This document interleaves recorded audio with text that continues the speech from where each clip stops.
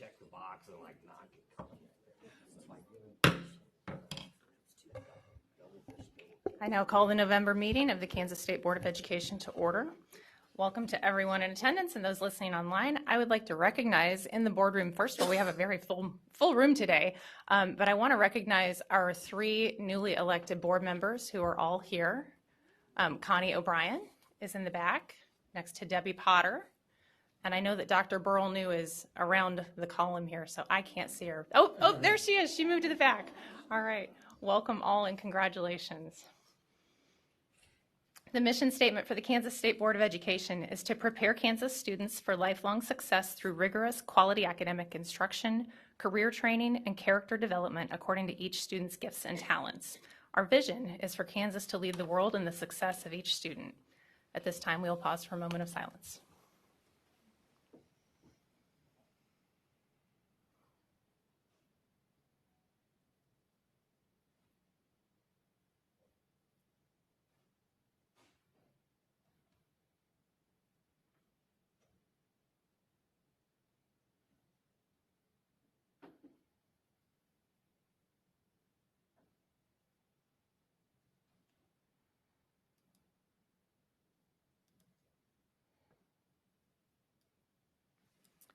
Please stand and join me as we recite the Pledge of Allegiance. I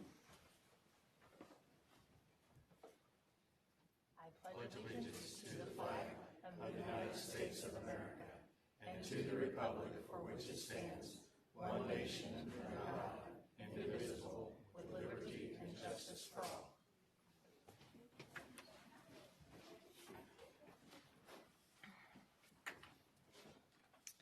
Board members, are there any changes to today's agenda? Michelle? Thank you, Madam Chair. Consent agenda item C and figure out what it is. C and D to be pulled and voted on separately, please. Okay. C is act on recommendations for funding the 2025 Volunteer Generation Fund Grant Awards. That's correct. And, I'm sorry, you said D? D. And D is act to initiate a request for proposal for the State Advisor of Kansas Future Business Leaders of America, FBLA. It's a contract. And then F, I just had a quick clarification. I know that's just a notification. It's just the legislation notifying us that that's happening, correct? It says notification on F. On F. We just have, is that why that's on the consent agenda item is just to... Correct. To know, because we're not really voting for or against anything. I just want to make... We could vote it down and we've still been notified, yes. But I would make, just make a notation if you go out and look at numbers as far as like what the national, even like look at A Scholarship, if you look at what they say is being given out in Kansas and then what our numbers are, you might want to look they're off by like over 1,000. So I'm just curious as to, I dove into that a few years ago as well, and the numbers were, they were skewed as far as like, so that's just something I just want to make people look a little more closely at those graphs, and I don't know why that is, and maybe that's for a later discussion. Okay, thank you. Thank you. Any other changes to the agenda? If not, a motion to approve as amended would be in order for both days. Kathy and Jim? Discussion? All in favor, raise your hand. Betty, is your hand up? All right, that's okay. Opposed? I think that was unanimous, 10-0, motion passes. We have an agenda, thank you. Are there any corrections or additions to the minutes of the meeting conducted on October 8th and 9th, 2024? If not, a motion is in order. Kathy, second. Dina? All in favor, please raise your hand. 10-0, motion passes. Thank you. Good morning, Commissioner. Ready for your report. Good morning, Madam Chair and State Board. Just in case the sound, Eric hadn't turned the sound on yet and we were, live streaming video. No, Danny did not just hit Betty. We just want that to be on the record. Just joking. I was kidding Kathy and Dennis before we get started, and I was asking Eric, when you look at the monitor here, what you see is exactly what you see on the screens is what you would expect. But generally, when I present, the laptop in front of me, or if there is a monitor, usually has what or PowerPoint calls a presenter's view, which allows you to see what's on the screen. It also allows you to see the next slide and allows you to see every slide, and you can jump around if you want, but it's hard to do here. And so I was saying, on this week, toward the end of this week, I started putting together the commissioner's report for next month. But I don't finish it till about 6 o'clock the morning of. And yesterday, Kathy and I had a beautiful drive that I'll talk about a little bit later across Kansas. And I was just thinking about, there's some things I want to move around. There's some things I want to make a different emphasis on. And so as I did that, and I'm now looking at it at 10 o'clock this morning versus 6 o'clock this morning, I'm like, I'm not really sure what comes up next. You're actually going to see this a couple times. I just thinking as what a beautiful fall, what a gorgeous fall, and a wet fall. And Dennis and I were talking about the ponds are full. When's the last time that we saw the ponds full? It's been such a long time ago. And it's going to be another beautiful day across Kansas. But the fall signifies a change into winter. And most of us don't like winter. Or if you do, you tend to go somewhere where you can go skiing or really take advantage of it. But we all, in the fall, if you would, of 3 state board members that are going to be here for 2 more months. And then, we have 3 new members that are going to come in, and that kind of marks the spring, as we think about just the season. So, and I'll say this again over the next couple of months, but a lot of things that we talk about each month, Dina and Ann and Jim, are things that you worked on for many, many years, and just appreciate that work as we go forward. I always start with this slide because I think it illustrates again the work that we have to do, and you're going to hear actually from one of the students in Kansas today that did a lot of work for you on a task force and helped co-chair that. Dennis and I made some trips recently. He would tell you that I've divorced him, though, sent him to the back of the bus because Kathy and I have been spending time recently, soon to be dumped for Jim Porter next week. But we visited a school where one of their leadership programs was a Covey. This is Sean Covey, the son of Stephen Covey. Many of you know him from the effective habits of people and the principle-centered leadership. This is 7 Habits of Happy Kids, and it tells stories around basically the 7 habits of effective people. I won't read. I thought about reading you a story Deborah saw me looking at this morning. I was thinking about doing a read aloud with you. But what we saw when we walked into this school, and I won't mention where it is, but were kids that greeted us like an adult would greet. We're happy to have you in our school, but we want to show you around our school. And it came out some of the leadership that they're doing. I also recently had the opportunity to go read to a first grade in central Kansas.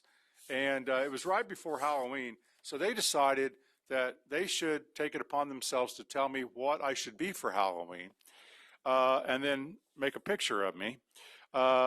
So I was going to be a werewolf. Here, Dennis, since you wore a KU shirt today, I was going to be Willie the Wildcat. And then, of course, Martin decided this is how I look. So, good color.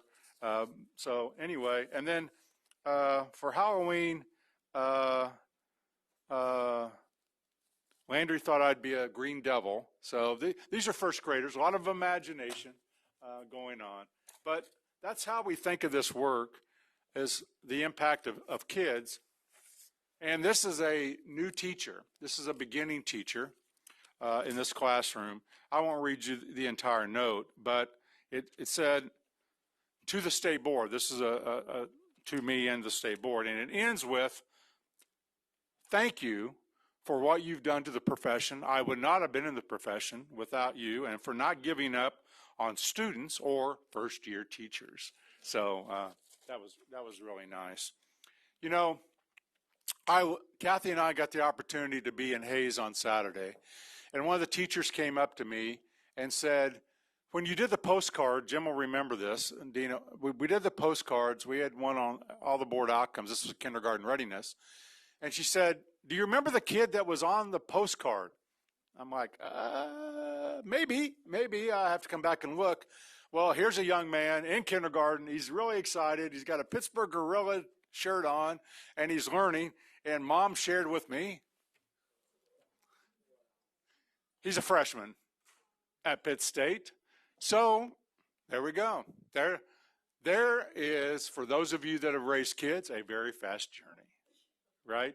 A very fast journey that sometimes when you're raising them doesn't seem so fast, but it does go by extremely fast. And I just thought, telling the story of kids, that is really what we're, all about.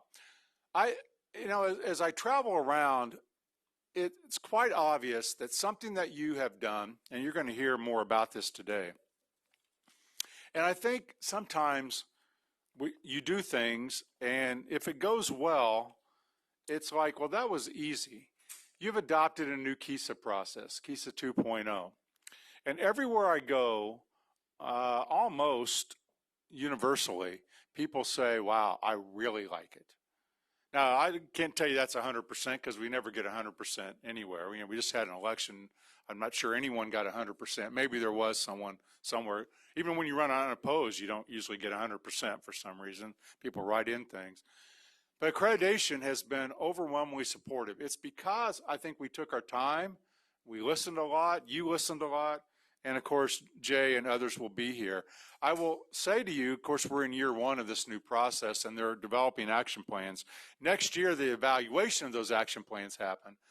And my guess is by the time you get to year 3, when we're really putting back in place the evaluation of the outcomes, you're probably going to get a little pushback there because there'll be some districts that aren't achieving to the levels that you want, and just like our kids, when we say, no, you have to be home at 9 o'clock, and they want to push back a little bit, that there will be. But I want to congratulate you because that's a big lift for any state board. It is one of the primary things that the state board does is accreditation, evaluation of schools.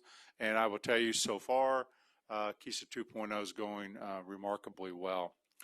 Yesterday also was Veterans Day. We celebrated Veterans Day across the United States. And I just was thinking, because I think this sets the stage for, as we think about history and we think about change, I think most of you know that Veterans Day started as Armistice Day, and it was a celebration of November 11th of 1918, when the official, or the unofficial, if you would, but the laydown of arms happened of World War I. The official end of World War I actually came a little bit later, but this was when all of the firing stopped at that time. And it was then in 1919 that President Wilson proclaimed it as Armistice Day, and in honor of those that had passed away. It wasn't until 1938 that it became a legal holiday on the 11th of November. And then, as you know, in the United States, sometimes we like to take holidays and move them. Have you noticed that? And we like to do that so that people have 3-day weekends. And in fact, that happened for Veterans Day in 1968. It was moved along with some other holidays to do so. Short-lived, though, until President Ford in 1975 said, now we're moving it back to November 11th, and thus, it obviously then November 11th falls on different days at different times. But, we honor the veterans, and it got me thinking about, because I'm in a unique period of time growing up where I did not have to register for the draft. And I got me thinking about going all the way back to the Civil War. I didn't go back to the Revolutionary War, but I thought you'd find this instructive. And Jim's looking at me like, here we go, Randy's going to do a little history lesson again. He can't help himself. I understand that. But in the Civil War, do you know what percent of men in the Civil War were drafted? It was actually called something else. That formal draft doesn't come in till much later. I was a little surprised by this, and then I thought, no, that's not surprising. 6% means most of the people that fought in the Civil War volunteers. And if you think about that, they were passionate on both sides. And so that doesn't surprise us, right? So very few were actually called into war during that time. By World War I, that number had grown tremendously. 72% of those that participated in World War I were actually drafted into that armed conflict. It is 62% in World War II. You would think it would have gone higher. I thought it would have gone higher. It actually went down a little bit. And maybe if you think about the origins of World War I and the origins for us of World War II, we have a Pearl Harbor event that we really don't have in World War I. And so maybe that's some of the cause of that. Korea, the conflict in Korea, 90% of the people that served in Korea. So not a lot of people said, pick me to go to Korea.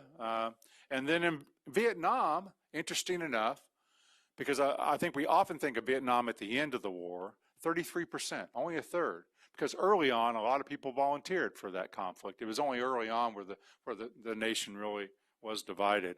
And so you can see over the years, a volunteer army or volunteering to a prescribed army, which is one in which you are assigned. And that was until 1973. And in 73, then the selective service system went to standby.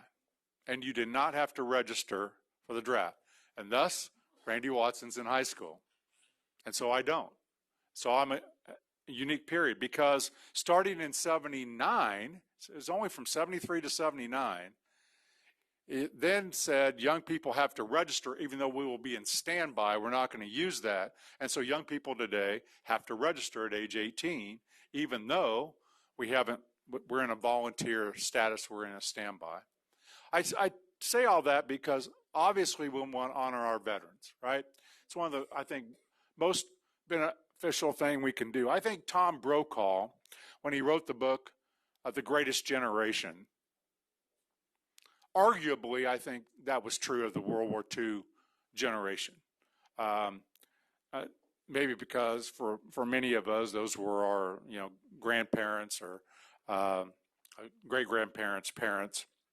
But today, you go serve in the armed services because you raise your hand and say, I want to go. I want to go. I want to be in the Air Force, or I want to be in the Space Force.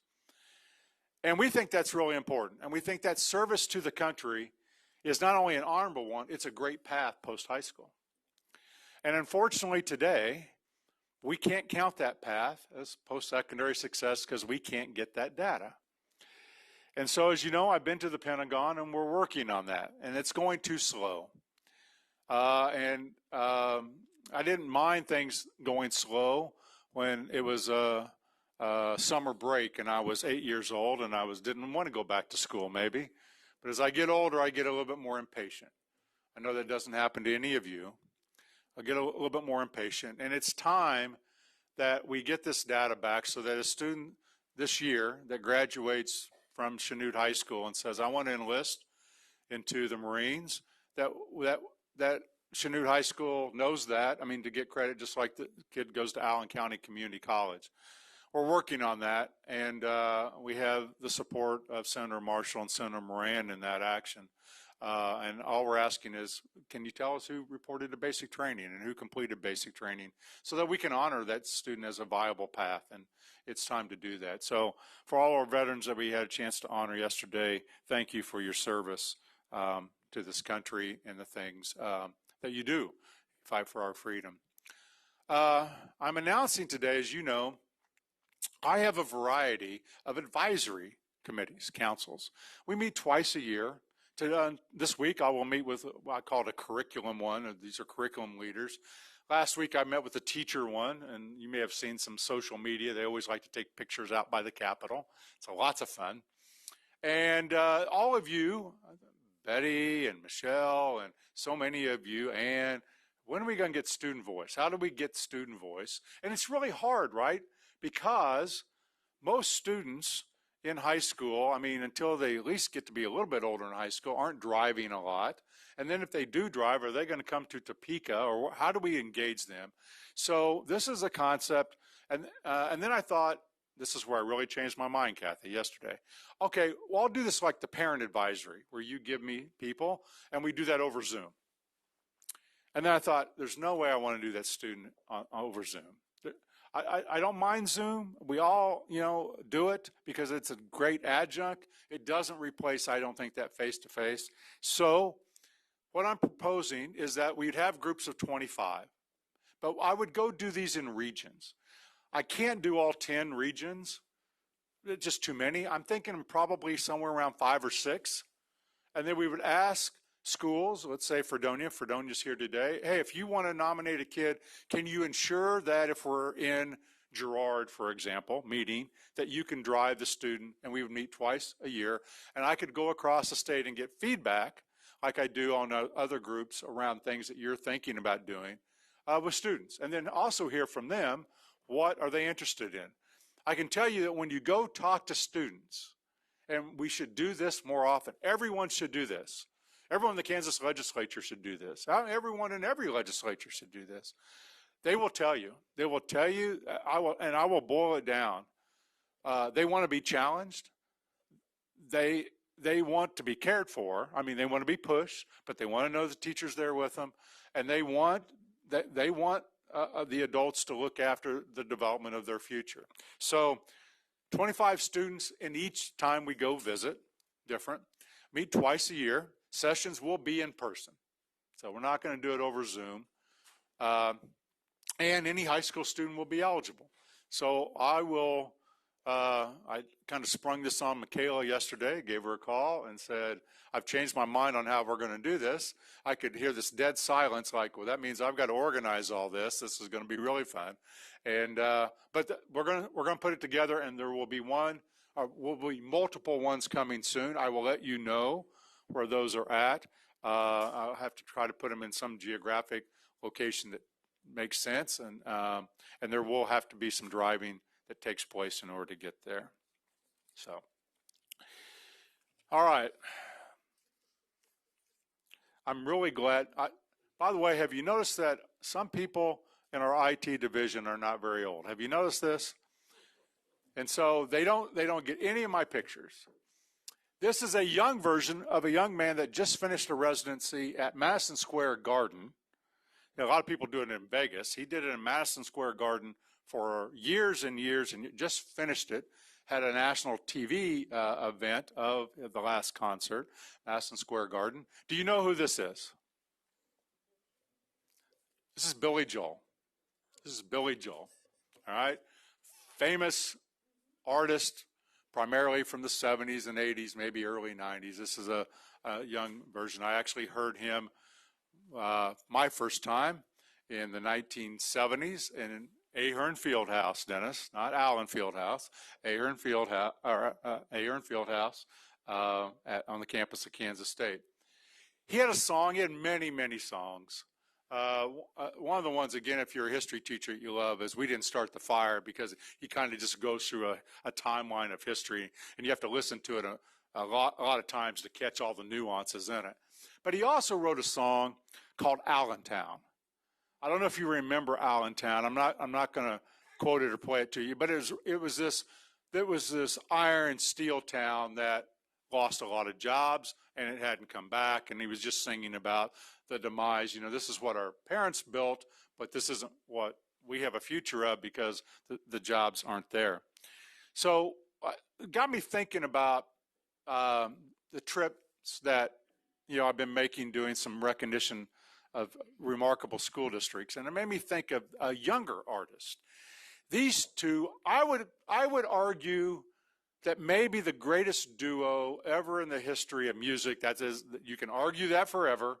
You could go back to the Everly Brothers maybe and say, but this group went to elementary school together and met there in upper elementary school, and this is where our IT faulted me today.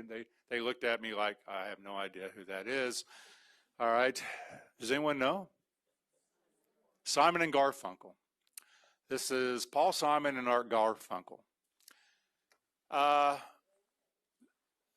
Yeah, yeah, yeah, that's right. They're our age. And again, lots of great hits, right? Sounds of Silence, Bridge Over Troubled Water, great hits.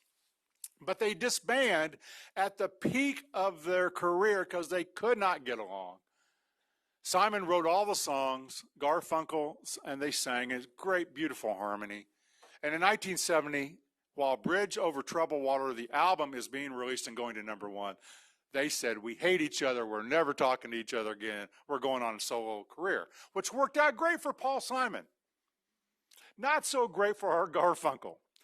Art then has to do what his mother told him as he was pursuing a singing career. Why don't you do something that you can get a job doing, Artie?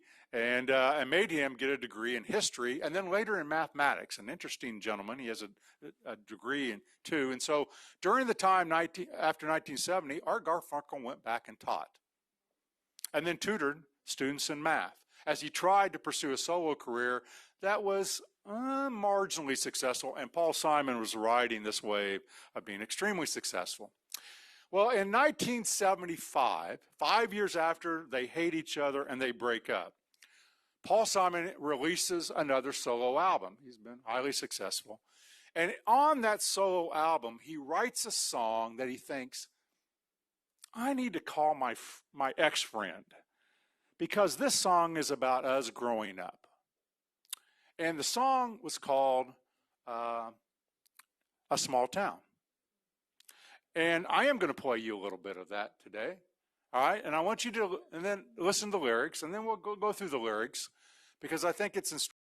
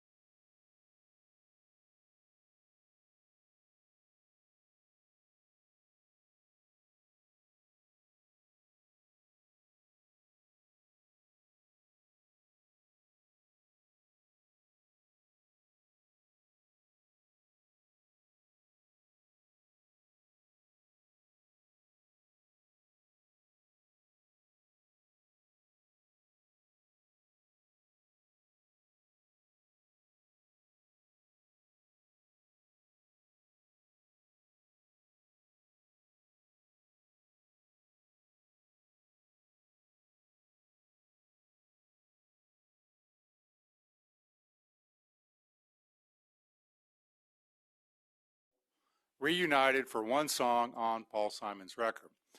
I'm going to go over those lyrics with you again because if you're again, and if your era is pre-MTV, where you saw the videos because we didn't have any videos, so you're just trying to imagine what people looked like, right? Because you never saw them, and you make up the lyrics of how you heard it, which are usually wrong because you're listening on transistor radio. We didn't have high fidelity.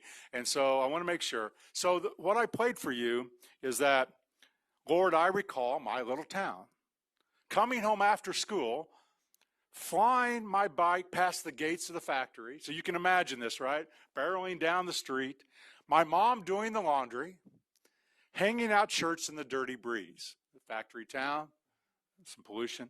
And after it rains, this is where Simon gets really philosophical.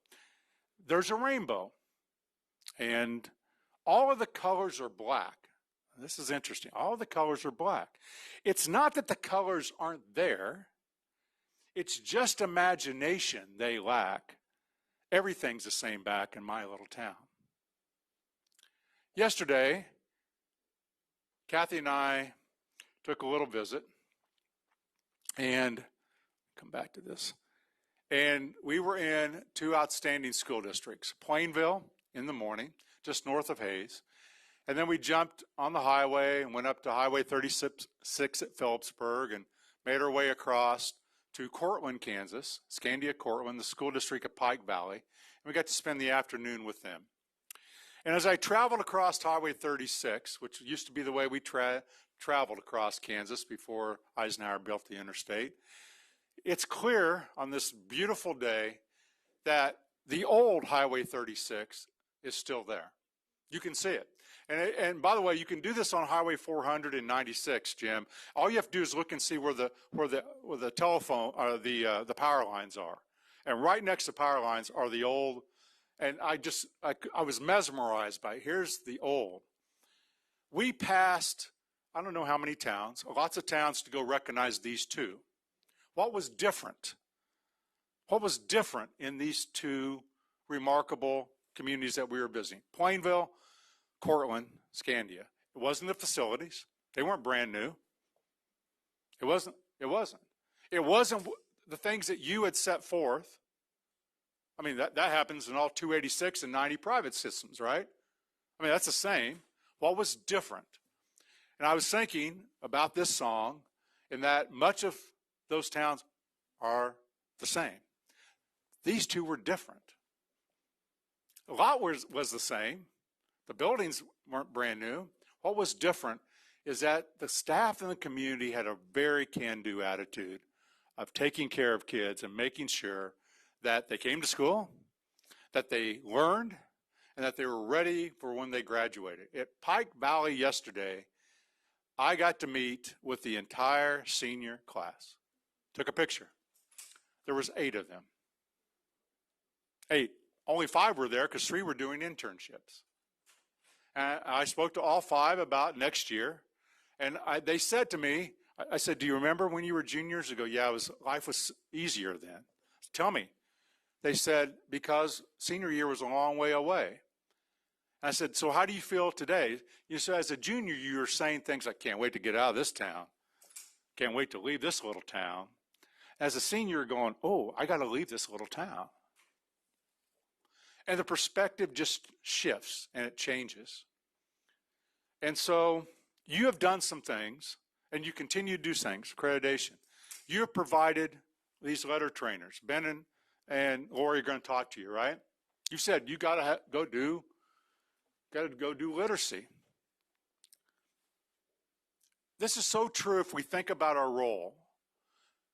If you mandate things, if we pass laws, if we pass regulations, do people do them? How many of you sped coming here? Maybe not too much, because you're thinking, well, anything over this, I'm not going to, right? Compliance drives a behavior at a 4 level. What we saw in the last couple of days wasn't the 4. Wasn't the 4. What we saw, over the last couple of days was a high ceiling of people overachieving with the Commissioner's Award at the highest distinction. I'll get a chance next week to do a few more of those. And I just, again, think of the relationship that you have to have with a local board. You don't hire any teacher. None of you teach reading. None. I don't. We rely on someone else to do that. We're very far removed from that. And so every school district has a local board that has to hire really good people, has to instill a culture. And the other thing that we see in these places are stability of leadership. And we talked about that with their local board. And then we were trying to tell them, we're hanging banners in all these gymnasiums of the state championships. And as we drove into town, and the booster clubs put out, welcome to whatever town, state champions of 1962 or whatever the year was. And we were celebrating yesterday academics and graduation and their success as young adults. As we think about this work, know that it's important work. I don't want to diminish that. It's very important work, Dean. Now, all the work that you've done over the years, but so is the work that local boards do, because they employ the people and they have to establish a culture. And when that works together really well, it's beautiful. When you mandate something that they put into effect just to comply with the law or the reg, it doesn't work very well. And then you get complaints. We didn't have any complaints. We didn't have any complaints. Mark Tallman was before you last month, right? To say, I go at these people and say, what's different about it's this attitude that the future is what we're going to help make it for these kids. Also on Saturday, Kathy got the opportunity to join me at a Kansas Leads conference. She's wearing the shirt. Yeah, that's right. Yes, thank you for doing that. And we were together with about 250 Kansas educators in Hayes. And I do a Q&A, and that's always a little scary because you don't know, what the questions are going to be. Jerry Powers from DeSoto usually asks the questions. And one of them was around, we got to talking about letters training.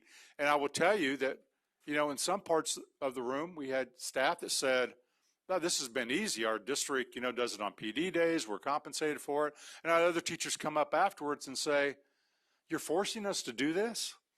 And when you hear that, what you hear is, "I'm not supported locally." Does that make sense?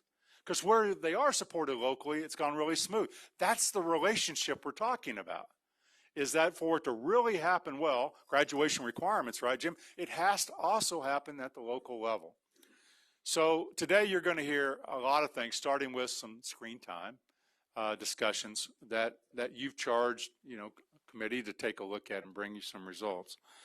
But as you go about this work, whether it's students writing, saying what you want to be for Halloween, or it's teachers coming to a conference on a weekend to try to better their skills and be with each other, or you're just driving along Highway 36 with some amazing small communities, thinking about the small towns where they do see the colors are not the ones that are standing still. And while they may look the same to us, they're not the same when you get in there. And that remarkable thing's happening because of dedicated staff and dedicated boards, local boards of education. Madam Chair, thank you, and I'd stand for any questions.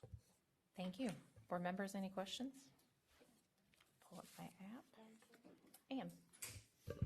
Ann. I really like, Randy, the idea of the student advisory group. I just hope you find some way to get the kids in there who aren't the student council presidents and, the kids who are failing and don't think we're doing such a hot job. It was really easy when I was superintendent. I could just go to Power School and randomly generate me kids, to come have lunch. It's going to be a little bit more difficult because I'm going to have to ask these districts to, but I'm going to try to do that. Send me random kids that want to come. They have to want to come. But I don't, we have, Keisha does a great job with student council students. Betty, you've seen those kids. It's not that we don't want to hear their voice. We do, or we have the officers from FFA and FBLA, and we get a lot of feedback from those kids. I hope that I get a wider audience, Ann, so thank you. Kathy. Thank you, Madam Chair. I just want to also, because you were talking local boards, and I did.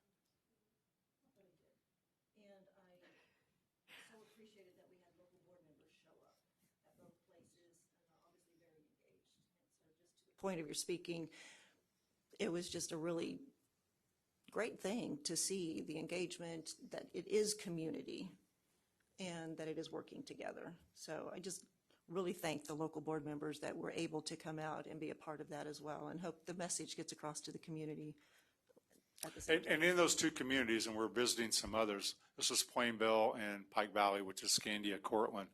I think Plainville has about 450 students. Pike Valley maybe about 275. Am I right? Am I close there, Kathy? Because was it less than that? Okay. But again, I said we ought to be having a parade down Main Street, because the work that we celebrated yesterday didn't happen on one event. It's happening today in those schools, and it happens every day. And it happens every day. And then it happens over time, and then you see these culminating effects. And we talked to them about it's easy to lose that culture. It's hard to get it back. And it takes time to build it. And then we have some remarkable people building that too. Jim, you'll know that as a high school principal, you got an opportunity in many cases, but especially when you went to Northeast, you had to start it all over. There was no culture. There was no school. So everyone's trying to do this work. We have to encourage. Part of my point is, as we always want to be careful on mandates. I always say this because it's easy. It's the easiest thing that we can do. Pass a law or pass a reg. And that's not easy, but it's the easiest thing we can do. But you always have to think, what is the behavior that I'm trying to alter? So we were talking, right, Dennis, earlier about discipline. In punishment, if you're punishing a kid, you're trying to change behavior. And you're trying to figure out what is the appropriate way to change behavior. We're trying to change behavior for the good and help schools back them. And I know that that's what you wrestle with. So thank you, Madam Chair. I don't see any more questions. Thank you, Commissioner. We're ready for item 6, Citizens Forum. I now declare the Citizens Open Forum. Thank you. Citizens Open Forum of the Kansas State Board of Education meeting open at 10:41 a.m. The State Board provides this opportunity for citizens to share views about topics of interest or issues currently being considered by the State Board. The State Board asks that speakers identify themselves by name and the name of the group that you represent, if applicable. The Board also asks that each speaker focus their remarks on issues or topics. Personal attacks will not be tolerated. Each speaker shall be limited to 3 minutes. Any board questions will be for clarification. Our first speaker is, it looks like we have 4. We have Lisa Husers from Leawood, followed by Steve Roberts. I'll just read them all. Then we'll do Shane Kirchner and then Miranda Miller. I will mess up your last name. You can tell me. You can tell me when you get up here. Thank you. All right. Welcome, Lisa.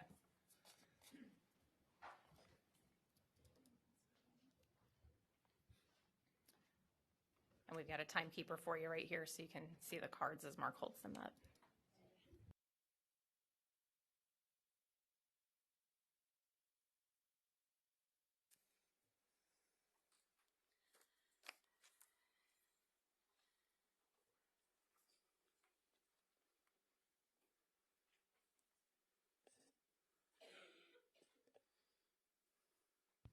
You can go ahead.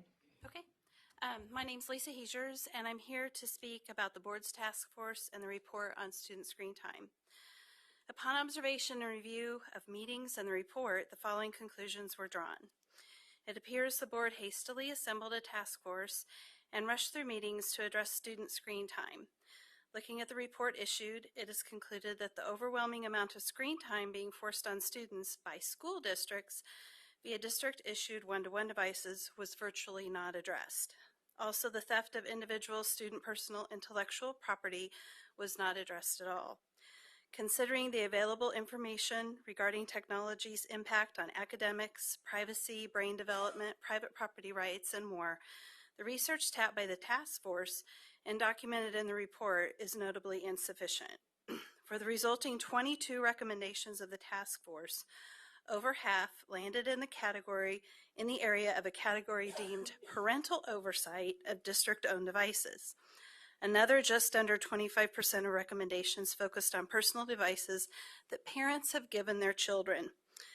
Recommendations in both of these areas could arguably be interpreted as infringing on parent rights and attempting to narrowly define and limit parents' authority in regard to their child.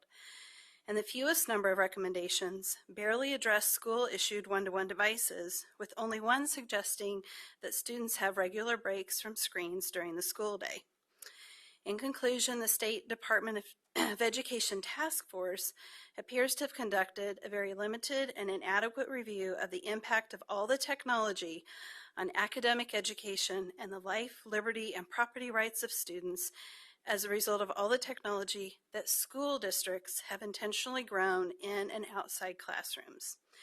These recommendations appear to be yet another veiled attack on parent rights. Parent-provided personal devices have been singled out and all the school district technology virtually ignored. The number one job of those elected to office is to secure the individual's inalienable rights of life, liberty, and happiness and property by upholding and defending the Constitution. Parents hold unalienable rights regarding their child. Parents hold the inherent authority to direct the education of their child, and the State Board should not support or act in any capacity that infringes parent rights regarding their child. I ask for your consideration of this when you have this item today. Thank you. Our next speaker is Steve Roberts from Overland Park, followed by Shane Kirchner. Thank you, Madam Chair. I dressed up today to be better dressed than Jim McNeese for once. And Jim pointed out to me that it's really not about the garb, it's about the haircut. Thank you, Jim. I just got done running for Congress as a libertarian, and just yesterday, I came in third in a field of 3. Just yesterday, I changed my political affiliation back to Republican, which is what it was when I served with you folks. Before I forget, I just want to ask your consideration to be put on the agenda for December and for January. I would respectfully request 15 minutes at your December meeting and another 15 minutes at your January meeting. I think it'll be good for you to hear what I've put together. 3 minutes is just not enough. But I want to thank Ann for her comment to Randy about not having the student council president make the presentation necessarily, but the kids who are struggling and find school a chore. There are so many issues to get into, and I'd like to get into all of them. But of course, 3 minutes is not very long.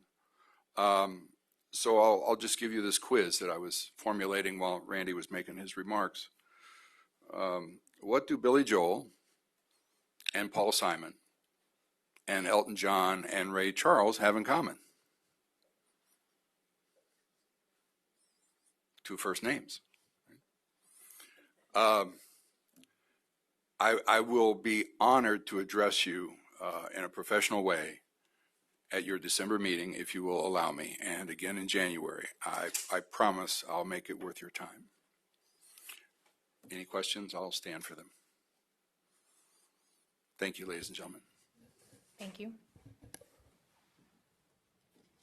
Mr. Roberts, I will add that typically, and you maybe know this, that by the time we sit down for the November meeting, the agenda for December is already well underway. So just as a, pretty much locked in. Thank you. Shane Kirchner from McPherson, followed by Miranda Miller. Thought maybe she'd tell me from the back. Welcome. Good morning. Thank you. I'm Shane Kirshner. I'm chair of the teacher ed program at McPherson College. I'm representing the private colleges of education here in the state of Kansas. Just wanted to address briefly the kind of legislative mandate of the blueprint for literacy, and to let you know that we, the private colleges, are doing our best to help and to engage with the Regent schools. A lot of that energy is going towards the Regents right now. I personally have been in contact with the director of teacher ed at Emporia State because I am in that catchment area, as are Central Christian and Bethany College, both also in McPherson County. We're kind of the far northwest corner, but there's also inherent challenges. It's not like we're going to be very feasible for McPherson College to be able to help Iola, Kansas, way down south of Emporia, but just to know, as the board, we are doing what we can in our capacity, and so we're putting our best foot forward as we're trying to help. Just know that the privates are out there as well. So thanks for your time. Appreciate it. Thank you. Our next speaker is Miranda Miller. Forgive me, I don't want to butcher it, so I'm You are going so to fine. let you It's say very it. German. It's Klugeshers.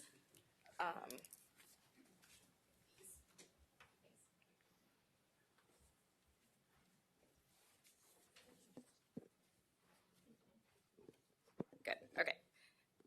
Well, Madam Chairwoman, board members, thank you for having me. I am not an educator, big fan of education, not an educator. My name is Miranda Miller Klugeshers. I'm the executive director of the Kansas Food Action Network.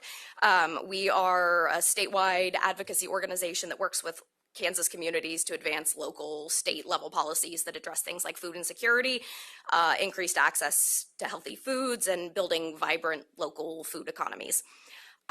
Through our friends and partners at the Child Nutrition and Wellness Division, I am aware that you received a pretty in-depth presentation at your last month's board meeting, specifically focused on farm-to-plate efforts that are taking place across the state of Kansas. And I'm here on behalf of my organization, the Kansas Food Action Network, and our 4 other partner organizations, the Kansas Rural Center, KC Healthy Kids, Harvesters, on behalf of all the food banks in the state of Kansas, to request humbly that you include a statement of support for Farm to Plate in your legislative priorities, which I am aware you are finalizing tomorrow. I am not here to ask for your money. I know that your budget is already finalized, and it's our job to go to the legislature and talk to them about money. But it makes our jobs a heck of a lot easier to walk into the State House if we already know that we have the backing of the State Board of Education as we go and advocate for things like Farm to Plate. Which we know do things like supporting child nutrition and food access through school meals, building the ag and food career pathways for students, engaging students in hand-on learning through gardens and all sorts of dirt-related activities, and just supporting the local economy by buying directly from local producers. So again, we would just love a statement of support saying that you are here for it, and I will yield my time if any of you have any questions. Thank you very Thanks. much. Okay, the State Board Citizens Open Forum is closed at 10:51 a.m. Thank you to our speakers for sharing your views with the board. The State Board will determine if any of these issues should be addressed as an agenda item at a future meeting.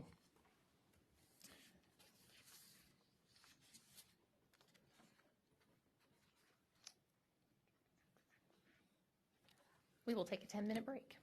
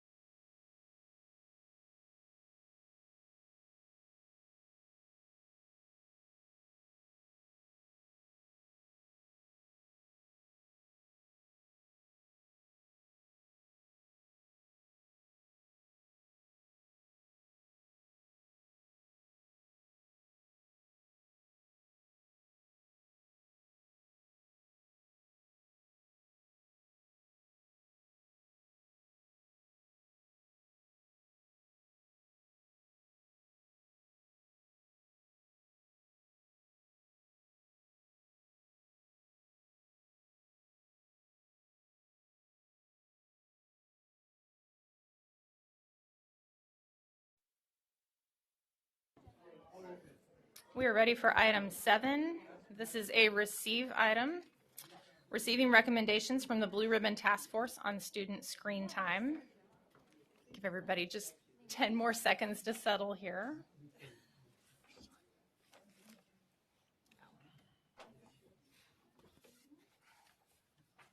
Good morning. Morning, Madam Chair, members of the board. Thank you for allowing us to be here. So today's a great day for us to return and report on something we've been asked to do, to give you a little information on where we have been, as many of you have been a part of it. In 2023, Trish Backman and I came. We talked a little bit about AI and mental health. We were asked to come back to share more research in which Gabby, myself, and Peyton gathered some information and presented it to the board. I believe that was July, and after July, the board decided that they wanted to do a task force. And so this is the result of the task force, this beautiful document that you have in front of you, and a lot of good work that has went into that. Now, as all of you know, this topic has been in Kansas much longer than 2023, and this is just a piece of the pie. But this was the piece we were asked to do. So after July, we gathered names and recommendations of the individuals you wanted to be on the task force, as well as took names from the state, and we developed kind of the protocols of the task force. I'm going to introduce our co-chairs today.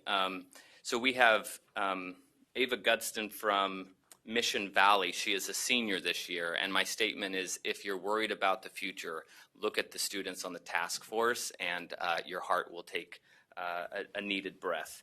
We also have Brian Houghton. He is the principal at Fredonia. It's the junior senior high school. So both of them led this task force. They did a remarkable job.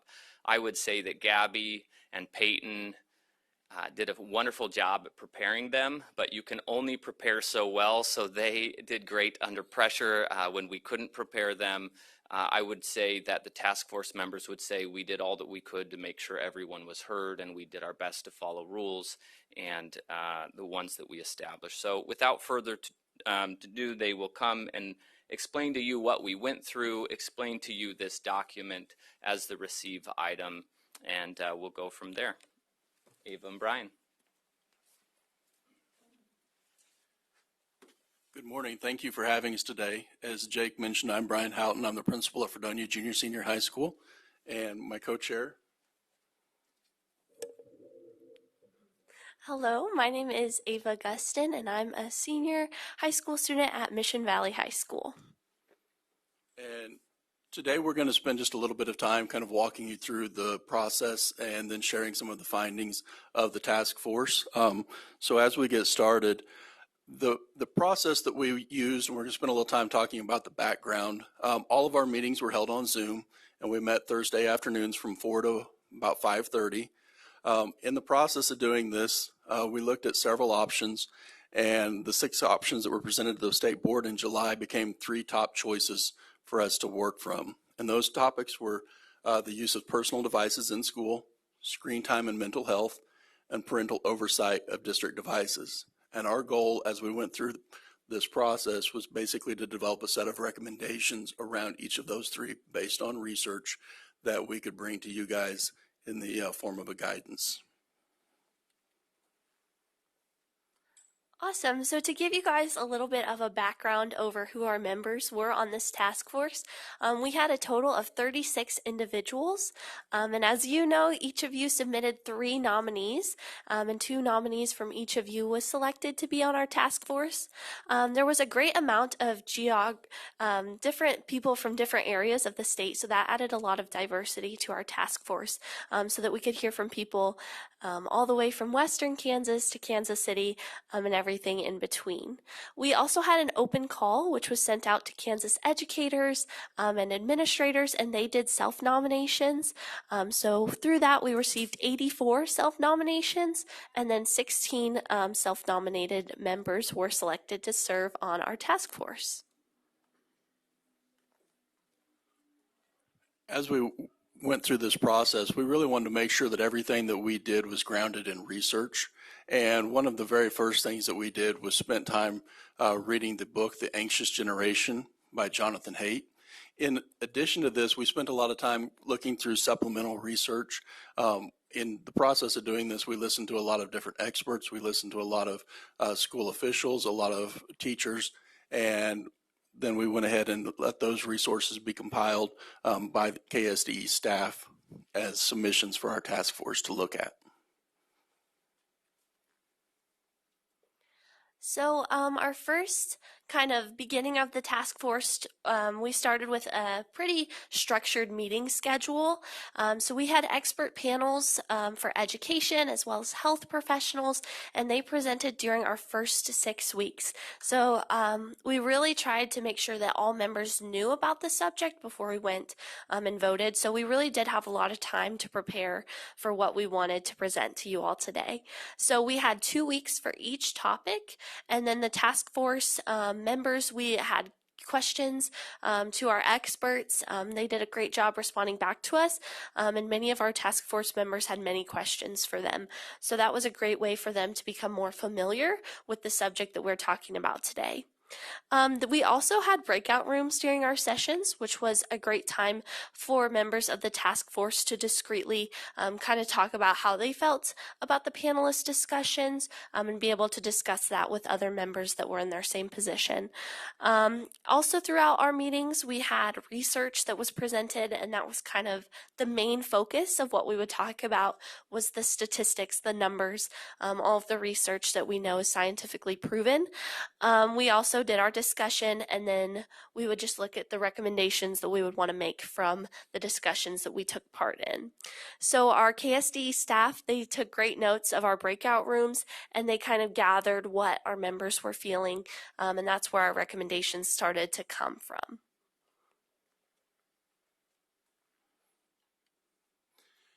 As Ava said, we spent a lot of time trying to compile recommendations, and in doing so, those were based around notes that were put together from those discussions in those breakout sessions.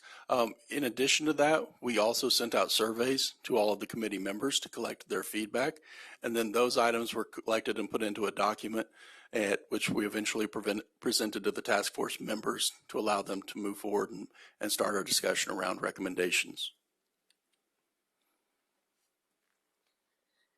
So I'm sure that you guys all know this working on the State Board of Education, but when you have 36 people with 36 different opinions, that can be challenging to navigate as a task force. So we set up kind of strict ways that we were going to go through our motions and be able to pass them in order that everybody's voice was heard, but we also could get this done and get it to you all. So what we started with was our members would make a motion to adopt a recommendation, and then we would have a whole group discussion. So all of our members could chime in. We did raise your hand on Zoom, and they could talk about if they were in favor of that motion or if they were against it. And then it took a 51% majority to pass. So kind of like our typical parliamentary procedure, that's the way that all of our report items were voted on. And then something that was a little bit of a catch when we were doing our votes is that absentee votes were not counted towards the total vote cast. So if members decided to abstain from a motion, it's just like they weren't there, kind of. It just didn't go through as a majority or a minority vote for that.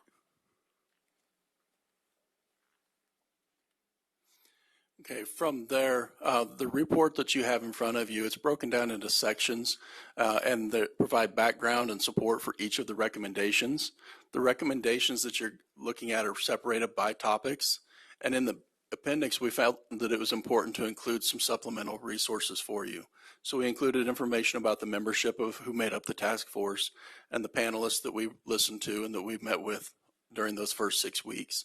From there, we spent time crafting an explanation of the process, and then we put in minority statements. Those minority statements were items that 25% of the people on the committee felt were important, but they did not reach that majority vote to be considered in the discussion. But we wanted to make sure that those were still represented in some form in the report for you guys. So we kind of started off with our personal devices in schools. That was the first subject that we started off on. So these are the following recommendations that we as a task force voted on and that majority of our 36 members thought was appropriate after we went through weeks and weeks of research as well as all the reading that we did on the side. So first of all, we want to implement a bell-to-bell personal electronic device policy in kindergarten through 12th grade schools. We feel that this is very important in order for Kansas students to receive the best education possible. We also want these kindergarten through 12th grade students to store their personal electronic devices in a secure location that is not accessible to them throughout the school day. So as you know, this is a recommendation, it's not a mandate. So this kind of allows our school districts to be flexible. So like for me, when I have 36 kids in my graduating class, it's going to be a little bit different in how my school would want to secure phones than maybe our Topeka schools that have a bunch of kids graduating in a graduating class. So this kind of allows our school districts to be flexible and kind of look at what they need that best fits them. We also decided to develop robust safety and emergency procedures that are not dependent on students contacting authorities or family via personal devices or school-issued devices. We had a lot of conversation about this. We felt that if students are on their phones during an emergency situation, it distracts them from teacher direction or from seeing what's the best option for them to be safe. So we feel that it's important that they are really focused on the present and not distracted by their phone. In addition to those three recommendations, we wanted to make sure that we developed a process for teachers to report gaps in district provided technology so that teachers didn't have to supplement their curriculum or their activities with student personal devices. So in doing so, we really want to make sure that we are able to eliminate the need to rely on that cell phone or that personal device inside of the school day as a supplemental device. In addition to that, we want to make sure that the recommendation is that districts create a personal device policy for staff members as we move forward. So from there, we moved on to our mental health topic. So this is kind of more focusing on students and their health that involves these personal devices. So we recommended that school districts provide digital citizenship education from non-technology industry resources, which incorporate unbiased or independently funded research. So we really want our students to understand the impact of them being on social media and how these devices can impact their future, but we want what they're hearing to be true and accurate information that's not just funding for another company to be able to talk to them. We also want to share peer-reviewed research and discuss mental health concerns associated with the excessive use of social media, gaming platforms, and instant messaging with students, families, and district staffs.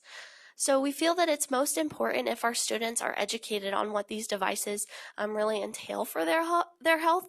I know for me, I thought I knew a lot about this topic, and then from reading the book and hearing the research, it just kind of adds that extra layer to students of, okay, maybe there is a reason that my teacher is implementing this, or maybe there is a reason that at 11 o'clock at night, my mom's telling me to go to bed and get off my phone. So it just adds that extra layer of respect for students if they can kind of see where school districts and parents are coming from.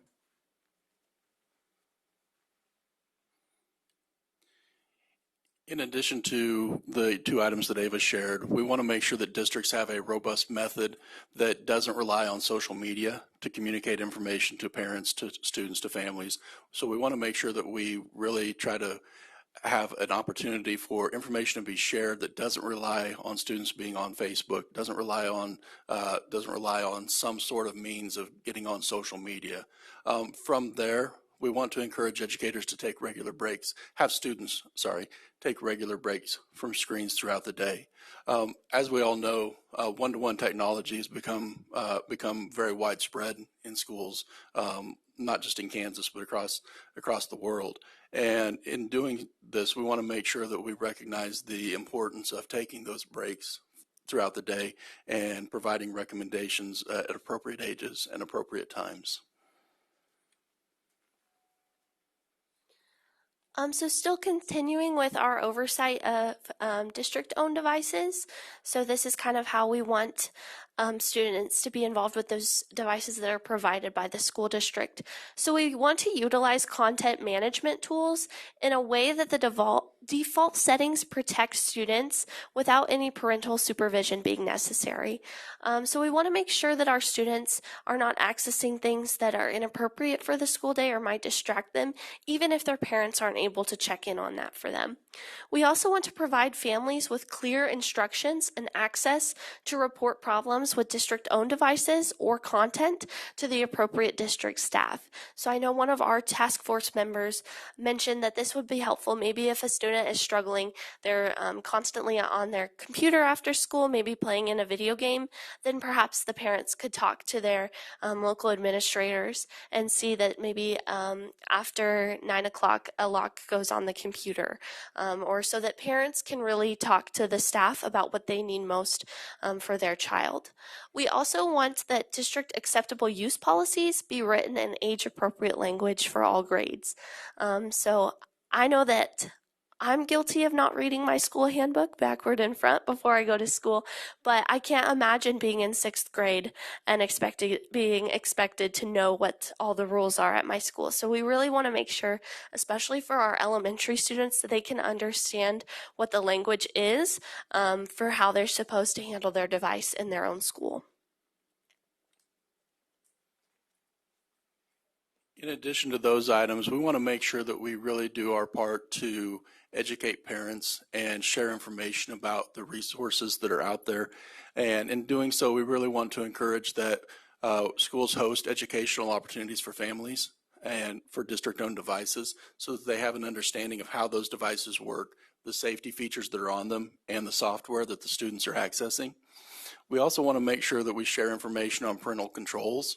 And from there, we want to make sure that we emphasize the balance between digital and non-digital learning experiences, making sure that we encourage not relying solely on a technology-based instruction.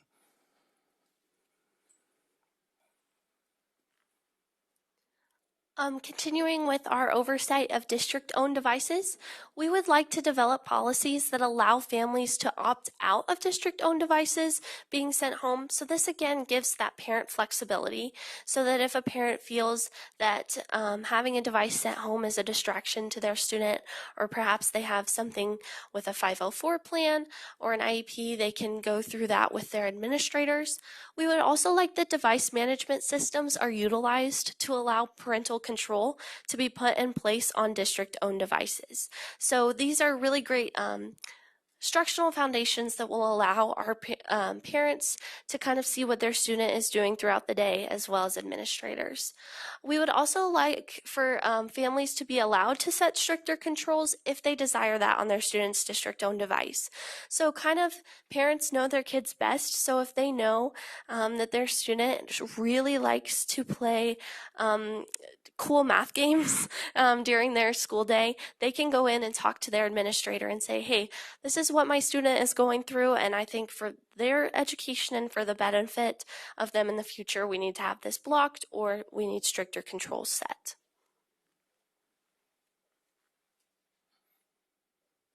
In addition, we want to make sure that families have oversight of what the students access on the district-owned devices and be able to know for how long those students are accessing those items. We also want to make sure that families have full access to the student's district-owned device when it's home. From there, we want to make sure that the device management systems allow a mirrored version of the school's device so that they can in real time be able to see what is on a student's screen. And then finally, we want to be able to we want to encourage the development of systems where families can easily contact schools' IT departments or administration so that they can request blocked sites.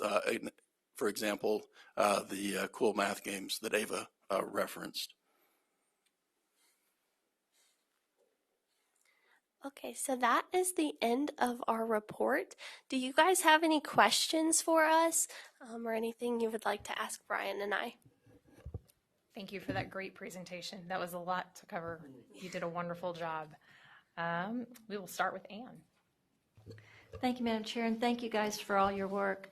Were you in the CTSO group Yeah, I thought that's where we met. Okay, now I've got that out of the way. Okay, so I had some questions, if it's okay, and if I ask too many, then Madam Chair can cut me off.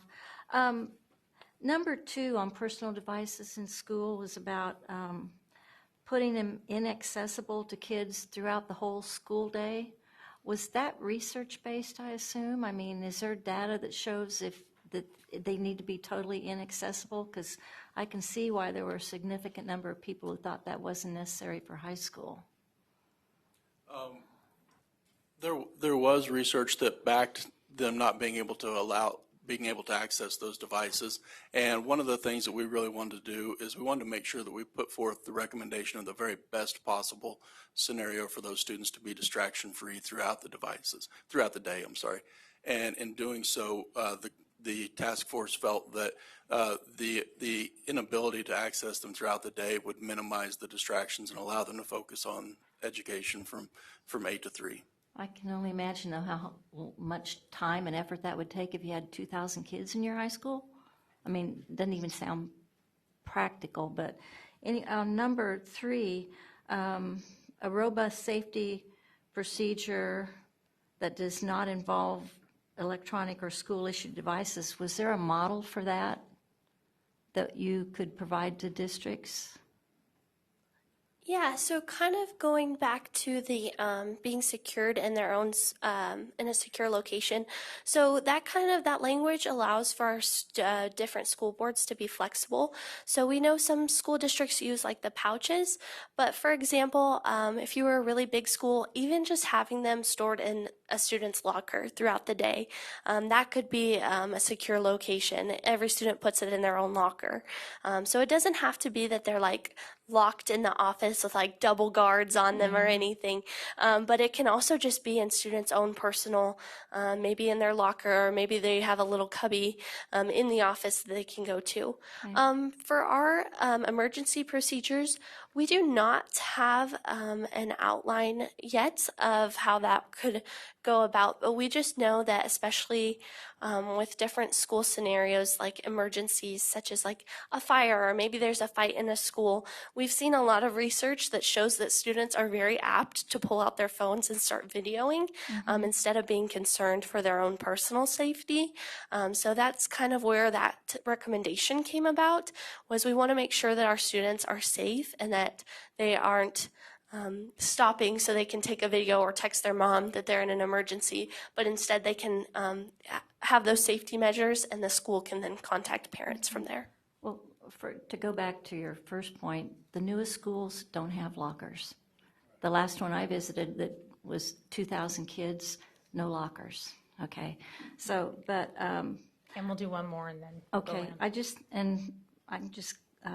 wait for the rest, but I think we shouldn't be making a recommendation for which we have no idea how it would be done. Like if we don't have an idea what a plan would look like to handle emergencies without having those devices available, then that's not a very good recommendation. But do you see what I mean? I mean, if there's no model out there that we can deliver to schools, go, this is how you handle emergencies with no devices, then there you go. Thank you, Madam Chair. Danny. Thank you, Madam Chair. Thank you for all that were on the task force. It was very interesting for me because I've never been on anything like that. And the Zoom causes, I struggle, as you all, they're laughing at me now. I struggle with these devices, but it's pretty good. The thing we never talked about, I didn't get the opportunity because nothing ever worked, and it's probably me. We went in depth with things that it seems like we needed to go more in depth, and everybody's opinion was good because there was a whole bunch of different opinions. But for instance, like storing the phones. Okay, let's just use the bags. So if the bags are $12 a piece and there's 400,000 kids, that means there's $4.8 million worth of taxpayer dollars that are being spent on putting a little phone in a $1,000 phone in a $12 bag. So, I mean, these recommendations are all recommendations, but I really want the local boards to know they don't have to do any of these. They can do whatever they want locally, which, as long as they have the parents, the teachers, the administrators, and the local boards. Because based on my personal research, there's a lot of school districts that have policy already. There's a lot of school districts that have no policy. There's a lot of school districts that the building principal has a policy. And then and so everybody's not on the same page. So we need to do some things, and I really do like, it's scary, Ann and I are agreeing on things. About the safety, I think that's really, really important, that more detail. But again, local boards need to step up to the pump and be aware of this. The good thing about all this task force is that it's bringing awareness, and hopefully the local boards. And the other thing that kind of bothered me, sorry about, and Ann, you can shut me up, and not Ann, but well, you usually do. But is on the school devices. You know, again, I come from a different background, so I'll just use, so we have 400,000 kids, and so those devices they take home, the taxpayers in the state of Kansas could be paying between $200 to $400 million worth of taxpayer money taking these little computer homes. And the other thing the school time, the screen time, and mental health, I believe, nothing against anybody, but we need another month of weekly meetings to really get into the detail on that. And then the parental devices, I mean, the parents have control over everything. And if the school districts don't get them involved in their local policies, it really makes a difference. And the other thing, screen time again, we had several people and students that didn't, I'm not trying to be negative, please don't take this as negative, because I want it to be good, is we had a lot of people that didn't say a word. And then one other thing that was really important to me is we never got all the students, there was 5 students, where we could have them be the local point when we had presentations and let us ask questions, because there was 5 different students and not all of them said anything. There was a couple that never said anything. We got input from some, but we didn't get an opportunity to ask them questions. I think that's important to have them involved too. So I've got a lot more, but I'll be quiet. Thank you again for everybody that served. It was, for me, the first time, it was very interesting. I'm going to jump in here because Danny and I both served, and so I got to hear from some of those students, but it was in the breakout rooms, right? So it depended too on, in your smaller breakout room, some folks were just more comfortable talking to a smaller group, and I think it was a little bit easier to call out some of the students and say, hey, what do you think? So that was a good opportunity to hear some of those other voices. Unfortunately, you don't see them if you go back and watch the YouTube because they're in breakout rooms, but they did get recorded in, as we had staff in there taking those notes. That was a good way to get some of that input. I wanted to recognize too, we had a speaker earlier who said that, this went fast, and it does go fast. Technology changes really quickly, and I couldn't help but notice that just last night, I live in Overland Park, and so in my local district, Shawnee Mission, their board actually started a conversation, and I think went ahead and approved a contract for, we just heard about a recent incident in a school where teachers were pressing buttons to sound an alarm quietly, and so I can't remember the name of the vendor, but schools are moving quickly when they hear, oh, this other district did this and it worked. They are then moving fast to adopt whatever tools they think they might have access to. Every district has a different kind of IT department set up, and so it becomes challenging for a group like this to come together and say, do these things when the technology doesn't exist everywhere to do all of the things. but we've definitely heard from local districts that they're looking to us to at least start this conversation and give them something to discuss in their own local meetings. So I'm very much with Danny. This is certainly a local board decision, but appreciate, that you guys have worked to bring this all together into one document. I'll go to Michelle. Thank you, Madam Chair. Yes, thank you to everyone that served on that. There were a lot of robust discussions. I listened to everything I could hear publicly.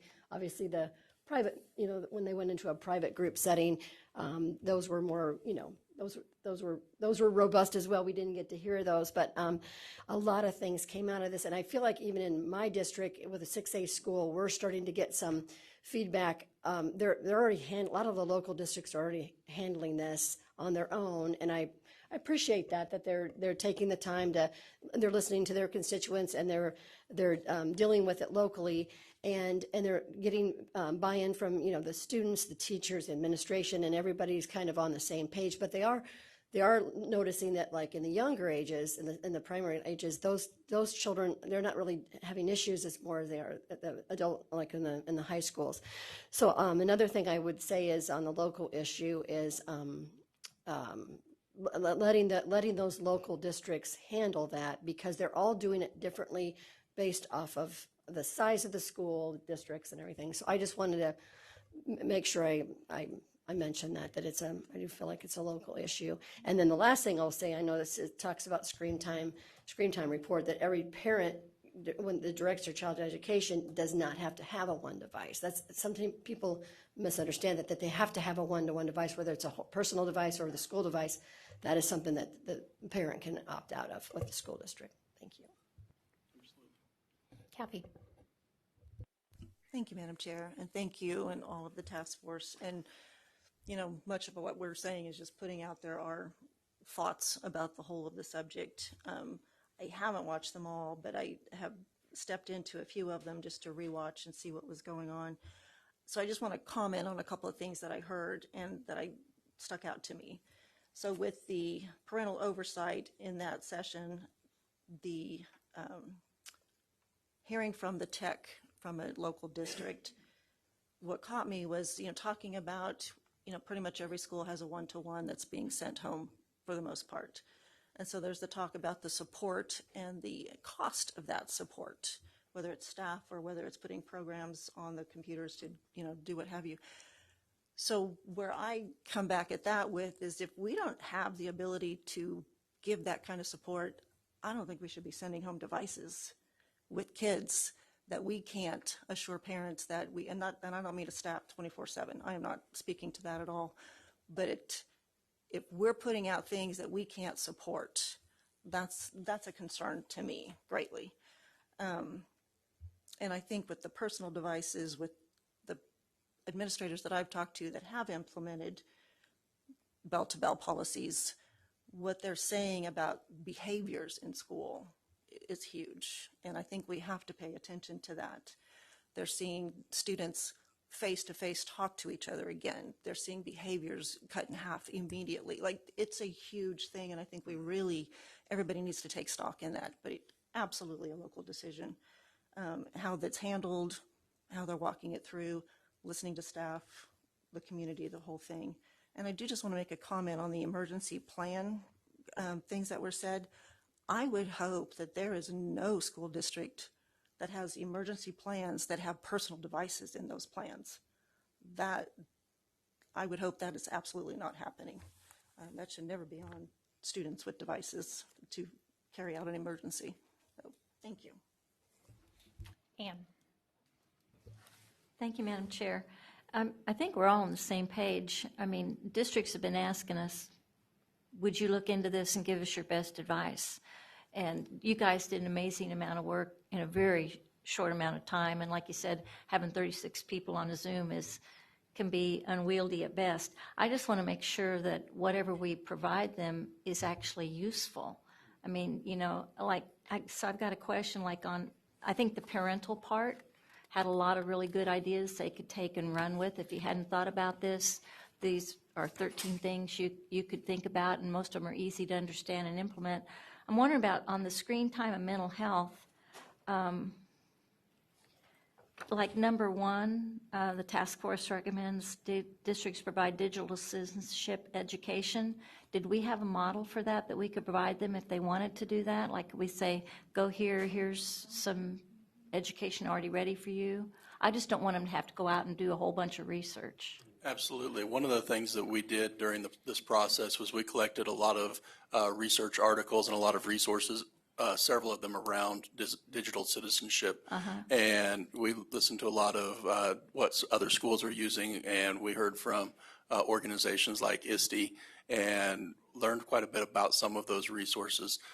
More than anything there, we want to be able to help those students be able to understand, and schools in general be able to understand how to best engage in that digital world, and how to really, conduct yourself in a way that represents themselves accurately.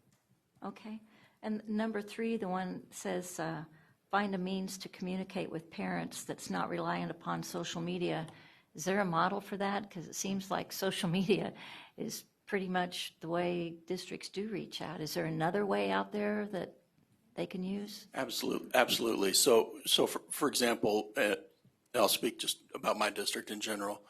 Yes, we do use social media. For example, we have a district Facebook page, but we also have a system that sends text messages directly to those parents and students. So we're able to use a system that plugs into our student information system that allows us to send out a pointed message either to an entire grade level or a specific subset of students and families that need specific information about a meeting or an event or some sort of information. See, I would have considered texting just another form of social media, but because it involves a personal device. But I like that, so that's good. Thank you, Madam Chair. And I'll give you an example as a parent of 2 high school students and have been dealing with the social media means of communication for a while now. The example would be if I, as a parent, decide that I don't want my children on social media, so they don't have Instagram, Twitter, TikTok, whatever, but there is a club or even just the school district is using, say, Instagram as a place to post, rally before the football game, take your pick. There will be a meeting for this club. If those things are coming through social media and not coming through student email or text messages directly to parents or letters home, notes home, right? If they're not coming through those more traditional channels, then my kids are going to miss those communications. Yeah, so you're more talking about apps than, they're Social still media using platforms. personal devices. But we're talking with about social text. media platforms. Platforms, okay. We might be more clear about that then. I just want to make sure we have resources, like on number 2, districts share peer-reviewed research. I don't want the districts to have to go out and do research.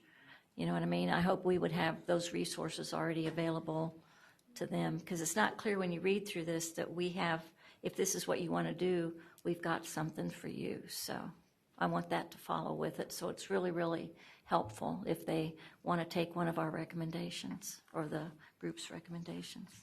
Thank you. Jim McNeese. Thank you, Madam Chair. Thanks a lot for your work and effort on this, to you and to the entire task force. Having been on task force in different times, you guys did a good job.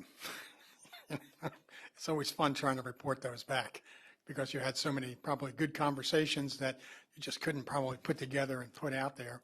But this is just a start. You've gotten us off to a good start, and I think that's one of the things. You weren't going to answer all the questions because we don't know all the questions. And as soon as we do, we fooled ourselves. I remember, and I don't want to go back memory lane too far, but I remember the first computer that came into a building that I was in. It was great. All it was a big calculator. I can't imagine what's going to be happening in the future. And a lot of times when we put rules together to deal with the past, not the future.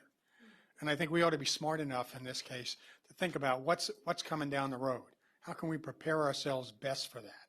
There's a lot of literature out there on what it's going to look like in the future. I think we should take that in consideration and not just try to deal with what we are trying to solve for people like me who can't even imagine the future. I'm hoping you guys are the people who can imagine it and help us understand better how to manage this as we move forward, because it can do wonders, but also has a potential for great harm. But thank you very much for a great start. I never did believe that you were going to come back here with all the answers that were going to make us happy. So don't feel like you didn't do a great job, because you did.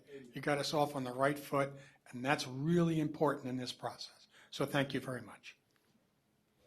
Jim Porter. Full disclosure, I've known Brian for about 20 years, so I didn't listen to any of these because I had confidence in you. I meet regularly with small groups of superintendents, and I met with a group of superintendents, 8 or 10 in the eastern part of my district, and every one of them already had bell-to-bell programs, and they talk to each other, and so there is communication going on, and they are looking forward to these sort of recommendations. Somebody already said that if schools are relying on student devices to talk about emergency, that can be disastrous. I'm going to give you one example, and then I'm going to shut up.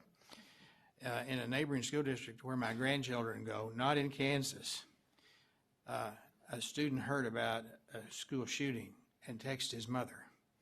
There's been a school shooting, and then he put his phone back in the pouch, and his mother did not know any more than what he just said. That was not in their school.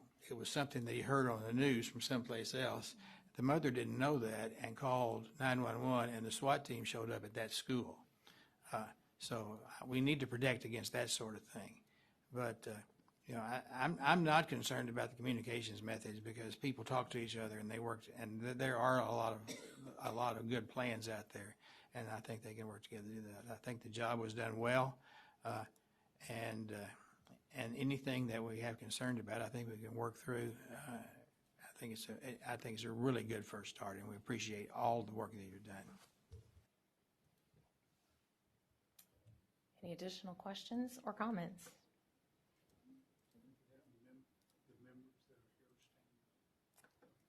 Absolutely. Do we have additional task force members in the room? Okay, maybe not. We're it. Danny, you and I could stand up, but that's okay. No.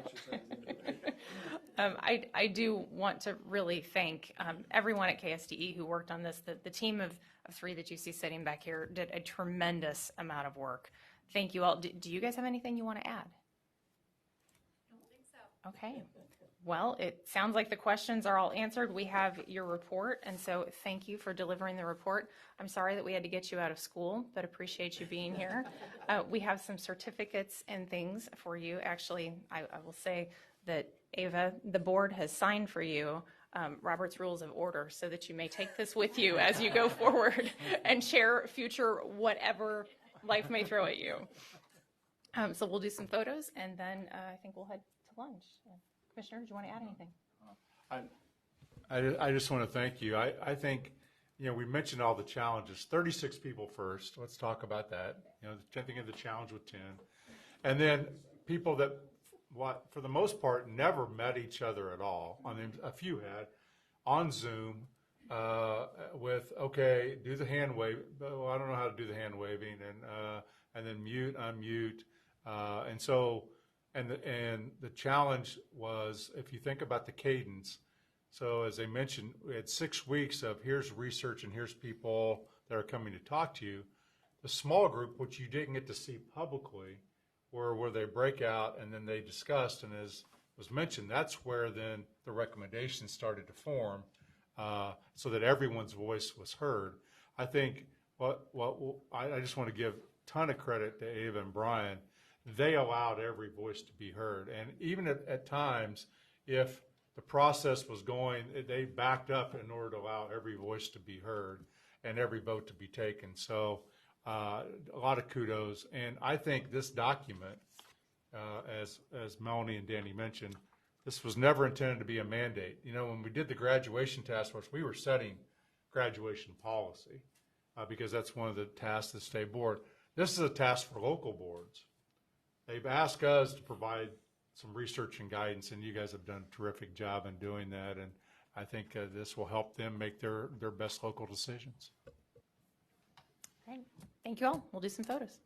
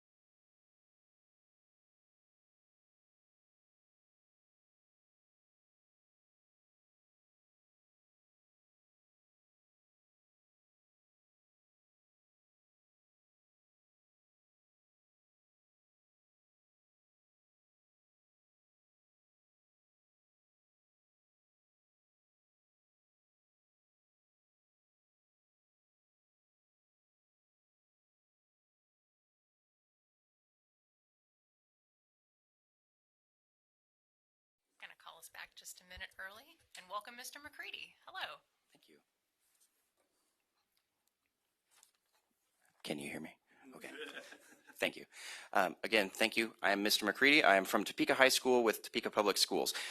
Before you have the Larry Harris String Quintet.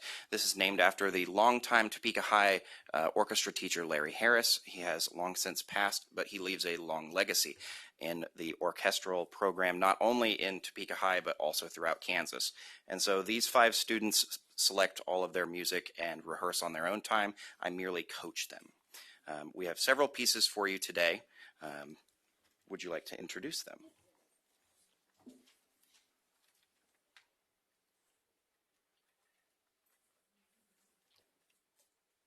Should I introduce myself as well? Yes, please. Hello, I'm Jaden Mendez. I'm the only junior out of the group of seniors here. So next year I'll be the only one left. Thanks, guys. But first we'll be playing Jupiter from the Planets by Gustav Holst. And next, after that, will be Ballet de Lila from Chris Thomas.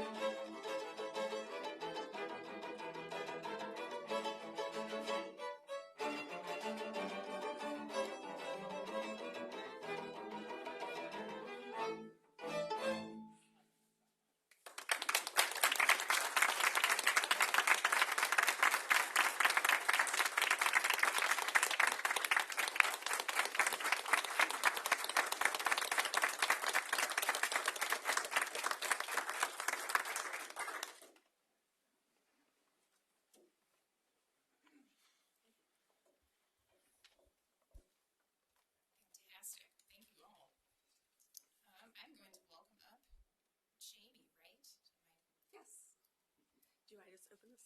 Okay. Oh, okay. Okay. Well, while he's doing that, I'll introduce myself. Sorry, I'm talking to the mic. My name is Jamie Miniman. I'm the president for the Kansas Music Educators Association, and I'd like to have you help me give another warm round of applause to the Larry Harris String Quartet and their director, Dan McCready.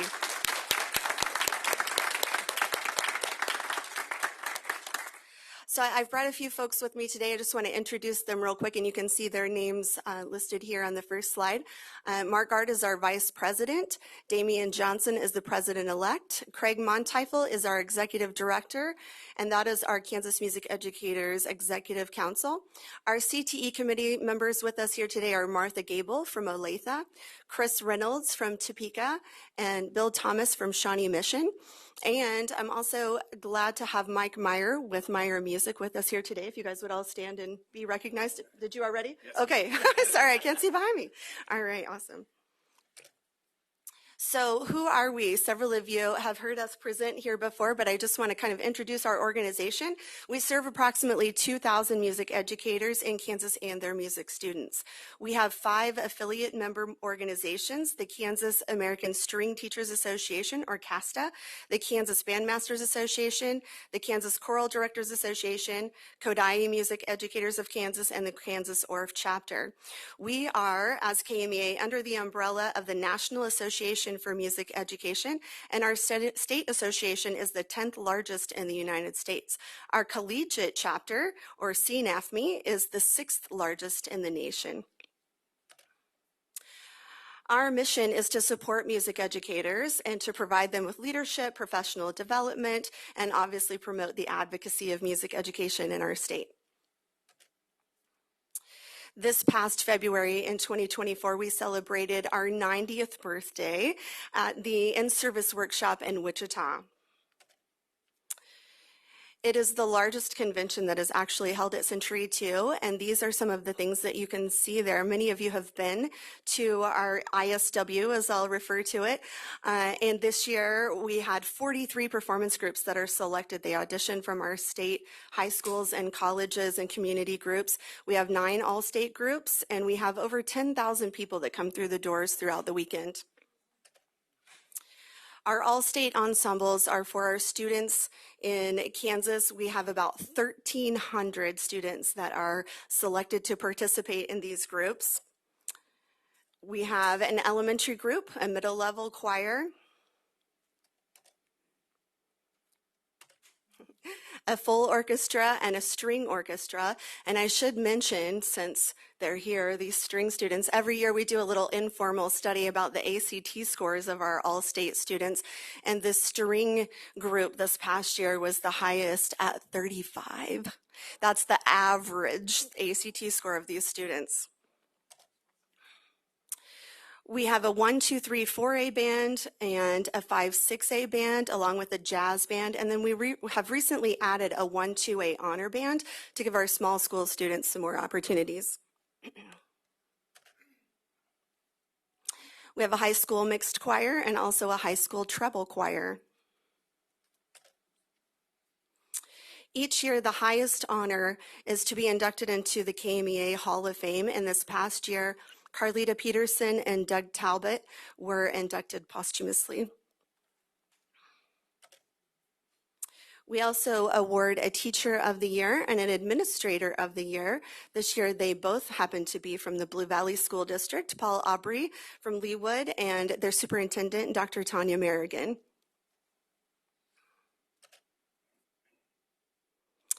KMEA awards is in its 3rd year of awarding CODA grants, or mini grants. That stands for Creating Outstanding Development in the Musical Arts. This past year, we were able to award 12 mini grants for special projects, and we had a special emphasis this year on DEIA projects, or diversity, equity, and inclusion. We also host a composition competition.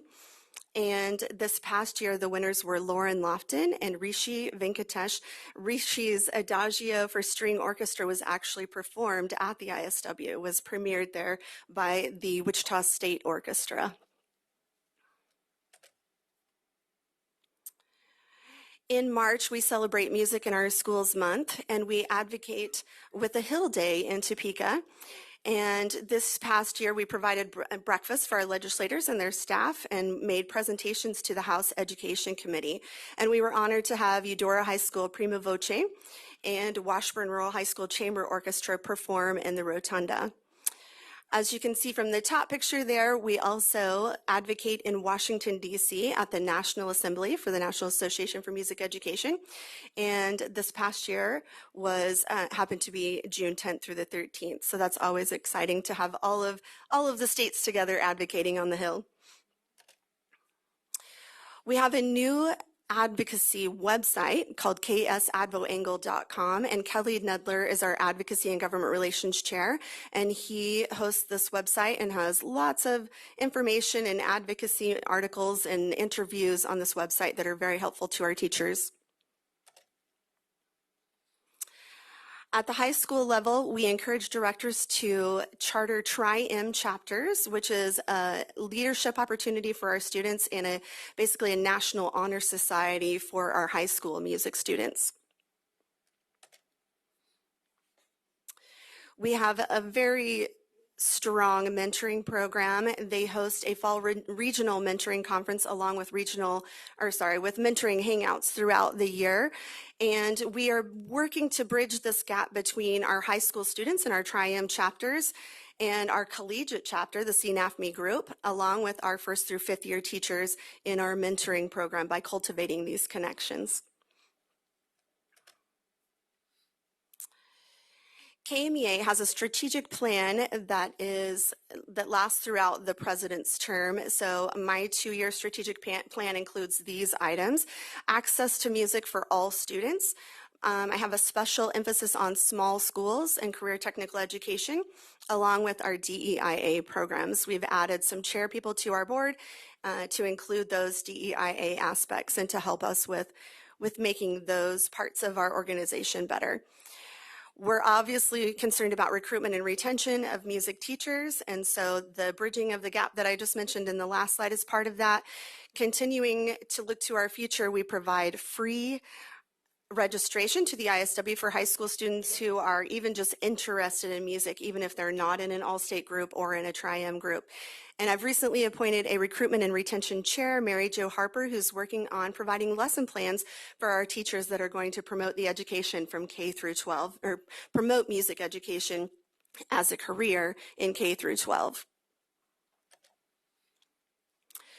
We obviously, as you can see, we have a lot of students involved in our organization and in our convention, but we're always looking for more ways to give them more opportunities. So we're currently gathering data from our elementary and middle level teachers on how we can provide them with more opportunities. And in this upcoming ISW, in 2025, we'll actually be adding 100 more students to our elementary and middle level choirs just to give them some more opportunities. At this time, I'm going to turn it over to our past president, Mark Gart. This next slide does talk about balance, blend, and harmony. The last time I was here was 2 years ago, and we were talking about the fine arts credit for graduation, and we do thank you once again for keeping that one fine arts credit for graduation. Balance, blend, and harmony is what we really work with our students and our ensembles every single day to instill this into their lives. It's one of those life skills that we think is necessary. It's the holy trinity of music and life, but it's what we strive for in our own lives. But again, this is something that we want to try to instill to our music students in our ensembles. I'm going to turn this now over to President-elect Johnson.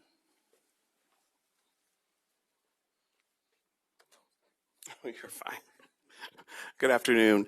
I had the privilege of watching one of Dr. Watson's video Zoom calls that he had with some business owners in March of 2020. I don't know if you remember that month, but that was quite, we didn't know what was really going to happen after. This was about March 10th when this video was made. And one of the words that came up on this word wheel that Dr. Watson was referencing was the word perseverance. Kansas were interested in the word perseverance, and boy, that word became very important about a week later and further. We persevered through a lot during the pandemic. Our classes, music-wise, are based on perseverance, as many of these kids can attest to on a daily basis. some of our music classes are basically built on this word, whether we are learning the instrument for the first time. We have early fifth graders that are persevering, trying to get that first note played, or kids their age that are auditioning for district band and district orchestra this past weekend. I had students that auditioned, and many times from May until last Saturday, they wanted to give up and they wanted to stop. They didn't think they were good enough, and they had that music teacher in that room that was kind of pushing them and volunteering them to, hey, you keep it going, keep going. You're gonna do fine. And some of those students got the, hey, I made it. I made the district ensemble. And the other students, there were some other students that didn't make that ensemble. But both groups of students are excited about doing the same thing next year, which is kind of interesting because some of those students didn't make the group, and they didn't necessarily say, well, I just give up. I'm just not good enough. They said, well, I'm going to give this a try again next year. Whereas the other students who did make the group are like, this was so much fun. I want to try this again next year. And who knows, those students might switch and those students might not make the group. So just perseverance is one of those words that we do, that we work with all the time from K through 12 in our music programs. I'm going to turn things over to the president or owner of Meyer Music, Mike Meyer. Thank you for letting me speak. I'm kind of here to represent the beyond the classroom side of music and education in the schools. As I said, my name is Mike Meyer. I'm from a 58-year-old family retail business that my parents both started, who were public school teachers, and decided to start as a way to make some extra money during the summer. I'm the second generation of the business, and now we're 5 years into our third generation in the business with my son and my daughter. Our company has grown over that 58 years. We now employ 70 staff, over 100 part-time music teachers, and a seasonal staff of roughly 60. The vast majority of these students who participated in school music and arts programs, the lessons learned in those classrooms have led to meaningful careers both inside the music industry and outside of it. We have a retail staff, private music teachers, a warehouse staff, repair and maintenance staffs, part-time staff, even encompassing high school and college students. Currently, there's a shortage of repair staff that are qualified to make sure that the instruments the students are playing stay in good working condition. And we're only one sector of the music industry. Many more career options exist in many different industries, from recording and sound to performance to music products and music product development. The economic impact in Kansas can be shown that the arts not only reference and employ teachers, but also a host of staff behind the scenes making sure that the arts thrive for those that are on the stage or screen and that they are supported. I just want to thank you again for letting me come up and speak and just underscore the importance of not only the arts in the classroom, but that these arts classrooms lead to meaningful careers well beyond, which equals economic impact and revenue for Kansas. So it's very important. Thank you.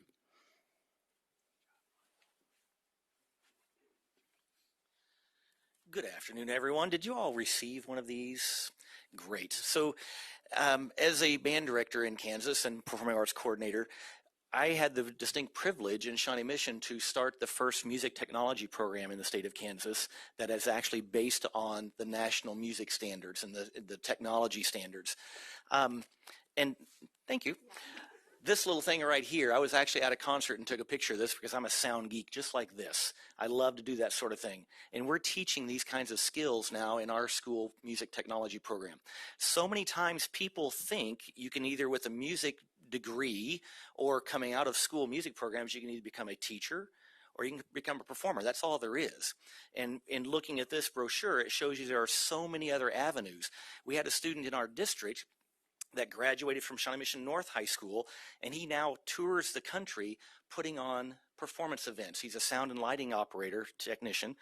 And we have another student that came out of Shawnee Mission West High School that's working in New York City and does lighting events. Most recently, he was hired by Google to do a lighting event. He was hired also by a local high school with a production budget for their high school musical of over $100,000. Amazing. And these students come out and they've learned and they've been a part of our music programs and they've gone on to other ancillary jobs and positions. I was on a podcast this last week with our superintendent of schools in Shawnee Mission, and we talked about how Taylor Swift, lover, hater, whatever, wherever you are on that, but she has an incredible crew that works for her and with her to produce these events. And it's all based and around the music idea and concepts of what we teach in our classrooms, but there's the marketing and the truck driving and the calendaring and the promotion and all of the other things that go into this.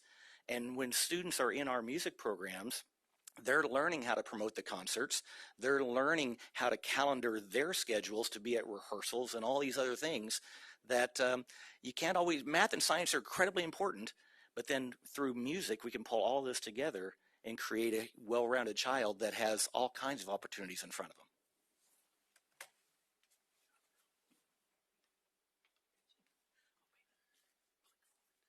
Good afternoon. Thank you guys for your time today. I just wanted to bring forward an initiative that we're starting in Topeka Public Schools. In January of 2025, we're partnering with local music stores to offer an internship in music repair to kind of see if that's a career that they would like to see. And as we've all said, that performing is an amazing thing that we get to do as a musician, but there's other avenues out there. I will also add that Washburn University and Washburn Technology Academy in Topeka are looking at creating a 2-year and a 4-year program just for the instrument repair field. It is an area that is quite underserved, and you'll see from the National Association of Instrument Repair, it's a national shortage, not just in Kansas. So we're trying to give some avenues beyond just the classroom that students can participate in. So with that, I'm going to turn it back over to Ms. Minimum. Thank you. Again, I want to thank you so much all for your time. I also want to open the floor to any questions, so you can be thinking about those. While you're doing that, I would like to invite you to our in-service workshop this next February 27th through March 1st. You are all welcome to attend for free. Jim always comes every year. We're so glad to have him, so you can come along with him. Craig Monteifel, our executive director, if you want to just email him or myself, we can get you fixed up and get you attending our convention.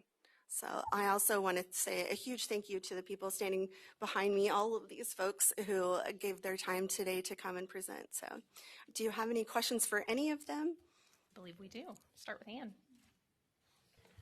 Thank you, Madam Chair, and thank you guys for being here and for all you do for music and for the young people for playing.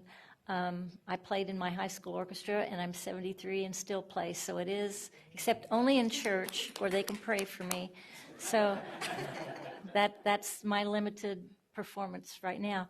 But it is a life skill, and it is, math with sound. That's why I think music students do so well in other academics. But my only question was for the students. Are any of you guys in the Topeka Symphony Youth Orchestras? Great. For anybody not, the next auditions are December 3rd for the spring concert series. So expect to see you there. I'll be there helping guide the auditions. So thank you, and thank you all. Betty. Thank you, Madam Chair. And I really have to express my appreciation for all of you. And even though you were talking about the careers in music industry, I just have to highlight the difference that music makes, even if it's not a career opportunity in lives. And I was sitting here reflecting over research where inner city kids during summer brought together and for choirs or whatever, and the difference that it made in their lives. I don't know if any of them went on to be professional career people in the music industry, but from a day to day, the difference that it makes. Because I kind of came in here and I was sitting and I was thinking, my mind was dancing, guys. My body couldn't, but my mind was dancing and just enjoying that. And just the peace that music can bring to the lives of students that have so much drama and hurt, and to be able to take that talent and put it in such a wonderful, beautiful way. You guys were amazing. It's not a question, it's a compliment. Thank you so much for being here today.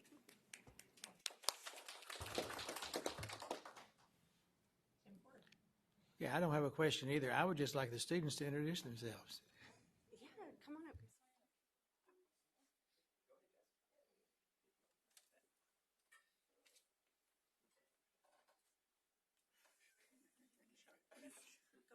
Okay, I guess I'll go first. I have a request to name, grade, and what instrument you're playing. My name is Cora Ambrose, and I play the cello, and I'm a senior in Topeka High School. Hello, I'm Wyatt Humphrey. I am a senior as well, and I play the bass. My name is Audra Lurks. I'm a senior and I play violin. My name is Jaime Casarubias. I'm a senior and I play the violin. To restate, I'm Jaden Mendez, and I'm the violist of the quintet.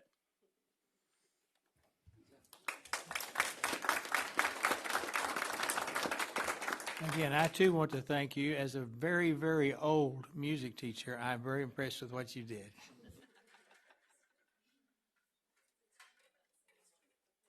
My mic is not playing nice today. I don't see any more questions at this time, but I just want to say thank you, and thank you for the wonderful presentation. I was very impressed with how you managed to get everybody up to the microphone in a very short amount of time, and that was just truly informative. So thank you, and thank you all for the music. Music people are well organized. They have to be. Thank you so much. We'll take a few minutes here to give them time to get up and pack up. So just.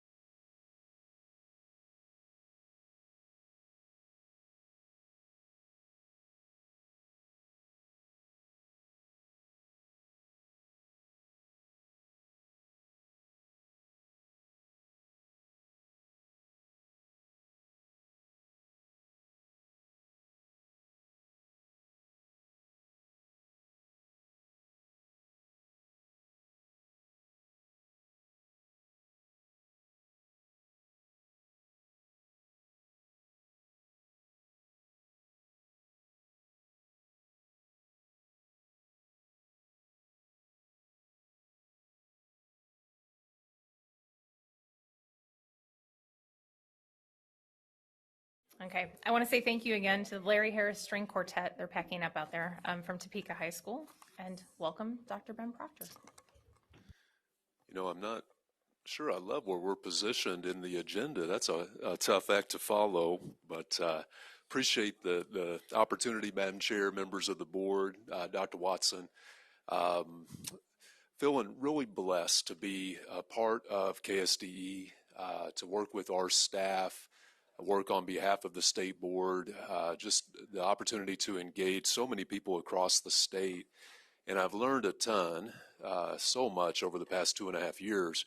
One thing that I think I knew before that time, but is certainly true today, you want to surround yourself with good people. And so I've got two of the best with me here as we talk about literacy and school improvement. Dr. Curtis and Mr. Carter are going to join me at different times as we kind of go through a lot of what the state board has done in terms of setting direction, clear direction around literacy in Kansas that allows us to do our work in a very effective way. And so we're just going to walk through those items. There's going to be some review, but also some new information as well. So appreciate the opportunity very much. So back in February of this year, the state board issued a statement that, again, creates parameters and clarity around what literacy in Kansas is to look like. And as we build structures and collaborative opportunities, this really does provide strong direction. And so this statement really allows us to go out, talk about literacy, talk about it in the context of those structures that exist across the state. And we appreciate that and appreciate the work of the state board, and just wanted to start with that as a reminder of how we do our work and do that work on behalf of the state board. So a few specific things that we're going to talk about, and again, some of this is going to be review, but we want to talk about it in the context of how is this actually working. And we'll start with our accreditation system. Dr. Watson mentioned that this morning. We've got some initial just feedback and experiences. Jay Scott will be providing more information on that later this afternoon, but we want to talk about it in the context of literacy, what we're hearing and how that work is moving forward. Licensure requirements and the things associated with that seal of literacy, just a quick reminder about what the board said as direction on that. Dyslexia supports, Dr. Curtis will talk a little bit about the resources and professional development, part of dyslexia supports that have been in place now for a number of years, and then general professional development as well. And we'll look at numbers, the numbers of staff that have engaged in letters training specifically, and what that's going to look like moving forward. So just, again, things that the state board has put into place. So we want to start with our school improvement model as really the heart of what we're doing with accreditation. And just recently, last week, I was able to visit with a number of superintendents at a service center, and they were discussing, before my agenda item, their school improvement days. And specifically, they were talking about the experience they've had with evaluating just those lead indicators or questions that we call guided reflective questions that really allow them to analyze what's the current state related to resource allocation or professional learning. And I was experiencing a very proud moment when one of our veteran, just phenomenal superintendents talked about the use of one of those structures that we have on that school improvement day, talked about doing that with the entire community, doing it with staff, community members, just different people within the community. And it was mostly because they don't have their school improvement day until later in the spring. And so we had one superintendent talking about the experience of a school improvement day who had just experienced that, another who said, we don't have that until later in the spring, but we're already having these conversations. And she really took the conversation to a high level, because she said, when we talk about resource allocation with our staff or with our board or with our community, there's a lot of resources that get allocated.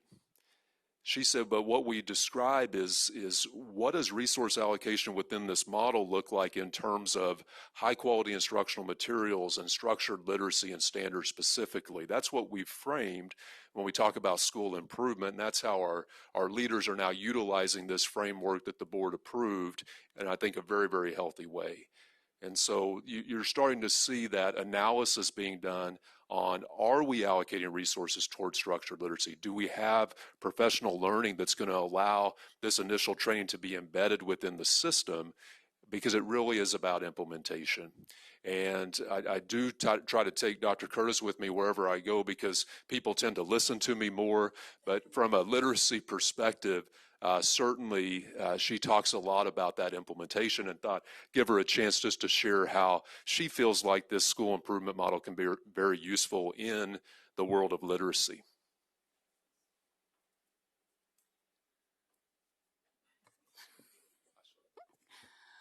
One thing I'm most excited about with our school improvement model is that when I work with teachers, they see themselves in this work.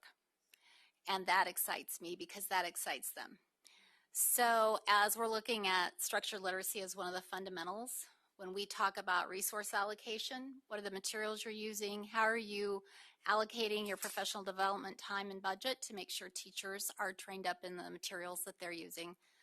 That educator evaluation, making sure that as administrators and coaches go in, they know what they're looking for so that we have good implementation. Professional learning, a lot of that is what we're doing to do everything we can to support the 4 fundamentals. The collaboration, looking at data, making sure across grade levels and across schools, we understand how to look at our data and make decisions based on that. Tiered systems of support. We know the best thing we can do for our kids is provide a strong tier 1 so that then we don't have as many students that are needing tier 2 and tier 3 instruction, but making sure all of that is coherent. So we do a lot of work in that and helping. What do we do for interventions? What do we do to look at our data to make sure that we're making gains for our kids? And then also, how do we communicate what we're doing with families and make sure that they're part of this? So I'm excited to see the school improvement model actually applied. Teachers are excited about it. They see this as the work that they're doing. And we're in that phase right now where we're starting to receive action plans. And so we're starting to see where districts are prioritizing their work, and we know the interconnectedness of those fundamentals, and everyone's finding their starting point. But very excited about what's to come, and I think we're off to a very good start. You'll hear more about that from Dr. Scott later today. So additionally, just kind of walking through the actions that the state board has taken, licensure requirements, and I know Shane's mentioned that he's been in front of the board many, many times over the past several months describing what that can look like and around professional development, testing opportunities, and those that would kind of be required to participate in either of those. But we are starting to see a lot of school district leaders who are saying, while we understand certain positions are required, we want all of our staff or core content teachers. And so we're just seeing a lot of individual districts really prioritizing this work that goes beyond just the licensure requirement as well. So I'm going to turn it back over to Dr. Curtis, and she's just going to walk you through the different dyslexia resources and requirements that are in place.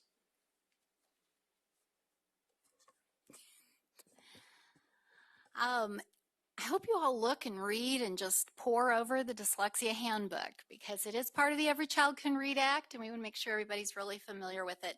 When we did final revisions for this year, one thing that we did was to make sure we had really good screening flow charts. So whether you're an elementary teacher or you're a middle secondary teacher, you have access to the types of assessments that will be helpful for you in planning instruction.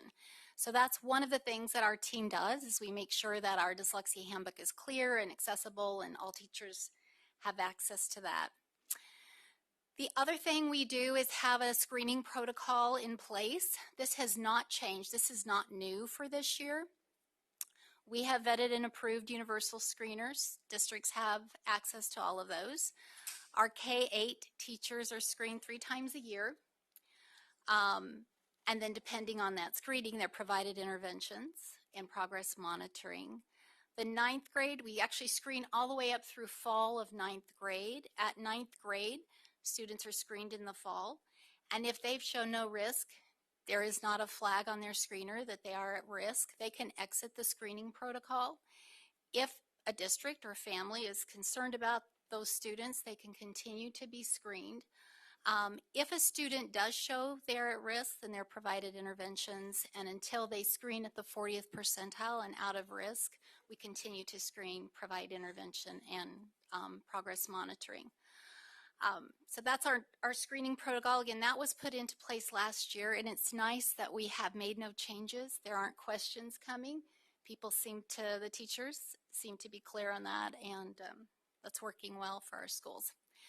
One thing that I won't say it changed, we have had for years since the recommendations from the Dyslexia Task Force, we have had initial training for all new teachers and teachers new to teaching in Kansas.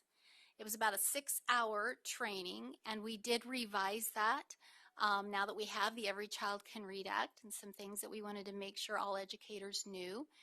And so those were revised and just updated. We piloted them last spring. We implemented them this summer for this fall, and they've been working well. There's 5 modules. The first one is our KSDE requirements, and then districts can put in their district expectations. For example, who do you report your data to in our district or in our building, so they can make those customized to their district. The second module is about dyslexia, what it is and what it is not. The third one is how the brain learns to read. It gets into a lot of orthographic mapping and how we actually pick up those skills to learn to read. The fourth is specific to structured literacy, and we provided it in 3 different ways. So if teachers are getting that all with elementary and only elementary teachers, they can use the elementary one that has elementary examples, and if they have combined elementary, middle, and secondary teachers all together, they can use the combined module. And if they're really just targeting those middle secondary teachers, they can use that one. So we provided examples that were more relevant to the age of student the teachers were teaching. And then the 5th one is information for transformation. How do you really look at your data and change practice? So those are the new or revised dyslexia modules that are in place, and they're being used right now. We also, in addition to those initial modules for new teachers and teachers new to Kansas, all districts are required to do annual structured literacy training, and that can look the way the district determines it needs to look to meet their needs. There are parameters on that it should be hands-on, focused on evidence-based practices, and address these topics that will be most critical for our students that are learning to read and struggling to read. And then those, the completion of that is reported to us at KSDE annually.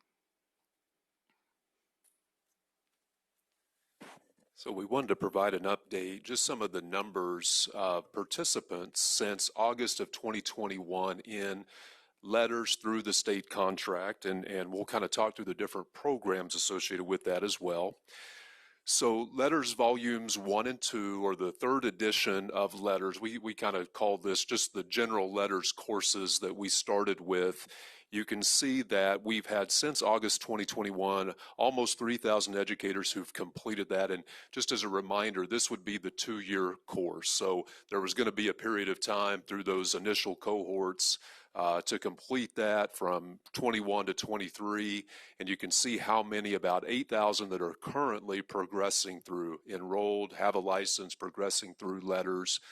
We have a deadline on Friday, I believe it is, for our January cohort. So we'll have more data to share on our upcoming cohorts related to letters, volumes 1 and 2, along with letters for early childhood. So you can see we have 376 educators who've completed letters for early childhood. This is a 1-year training, and one that we offered as we got into the whole letters contract. There are 550 educators that are currently enrolled, and those numbers will be updated as well on Friday for that January cohort. And then it's been a little over a year ago that we started offering letters for administrators. And because it's been a very short period of time, we don't have very many who've completed yet because that was a new offering. But we have a number of administrators that are enrolled and progressing through, and then there'll be updated cohort numbers for letters for administrators in January as well. And I can tell you that Dr. Watson and myself are enrolled and ready to go in January too. So just overall numbers for all 3 of those different programs, you can see we're over 3,000 have completed. It would just be the adding up of those different numbers, and just short of 9,000 that are enrolled, progressing through. Data is a challenge, and so this would all be what we've accumulated through our state contract, but we know there are districts who are doing local trainings as well. One of the things that we're excited about with the licensure requirement is we're going to have very reliable data moving forward. Shane can talk more about that if you would like, but just being able to tie that seal of literacy to the educator will tell us exactly how many have gone through the different types of trainings. All of this that we have available to us right now is what's through that state contract. So upcoming, just kind of moving forward, mentioned that the deadline for registration for our next cohorts is this coming Friday.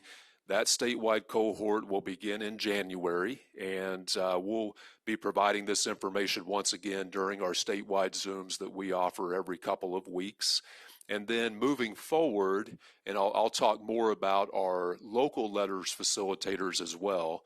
Moving forward, the types of training will continue to evolve, and we want to start to shift more responsibility to those local facilitators because we know that by 2026, our funds will be expended, and we really want to shift that responsibility to those local facilitators that districts are now able to take advantage of as part of our letters programming. So we call them LCFs, or local certified facilitators. Dr. Watson shared just briefly this morning eligibility based on student enrollment. You can see that how many trainers you would have available to you. There are some districts who already have trainers available, that they've done that for a number of years, but anybody who doesn't or doesn't have their total allocation would be able to start that process. We actually have a small group starting this winter, and we'll be expanding that to anybody who wants to take advantage starting in May of 2025. And so that communication is occurring right now. We had some initial response back in September to a survey that we sent out.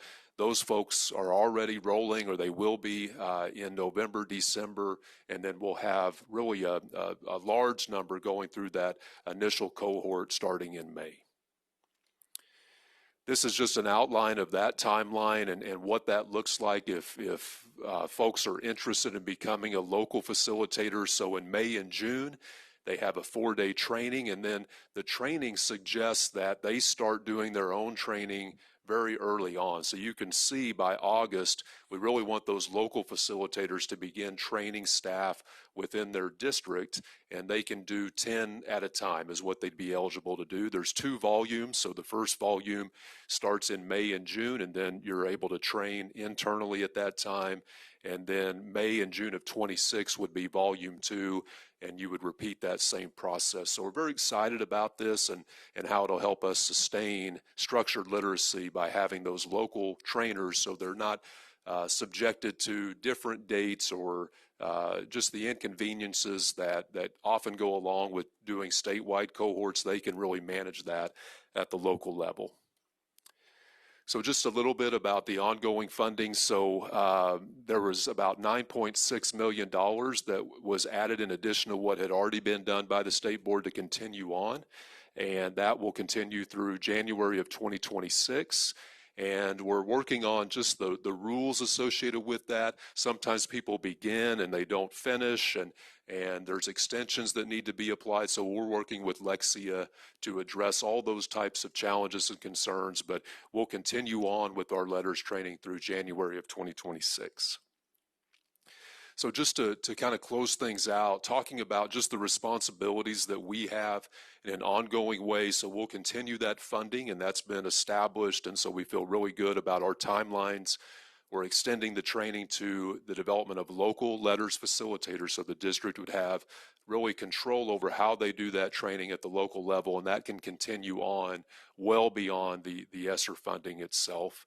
Dr. Curtis can certainly talk more about a lot of the supports that are in place. We want to provide just monthly opportunities for people to engage in implementation of letters training and structured literacy generally, and then establishing a cadre, literacy leaders cadre, just to help people stay connected to the work, and Dr. Curtis will be managing that.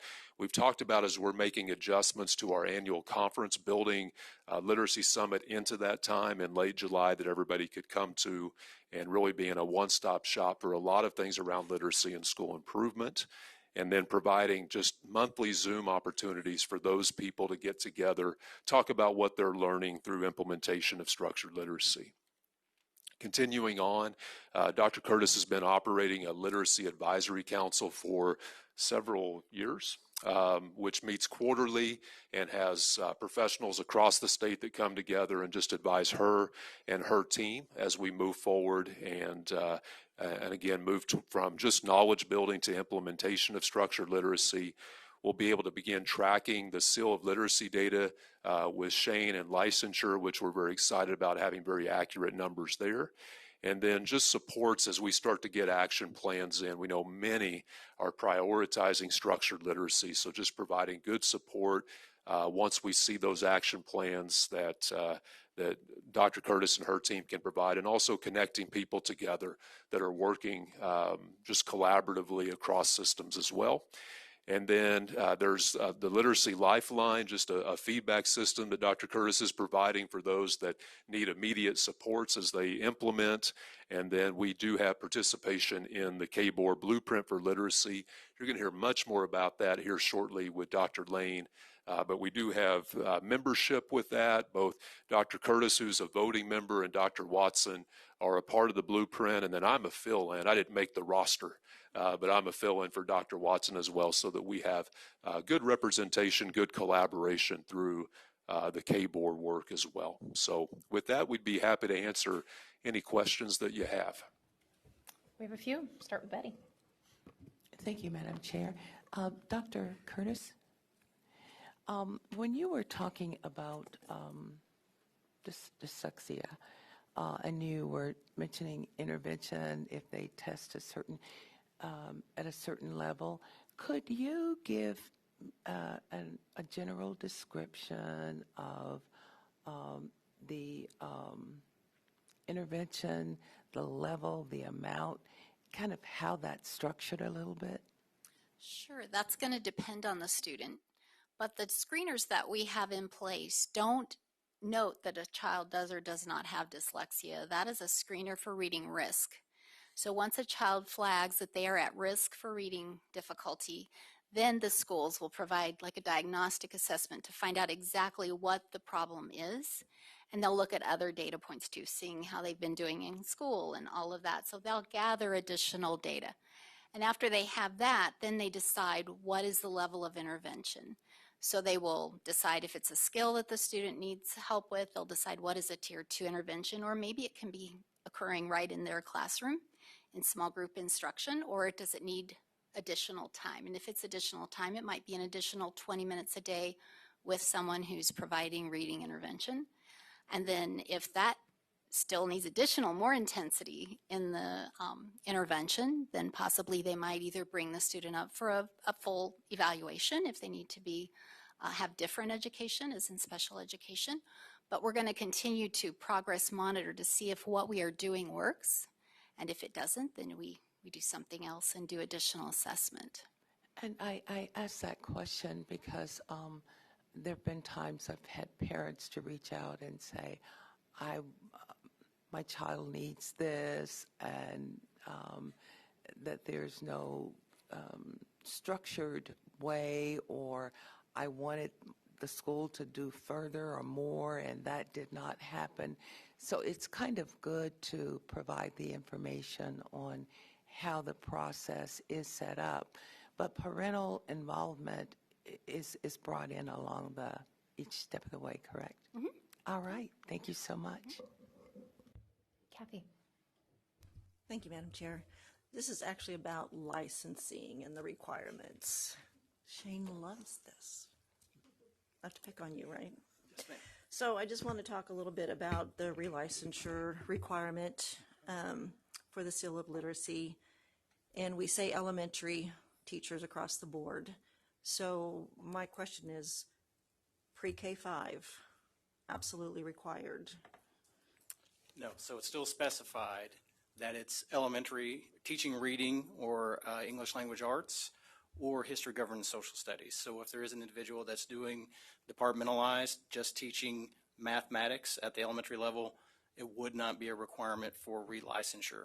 Now, a district, as part of their action plan for their school improvement model, absolutely, they can have that individual require them to take the training. But for the seal of literacy and licensure renewal, if they're teaching math at grades 3, 4, 5, they wouldn't be required to meet that requirement. But that would be the only elementary teachers that would be not required. If they're literally not teaching, as in it doesn't matter what building they're housed in, it matters what they're teaching. Correct. Okay. But both of those pieces are going to kind of tie in together because it gets a little difficult how some districts identify who's classified as a middle school teacher versus an elementary teacher.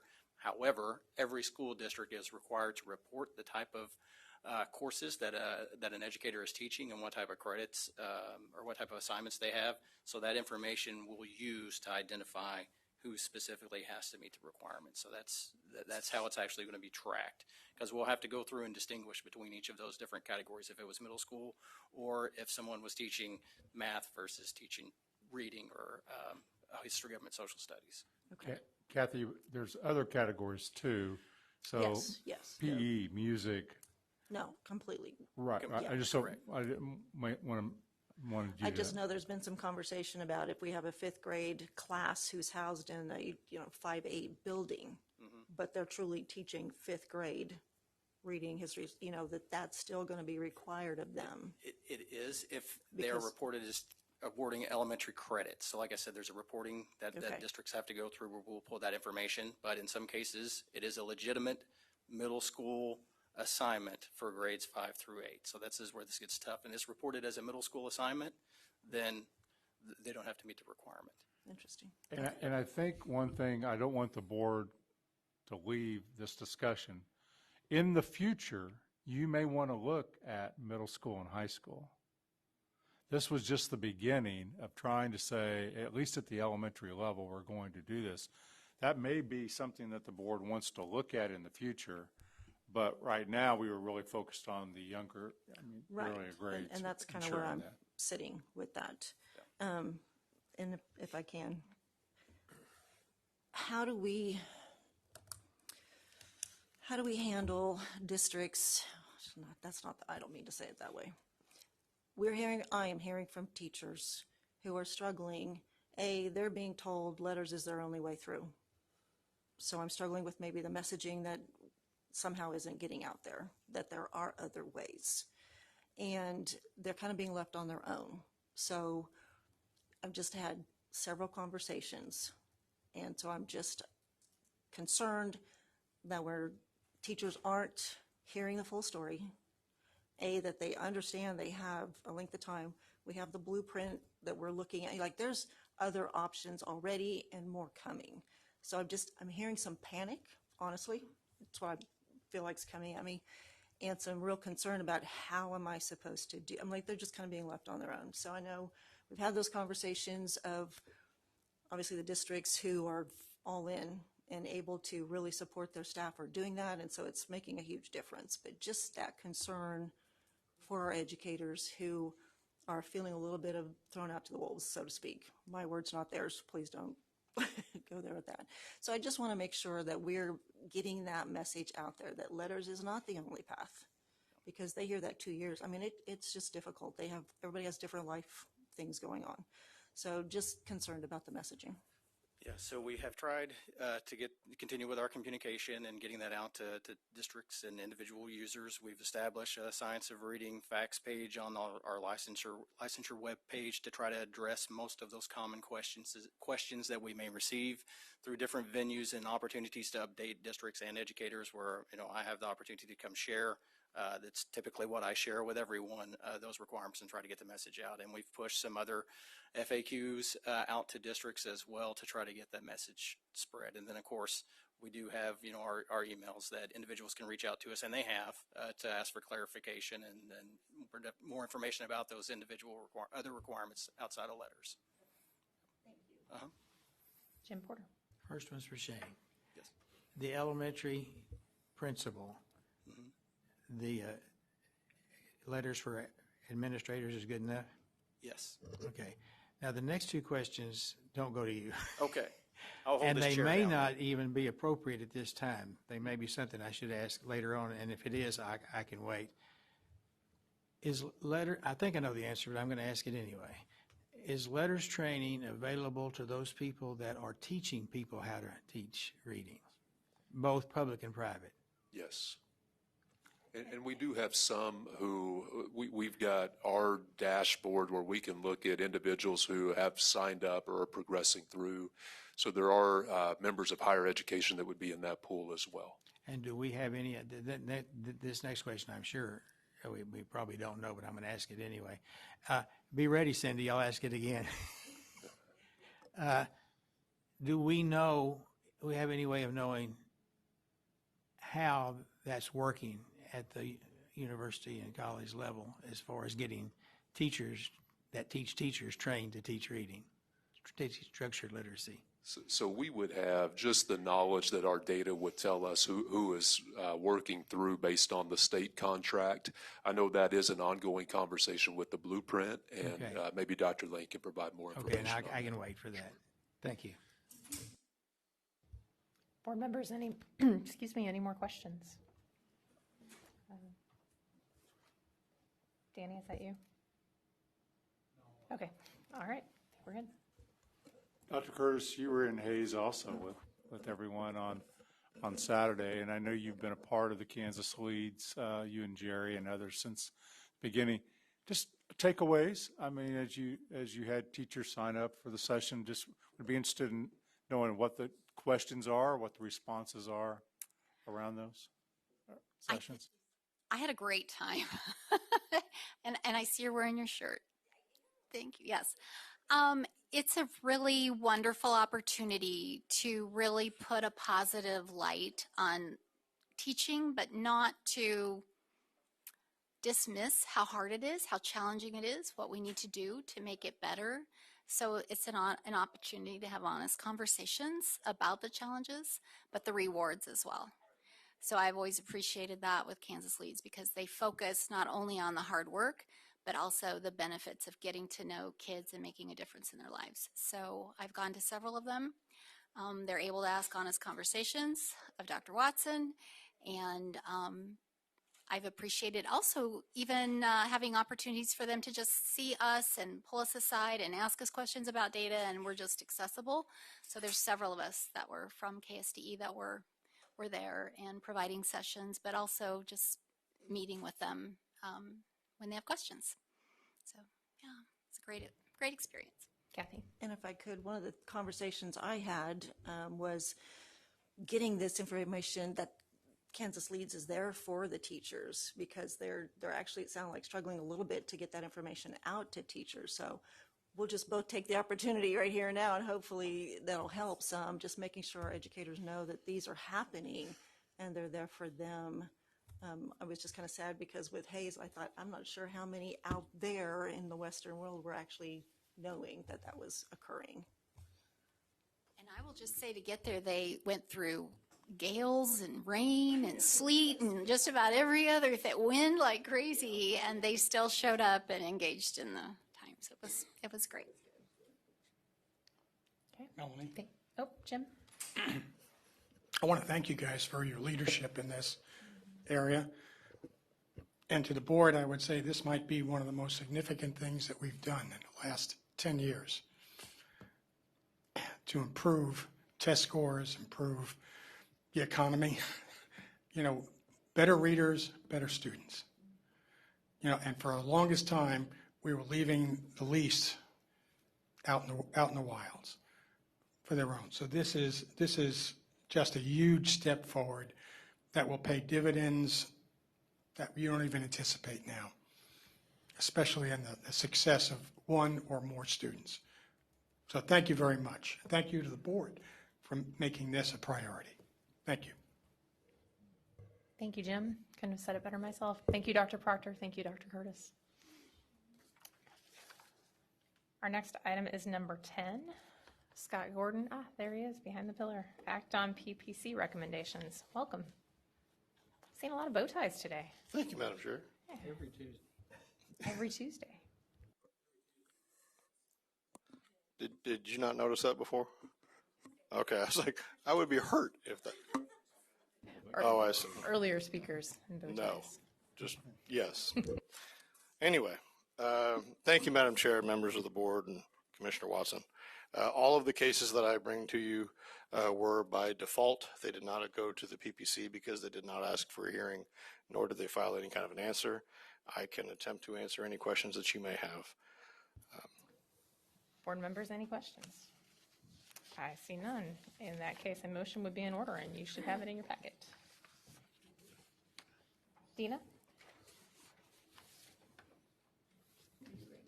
I'm ready. Yep.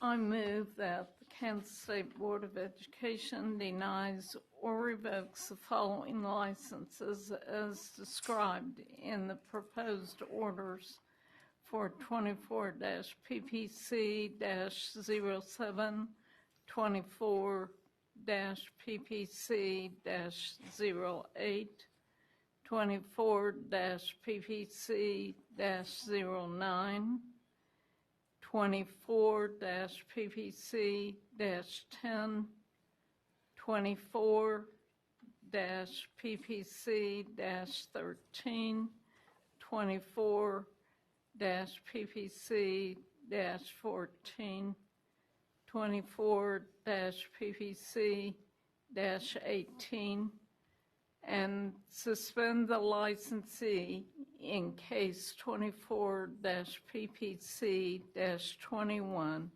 until the end of the day, May 31st, 2025. Thank you, Dina. Is there a second? Kathy? Discussion? All in favor, please raise your hand. 10-0, that is unanimous. Motion passes. Thank you all very much. Thank you. Sorry we didn't make it rubber. I'm sure you'll make it up to it. We will take a 10-minute break. We'll be back at 2:50.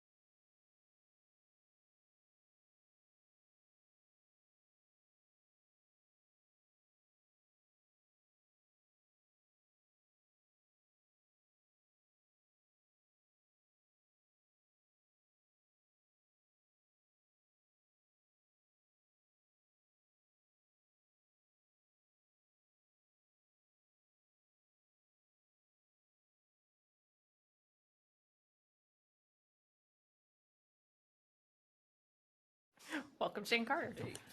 Good afternoon, Madam Chair, Commissioner Watson, ladies and gentlemen of the board. Here in just a moment, I'm going to turn it over to Dr. Lane, but before I do, I wanted to give you a quick update about the agenda item that was written up. So originally in the board item that I submitted, I said there was going to be something for you to review and then action in December. That's kind of on hold based on our timeline of working through the blueprint for literacy information. Some things have gone a little slower than what we were expecting. So you will not be receiving any item to review as far as training to approve in December. So that's off the agenda. But with that said, I would like to take the opportunity to welcome Dr. Cindy Lane.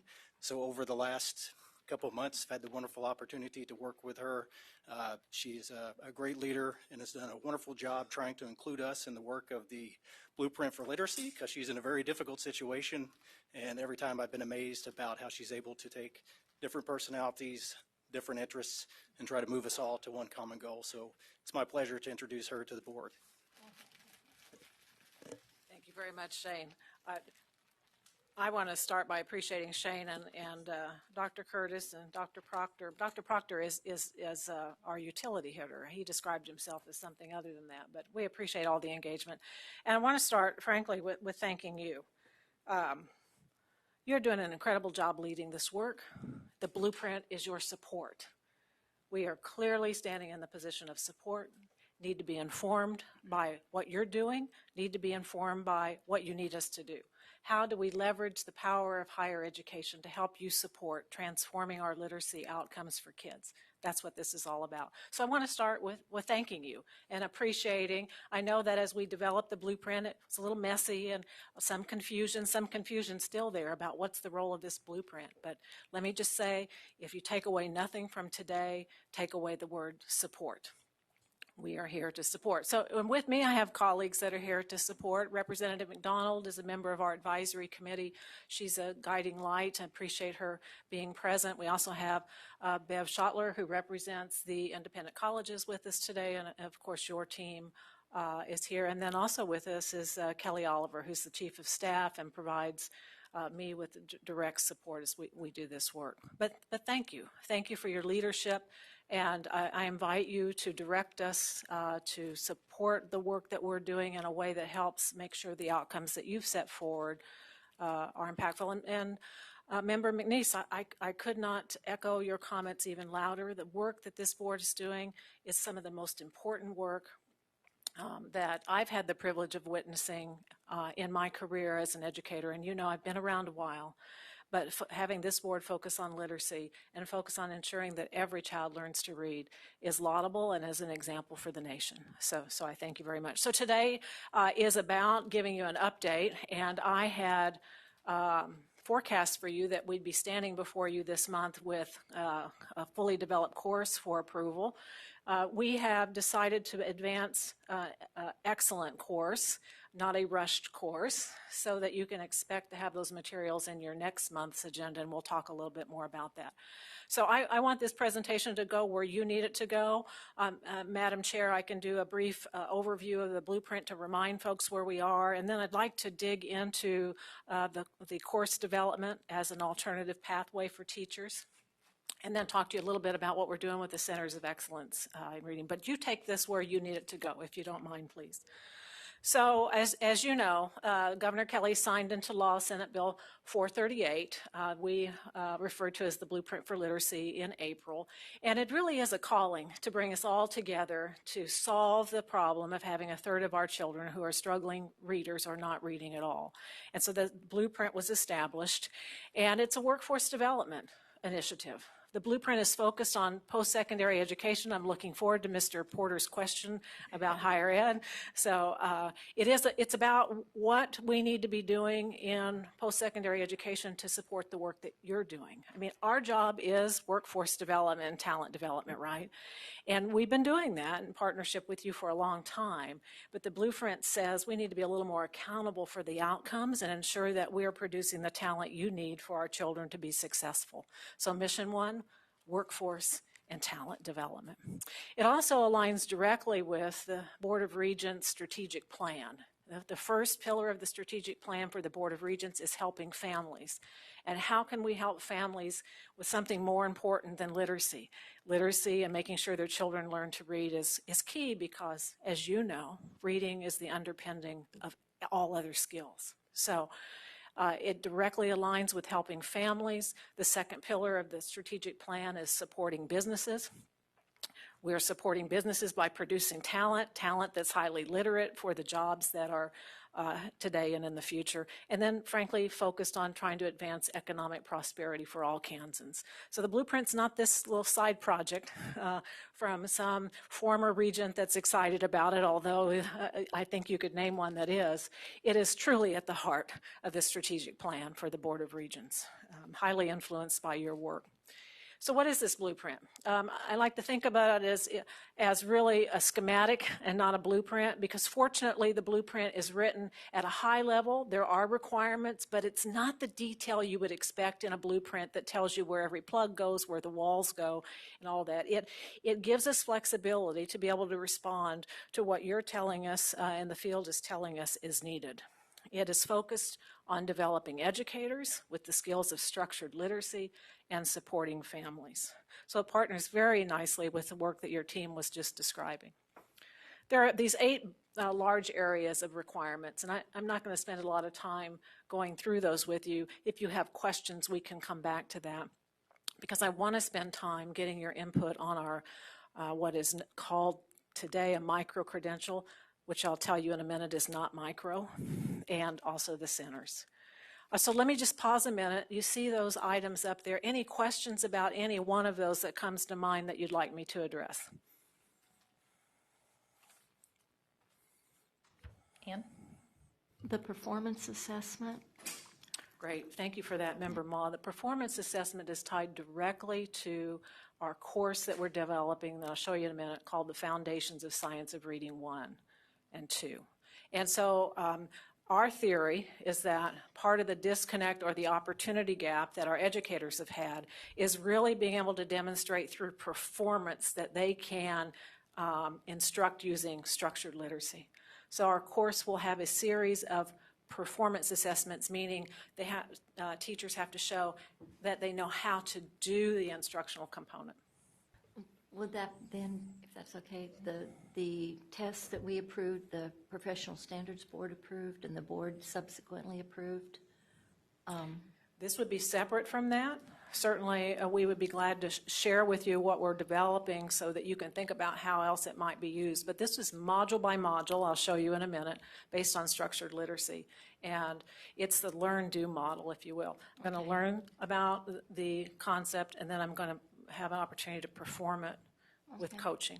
So that would be to pass the class, and then they take ours to get the license? That would be to pass the module in the course. I'll show you those in a minute. Okay. And complete the course. Now, the licensure issues are totally yours. And that will be your decision whether or not this course meets the requirements that you have. Thank you. That's a great question. Jim? Can you explain a little bit more about the annual system-wide review of curriculum? All right, thank you for highlighting that one. That is post-secondary review of curriculum. So we will be conducting across the 7 public universities, that would be the 6th Regent plus Washburn University, an annual review of our curriculum to ensure that it's focused on structured literacy and how it's being mapped across the requirements. So it is a post-secondary curriculum review. Are we going to see the results of that? We'd love to share those with you. That'd be nice. Okay. I won't be here, but that'd be nice. I'll share them with you anyway. I think I'll find the golf course in which you There you apply. go. I'll go from there. Okay. All right. Any other questions? We can come back to these if you'd like, but thank you. So these are the broad components that make up the blueprint. So the critical actions. The blueprint speaks to the requirement, if I don't like that term, but the requirement, the encouragement that we, Board of Regents and the blueprint, collaborate with you, and that we support your work. We recommend to you, you decide. We recommend to the Board of Regents, they decide, you decide together. It's a collaborative nature. It's not one group trying to compel or tell the other, but it really is for you to decide. And our focus is on that workforce development and professional learning. So we know we've been responsible for pre-service, or what we call teacher candidate education, and you approve those programs. We're also wanting to help you in the area of professional learning for those who are already in the classroom. So we'll be sharing that, and you guide us on what's needed. And Dr. Curtis guides us as well. She's been an invaluable part of trying to get this to stand up in the way that it needs to go. And then strengthening educator preparation programs. 438 speaks to the need to let's strengthen those together. So it's about critical actions focused on collaboration. And you know, you're aware of the structure. It's a board of regents. They hired a director. I'm fortunate to be in that position. We collaborate with the colleges of ed, with the state legislative partners, with all education partners in the system is the desire, of course with you and with Commissioner Watson and his team.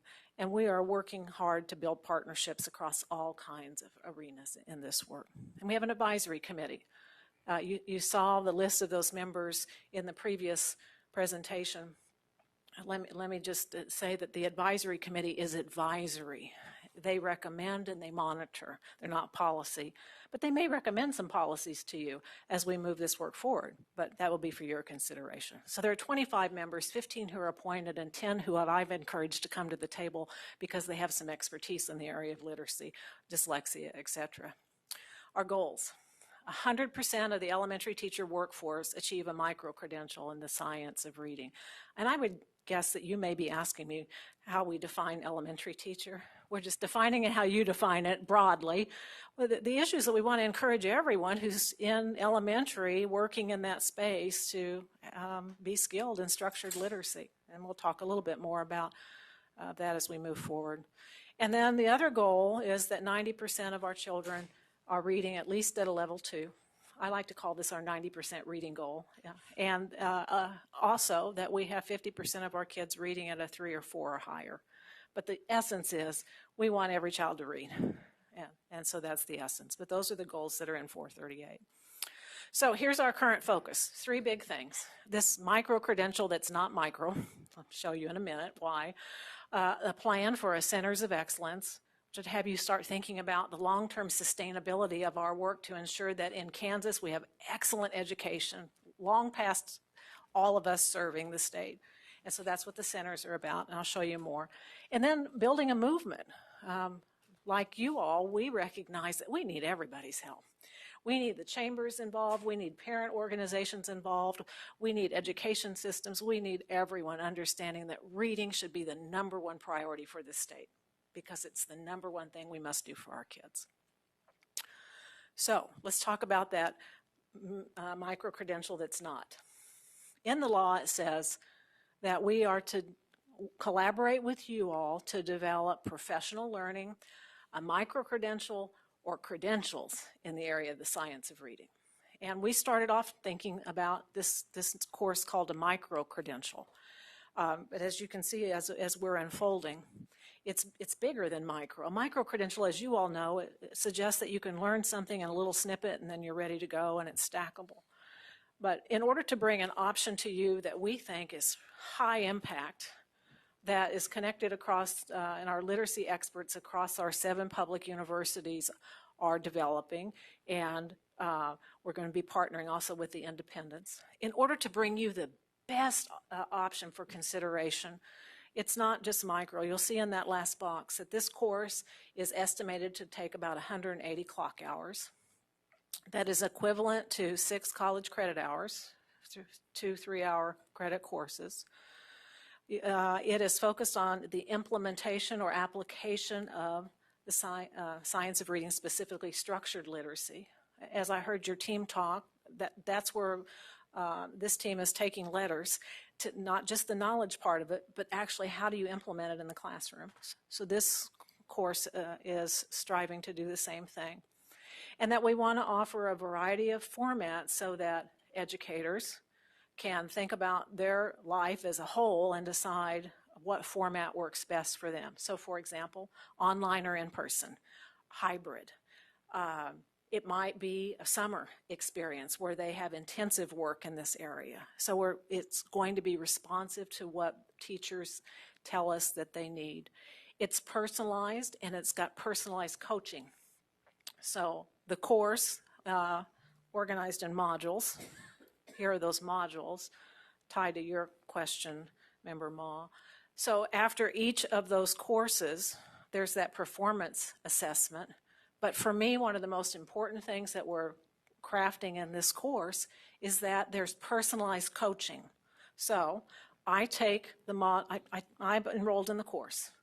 My first module is assessments. I'm taking the course on online platform. I do the performance assessment, but I have a coach who is helping me to implement it in class with my children, my students. So that personalized coach, those coaches will come from our universities. They'll be highly skilled in the area of structured literacy, and they're coaching so that I'm not left to my own to find resources to help me figure out how to implement it. So all that weaves together. Let me back up a minute. So that's what we mean by course delivery, meaningful content, personalized coaching. Of course, it's aligned to the IDA, Knowledge and Practice Standards, and to your standards for the elementary preparation program. And this is why we aren't ready to hand this curriculum to you yet today, because we're in the process of analyzing each module and ensuring that we are mapping it across, and this is kind of hard for you to read, but can show you what we're doing. Each standard and each substandard is mapped across the course, so we can show you that we're hitting that standard 5 times in the course.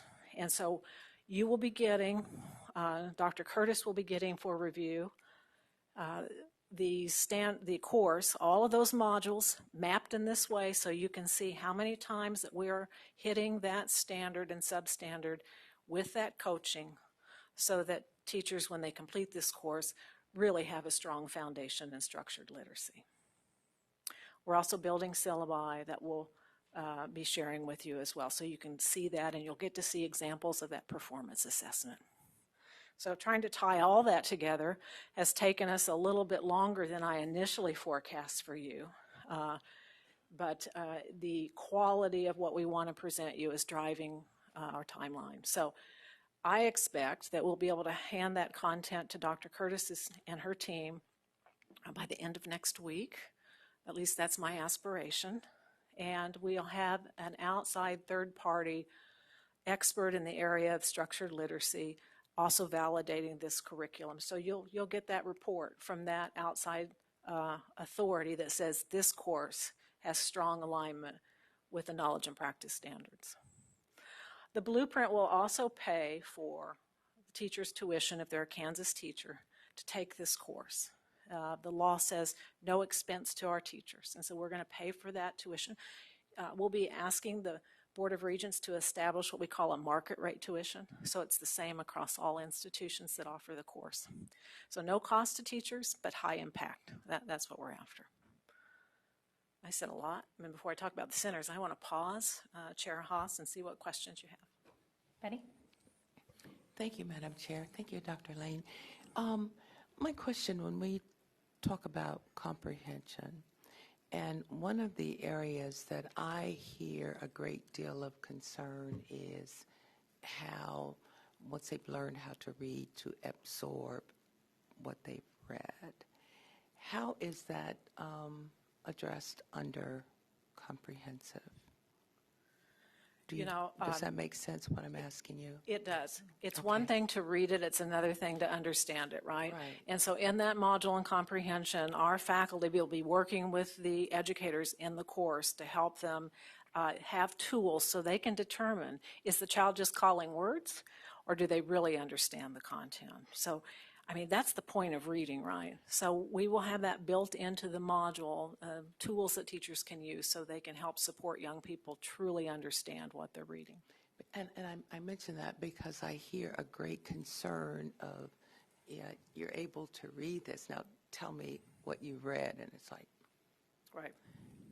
And so that's kind of the huge follow-up to be sure that not only can you call those words out, but you can understand or repeat back what you read or that logic. So thank you for addressing that. You're welcome. Michelle. Thank you, Madam Chair. So Dr. Lane, have we had any feedback from this, like since we have a state school for the deaf? And I would say probably phonological awareness or phonics is probably number one when you're teaching those who are hearing. If you're going to be an educator and you're going to be teaching to those who are hard of hearing or are at the school for the deaf or out even back in their own districts and they're deciding to stay within their districts, how are we addressing, because some of the older methods that we use that we've kind of ruled out as far as for those hearing does not work well for those. Memorization, using pictures. Have we had any feedback or can we pivot or are we able to combine those or have we addressed any of those questions or has anybody even brought that to the attention of the universities? You know, that's a great question, and I would say that I wrote it down as a follow-up. So this course is really foundational for Tier 1, primarily Tier 2. We, as soon as we have your approval to move this forward, we're going to begin working on other courses that address children who need something different than Tier 1 and 2. So, no, we haven't talked to the state school, but we will. Thank you for putting that in front of us. Ann. Thank you. I want to back up a little bit and kind of address what Jim said, and you touched on it too. I mean, the key thing the blueprint should be working on, and I know you are, is post-secondary. So do we have a target date, or does the team have a target date for when all the college professors who are teaching teachers know the science of reading and when all the curriculum will be updated? Curriculum is updated. I can tell you that now. One thing I didn't call out is that by August of 24, we had to have Science of Reading 1 and 2 courses with application fully implemented. So starting with students who entered as freshmen, they have this new course that's a reshaping of what was in place, emphasizing application. The next question that you're asking is an interesting one, and it ties to this Centers of Excellence in Reading. And one of the things the advisory committee is exploring is what's the proxy that we can all use to know that our faculty are highly qualified in structured literacy. I can tell you I have been enormously pleased to see the strength of our faculty in terms of science of reading and structured literacy. If I may share with you where I think we need to improve is making sure we have our teaching candidates have more clinical opportunity to apply it. Because it's one thing to learn the knowledge, and to practice on peers, so you and I practice. It's a whole nother to do that work with children. So we'll be talking about how much clinical is the right amount, and we'll be talking about what's the proxy. Is it letters? Do we want our faculty to all have letters? Many and most do, from what I've been able to understand, but also there's the knowledge and practice examination of effective reading instruction called the K-Perry, which takes it to the next level. So the advisory committee may be recommending that it's letters and K-Perry or K-Perry for faculty. That way you can be assured the faculty can not only teach the knowledge, but can teach the application. Yeah, because I think last year before, the NCTQ kind of hammered us, said, oh, they're not teaching it in Kansas. And we said, sure we are. We told them years ago they needed to do that. And then we found out, no, they weren't. So the timeline looks good. Can I have one more question? In looking at this course, it's 180 hours. Why wouldn't they just do letters? I mean, isn't there any? I was kind of hoping personally, whatever you guys developed, it'd be a lot less than 180 hours. You know, I thought so too at first, but the faculty say to me, if you really want teachers to have the skills they need, then it needs to be this amount of time because they need to know all these things. So we're offering an alternative. It's not going to be for everybody. We're estimating maybe 1,500 in-service teachers might take this, or teachers who move into the state. It's an alternative. But we want you to have confidence that it's a great alternative, and for superintendents and principals to know if my teachers go through this, they actually will have the skill. So we could have made it more brief. It would not have had the impact that we desire to be able to say to you this is going to have. So why would teacher pick this over letters, do you think? I mean, what's the selling They might point? because we're paying for the tuition and graduate credit. but they also might because of the personalized coaching. But with all the systems that you're putting in place, it may just be an option. They might, because they can do this in a unique format, perhaps in the summer. So it's just a variety. You have to think about where you are as an educator and what best meets your needs. That's the desire. So is it all online? I mean, can they sign up and do it whenever they want, or they have to be on campus, or? There'll be an option for you to choose online, except you have to have personalized coaching. So it's not, I can sit in my jammies and do the whole course and get my, it's not that. So if they're looking for a fully online and they aren't looking for coaching, this is not the option. So they'd have to go to one of the campuses somewhere. They can do a lot of it online, or they might choose. One of our universities has been talking about offering it in the summer, and an intense time in the summer, where they also have activities for children who are learning to read. So the educator could take their family to the training, adult goes to their training, kid goes to their learning. So they're thinking about different ways, and so it's got that flexible format, but the outcome is the same. I've got the foundational knowledge, and I can show you that I know how to use it. Yeah, because even in a condensed format in the summer, it'd be weeks, like more than a month. That's a lot to be. The good thing is our university faculty are determined to figure that out because they know how important this is. So, Thank you, Madam Chair. Kathy. Thank you, Madam Chair. Hi, Dr. Lane. How was your road trip? It was great. Thank you for being part of that. That was fun. Is Dr. Lyon still consulting with you guys? That's awesome. He is. Yeah. And ask on a regular basis what can he do to support the work we're doing here in Kansas. Awesome. The other question, because I've had it come to me as well, is how are the private schools, colleges able to be a part of this?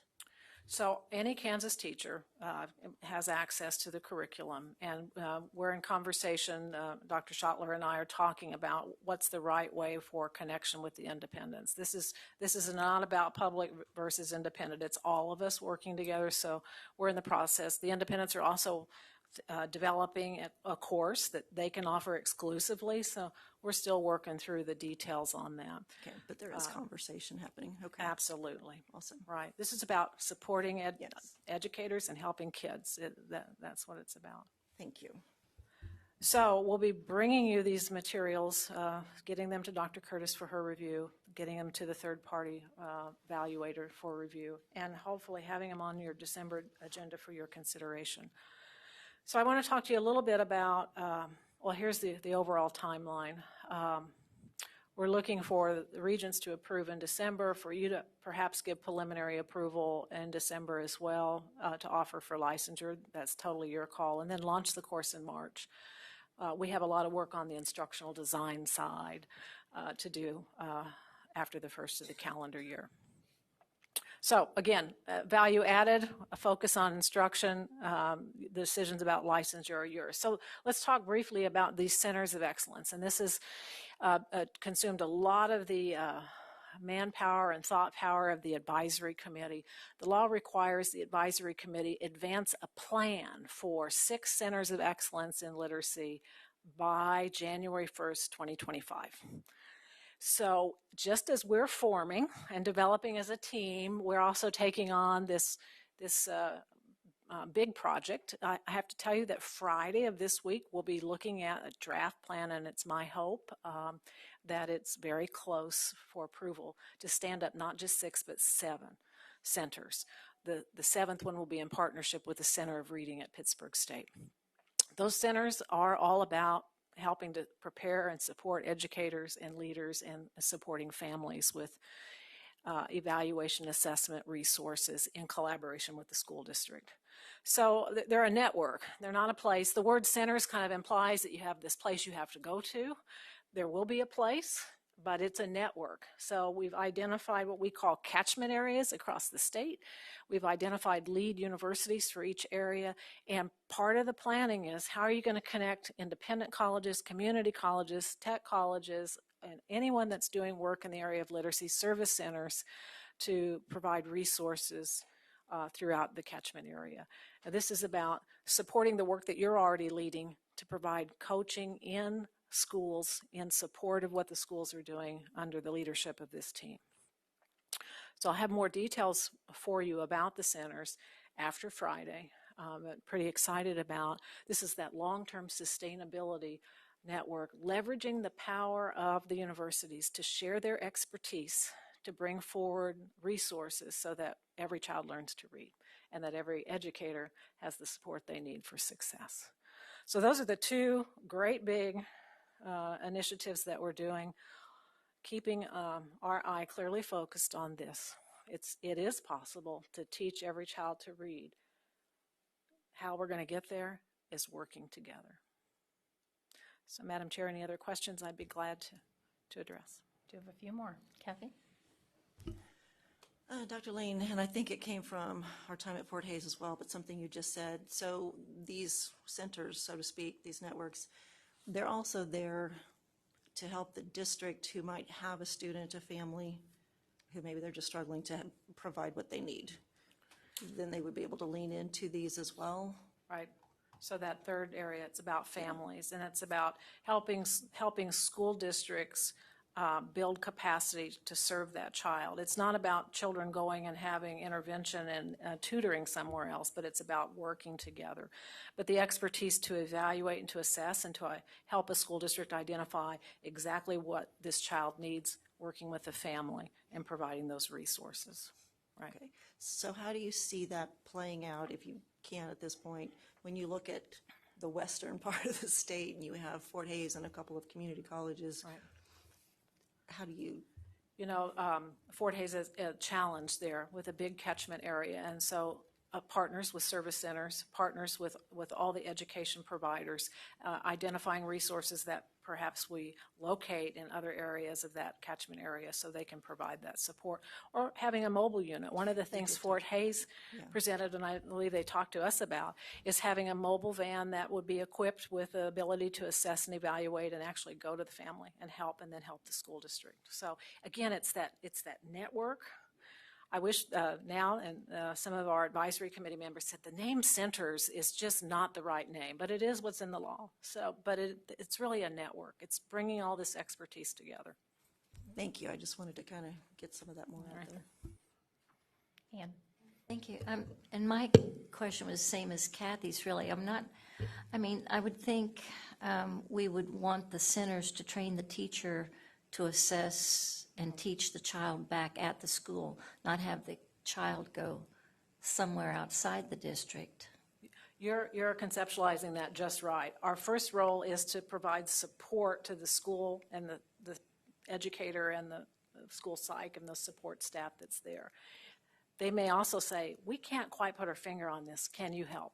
So it's that, I like to think about it as primary care providers and perhaps a consultant that helps, but not taking over, not owning that it's all about building capacity. So we may have some expertise at the centers that the school district doesn't have. How do they work together will be the key.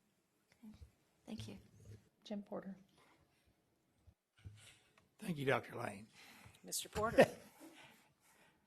I'm excited about this and find it, I'm viewing this as an alternative to letters, another option, as opposed to something you have to test after it's over.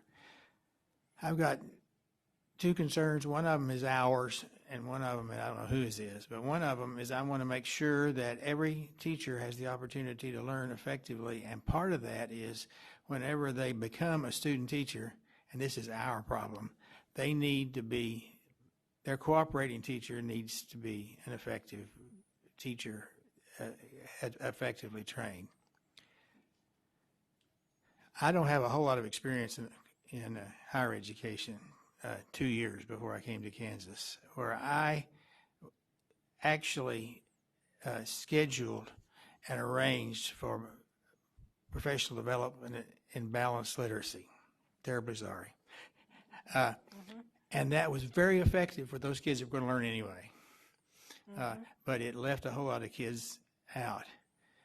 But something I learned whenever I was working with that particular university, which didn't have a strong education program, it was an engineering college, that they moved, if they were going to change something, they moved at the speed that would make a snail look like a cheater.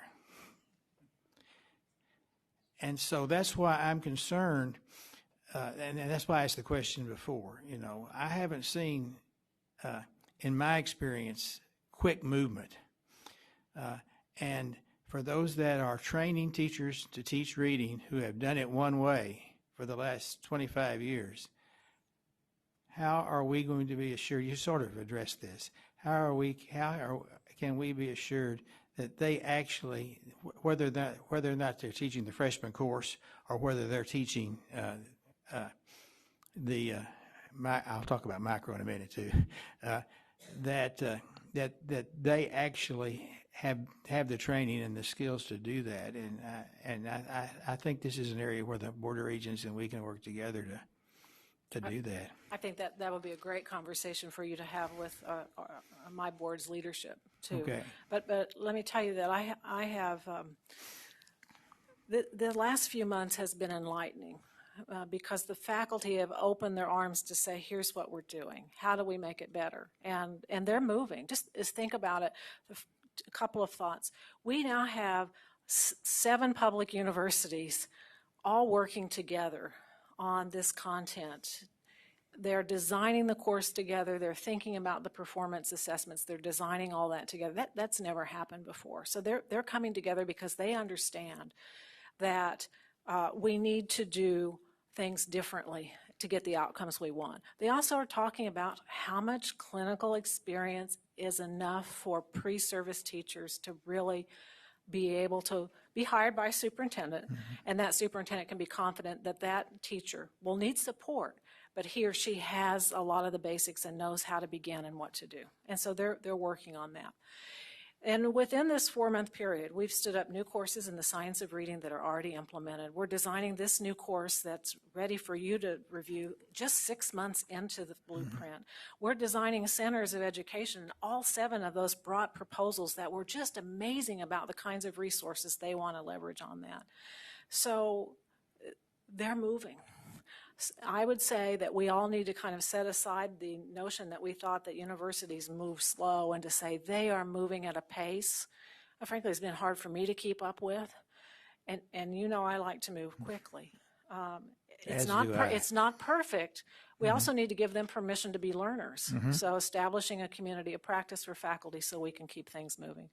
So there's a lot of work we need to do. Don't let me send the wrong message, but they are engaged and guiding and informing on what we can do to do better to help support the work.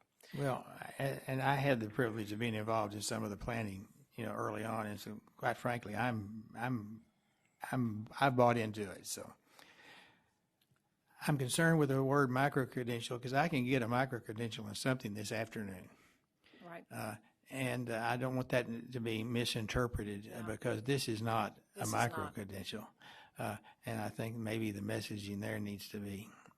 Commissioner Watson and I have been talking about is calling it a credential. It's a course. That's fine. This is a course that we hope results in a credential and, if you all decide, may result in licensure. But it's I just think the word micro diminishes the rigor. Right. I'm through. Thank you. We agree. That was easy, Mr. Porter. Thank you. I don't see any more questions. All right.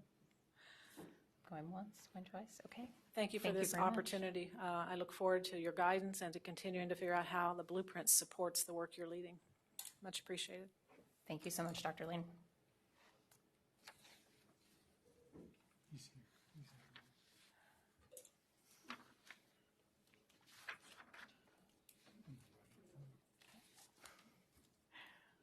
We are ready for item 12. Take a moment here.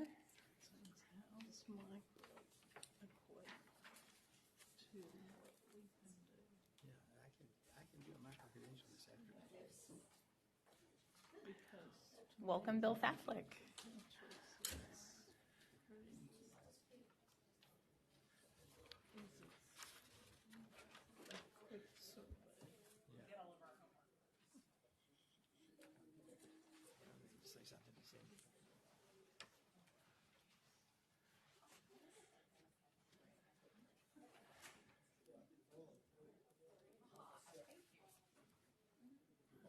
I got one from Jim.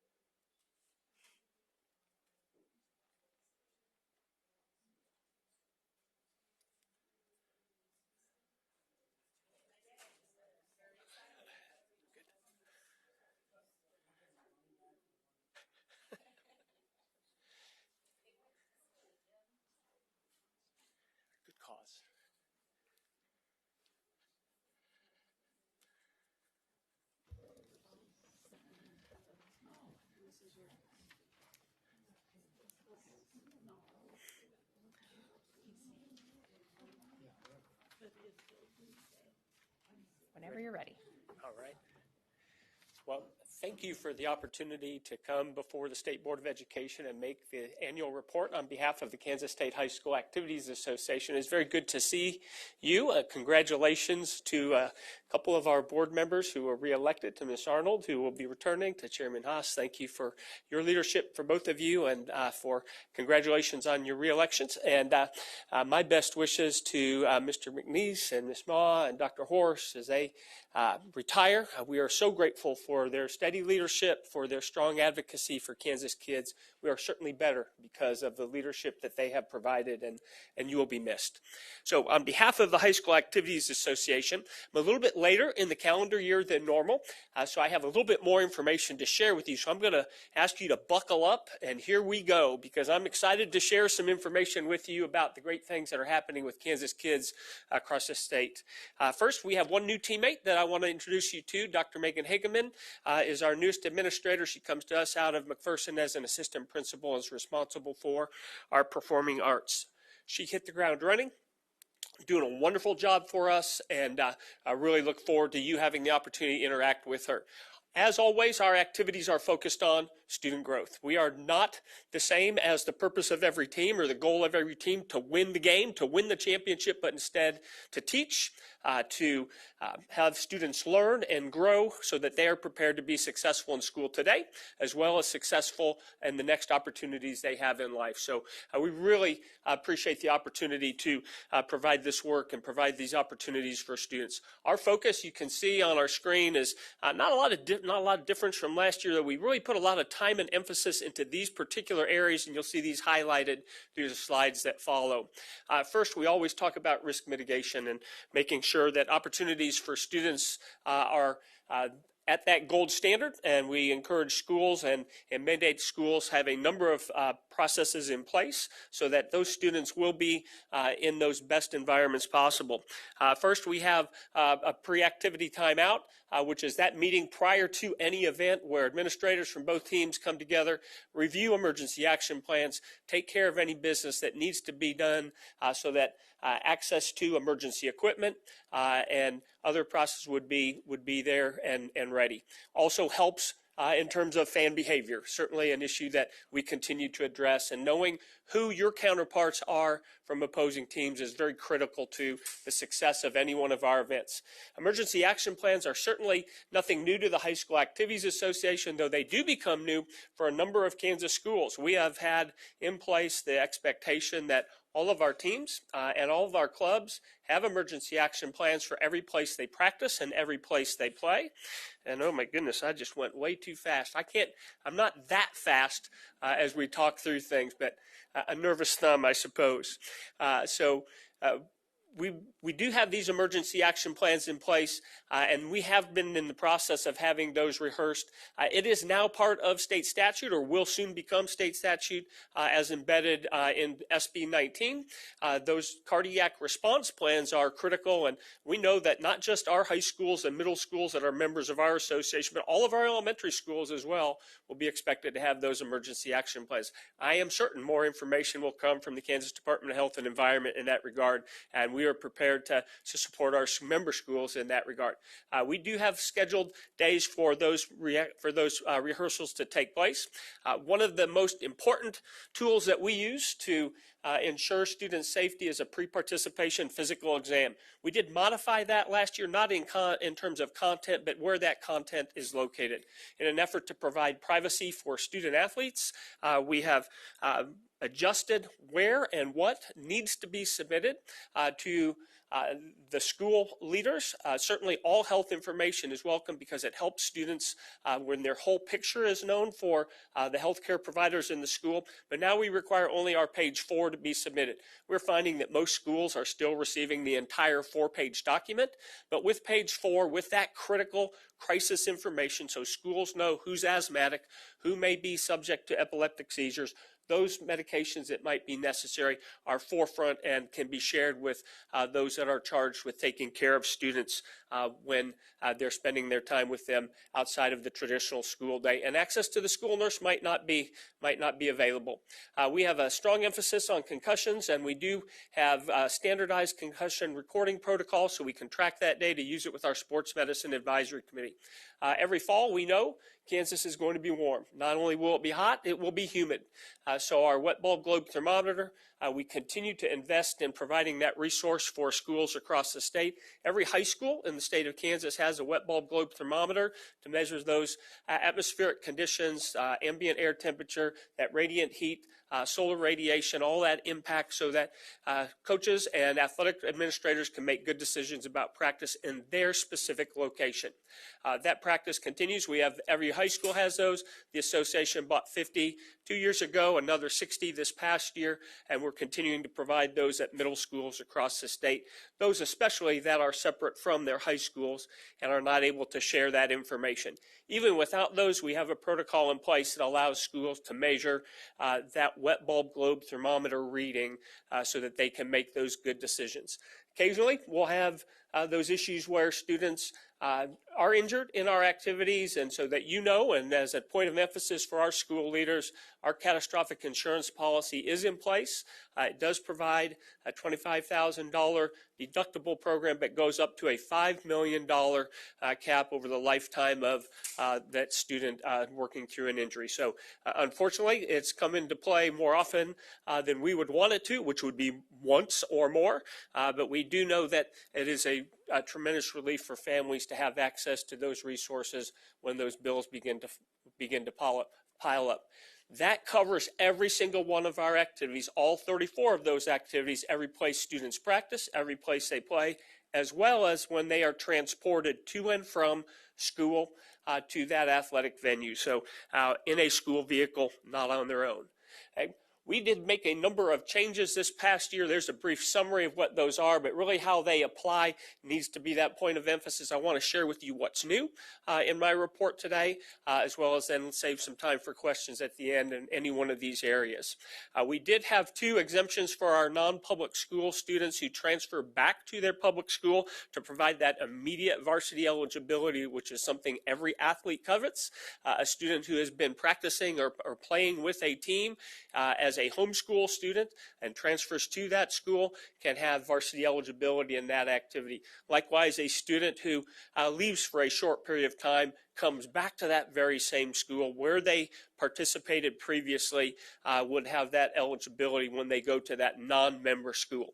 Member to member, no rule changes, but those unique situations that we've been working through with the implementation of non-public school students participating on school teams. Certainly this has been a good remedy for many, many situations that our families have encountered and our students have encountered. So we do have a new release, an exception to our anti-tryout and private instruction rule.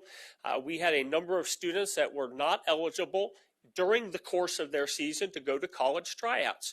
Never used to be a thing, but as college coaches have seemed to not want to go and attend games like they used to, they invite kids, especially in certain activities, to their campuses and to try out. Historically, our students have not been eligible to participate in those. New regulations from the association provide that release for a college tryout. Didn't make sense for a kid not have the opportunity to earn a college scholarship, so now they can go without any type of compromise to their eligibility at that school team. That's not for instruction, it is simply for that tryout opportunity. We did have a couple of changes to the number of competitions that are allowed, both baseball and softball. We'll go to 26 games for their varsity teams. Non-varsity teams remain at 20 for that regular season. We did align our middle school tennis rules. We have many more schools playing middle school tennis than ever before, so we made sure our alignment to those high school rules is in place. our executive board, and we thank Dr. Horst for her service on that committee, as well as Mr. Porter as he continues that legacy of representing the state board on that board. Made a number of changes to our championships. In fact, 6 of our championships have new formats this year or next year as we move forward. Golf doesn't seem like a major one, but it was really an effort to balance our regionals so that we had equivalent number of teams and entries in regionals. We had unbalanced entries because some teams were teams of 6, other teams were teams of 1. We didn't know whether we were going to have golf because we didn't know if Jake was going to go out for golf. But if Jake went out for golf, that counted as 1 that we tried to balance teams. So now we're plus or minus 3 or 4 from regional to regional in golf, and that's been a win for our schools. Basketball, a couple of big changes for us this year. We'll have a new postseason format that uses a little bit larger geographic area to begin our tournament play. We're also going to pilot a shot clock for our schools that chose to participate in that shot clock experiment. Following that experiment, we'll have some data that our leadership can use to make decisions about future years. But that shot clock certainly has been something that our coaches have asked for. Our administrators have been a little reluctant, but thought on a trial basis we would be able to see what changes would occur in the game, what would the hardships be in terms of support staff that was needed, challenges for officials, and other unintended consequences that may result with the implementation of a shot clock. Cross country, we went to a straight 15 qualifiers at every regional meet. We had an unusual process of 5 would move on if there were not 5 in those original on the qualifying teams. But now it's just a straight 15, made it easier for our managers, actually increased the number of participants at our state tournament just a couple weeks ago. In the rain, those kids had a blast. Football, we're honored this week to bring our veterans in, complimentary. Those active military and military veterans are welcome at our sectional football championship games this week, free of charge with a guest. But we also have a new format for our end of season. Instead of playing 9 championship games at 8 different venues across the state of Kansas, we're going to have 3 games at each of 3 sites. So our 6A, 5A, 4A championships will all be at Emporia State University. Our 3, 2, and 1As will all be at Hutchinson at the sports complex, and our 8-player Division I and Division II, and our 6-player championship will be at Greensburg, Kiowa County. So if you're a football fan, and if it's not snowing like last year, we welcome you to come. If it is snowing, I welcome you to come, and I'll have a shovel that fits your hands. So feel free to join me on the sideline as we keep those fields clear for our kids. But we are excited to see this format. We think it will be a great opportunity to really highlight our Kansas kids at that highest level of competition. So that's a change for football. Golf, I had already mentioned about the balancing of our teams. Music, we did add duets to our small ensemble performances. We've never allowed duets before. We had to have 4 or more. So I think this is going to be nice because it adds more opportunities for kids to participate at our regional and state festivals.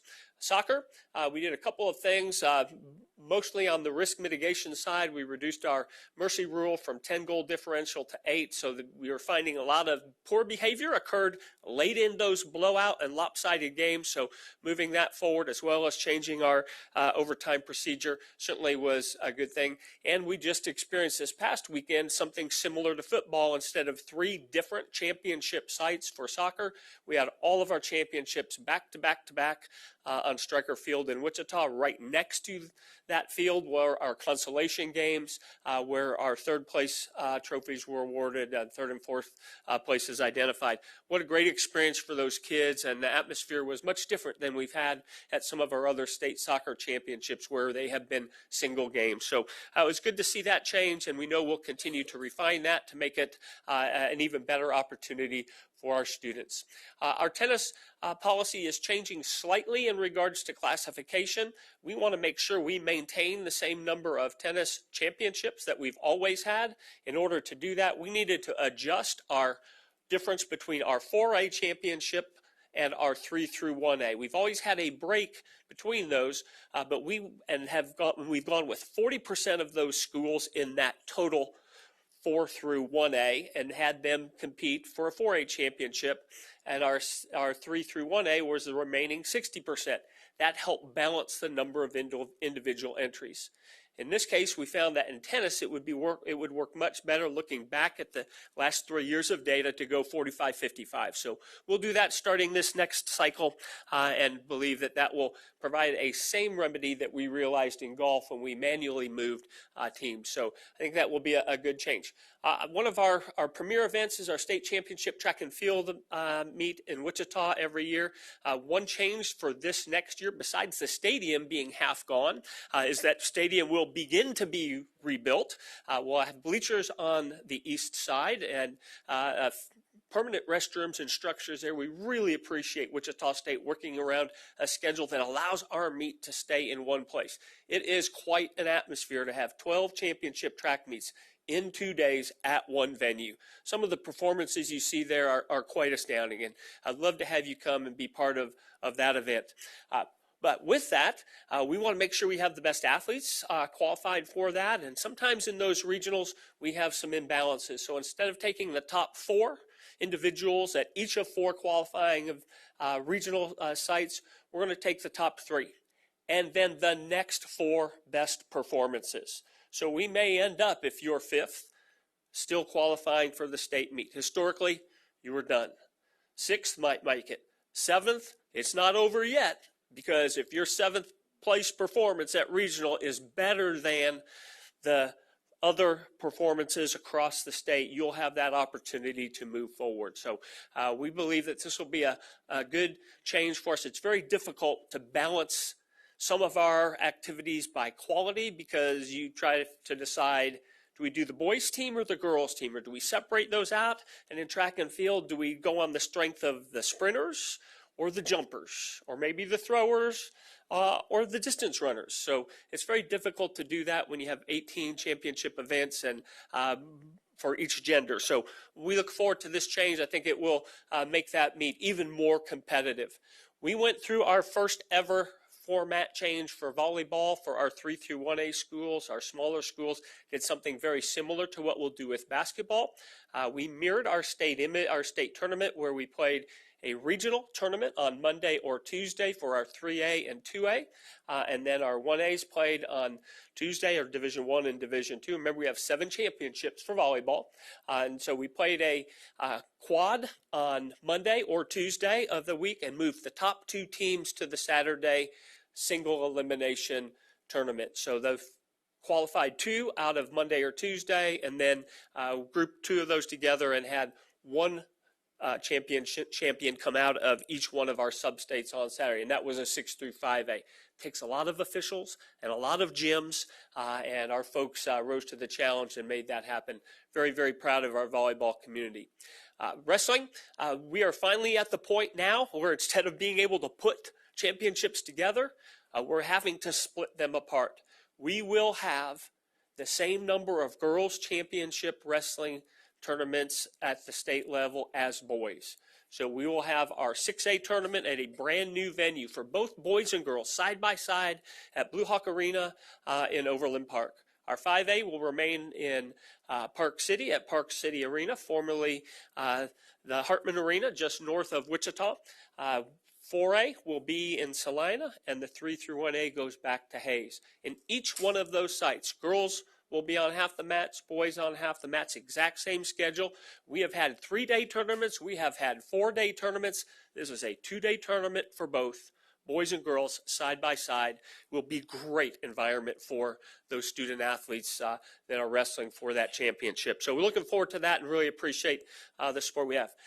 We made a change this year in terms of education. We're all teachers at heart. We want people to be prepared and to know what they are teaching, what they are coaching. So we are requiring for the first time our assistant coaches to attend rules meetings. We don't want to put a barrier in place to hire coaches. We know it's hard to find good people, but we needed to have this in place to support our students. It supports our students because now our coaches know the rules of the activities they're coaching. It also supports our officials who have less arguments with coaches who did not know the rules. So it's been a good move so far. We are not aware of a lot of weeping and gnashing of teeth that kept folks from being hired and positions being filled. Certainly a possibility. Continue to stay tuned for that. We do have two committees, a task force that have been put in place. One is a calendar committee to try to remedy some of the overlaps that we have with our challenges. We have 34 championships over a 36 school week. It's hard not to have championships on top of each other, especially when you don't want to compete in week 1 and 2 or 3, because you're not ready to do that. So having state track at the same time state baseball, state softball, and state soccer goes on is a reality. And yet that might cause a student to have to pick one over the other. And so we're having a committee look at that. I don't know what the result of that will be, but certainly that's one our board will tackle once the committee recommendations come across. We also have an esports task force in place looking at adding potentially rules for championships in esports. We have a number of other protocol changes. I won't walk through those at this point in time, but we have gone digital the best way we can. I have some data that comes out of that digital transformation for you so that we can move forward. The first one is we've moved all of our transfer applications. No more paper, all digital. It works because 1,360 times we have approved, reviewed a transfer from one school to another, and it's been done. As we had 85 ADs in our office yesterday for training, and to a person, they all said, this works so much better because we have it all in one spot. It's instant communication, and everything is transparent. We can sit coaches down, we can walk through the application, and it will take you through a modified move or a limited application or a hardship application. So that's worked really well for our schools, and we really appreciate the tech folks that we have that have put that together. There are staff that wrote the program. I'm very proud of the work they're doing, but we know that it helps our member schools do the jobs that they need to do. A year ago, I came to you and shared with you our non-public school eligibility requests, students that are not in our schools but are participating on our teams. Because of state statute changes on July 1st of 2023, we now had to figure out how to have kids that aren't really known at the school participate on school teams. This year, we've had 549 requests. That was as of a while back. A year ago at this time, we were about 350. So that number has continued to increase. We've continued to monitor what, and maybe because of this legislation, though I don't think it's totally about open enrollment, because we've always had schools with open enrollment. Kids have been able to change schools if there was a space, and our rules applied. Likewise, now, our rules apply. Not everybody has understood that, and we have tried very hard to educate school leaders, students, as well as parents, and we'll continue to do that and know that enrollment and eligibility are two very different two different realities for kids that change schools. Every student is good going into 9th grade, starting 7th grade, full eligibility. You change after that point in time, the transfer rules apply, and we're fortunate that the legislators put that into statute, that the rules apply anytime open enrollment is exercised. So we'll continue to walk through that. This is our second year of that, as I mentioned, and just as a comparison, it's 549 to 335 is our actual comparison of data there. So we have not had a tremendous outcry on the Fairness in Women's Sports Act, our transgender legislation that went through also last year on July 1st. We just don't get a lot of calls on that. And quite honestly, that's the biggest concern, because I don't want to exclude kids. I want two things. I want kids to participate in activities because they're better when they're in activities, so I want to eliminate barriers. And number two is I want those activities to be fair. So we had a model that worked. The legislators think this will work better. That's okay. Let's do that. But let's also make sure we get kids the opportunity to participate. We'll continue to support our schools as we walk through that, no matter what that looks like for them. We want them to be connected to school. We know they're better when they're in place. So we have removed one thing from that virtual student policy, which was the requirement to be in class, because it wasn't part of the private school virtual program.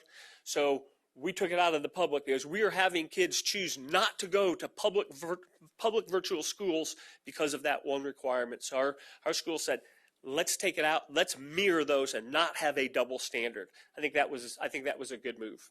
And then ultimately it wouldn't have mattered anyhow because the legislators put it into statute after we had already approved it. Sportsmanship is another data point that I want to share with you.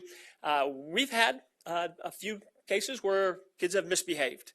I'm not going to say that our numbers are any higher than they were a year ago because they're probably pretty consistent. But what I will say is that there seems to be a higher level of intensity with some of the issues that we're encountering. And that's on the field, that's in the bleachers, that's in our office.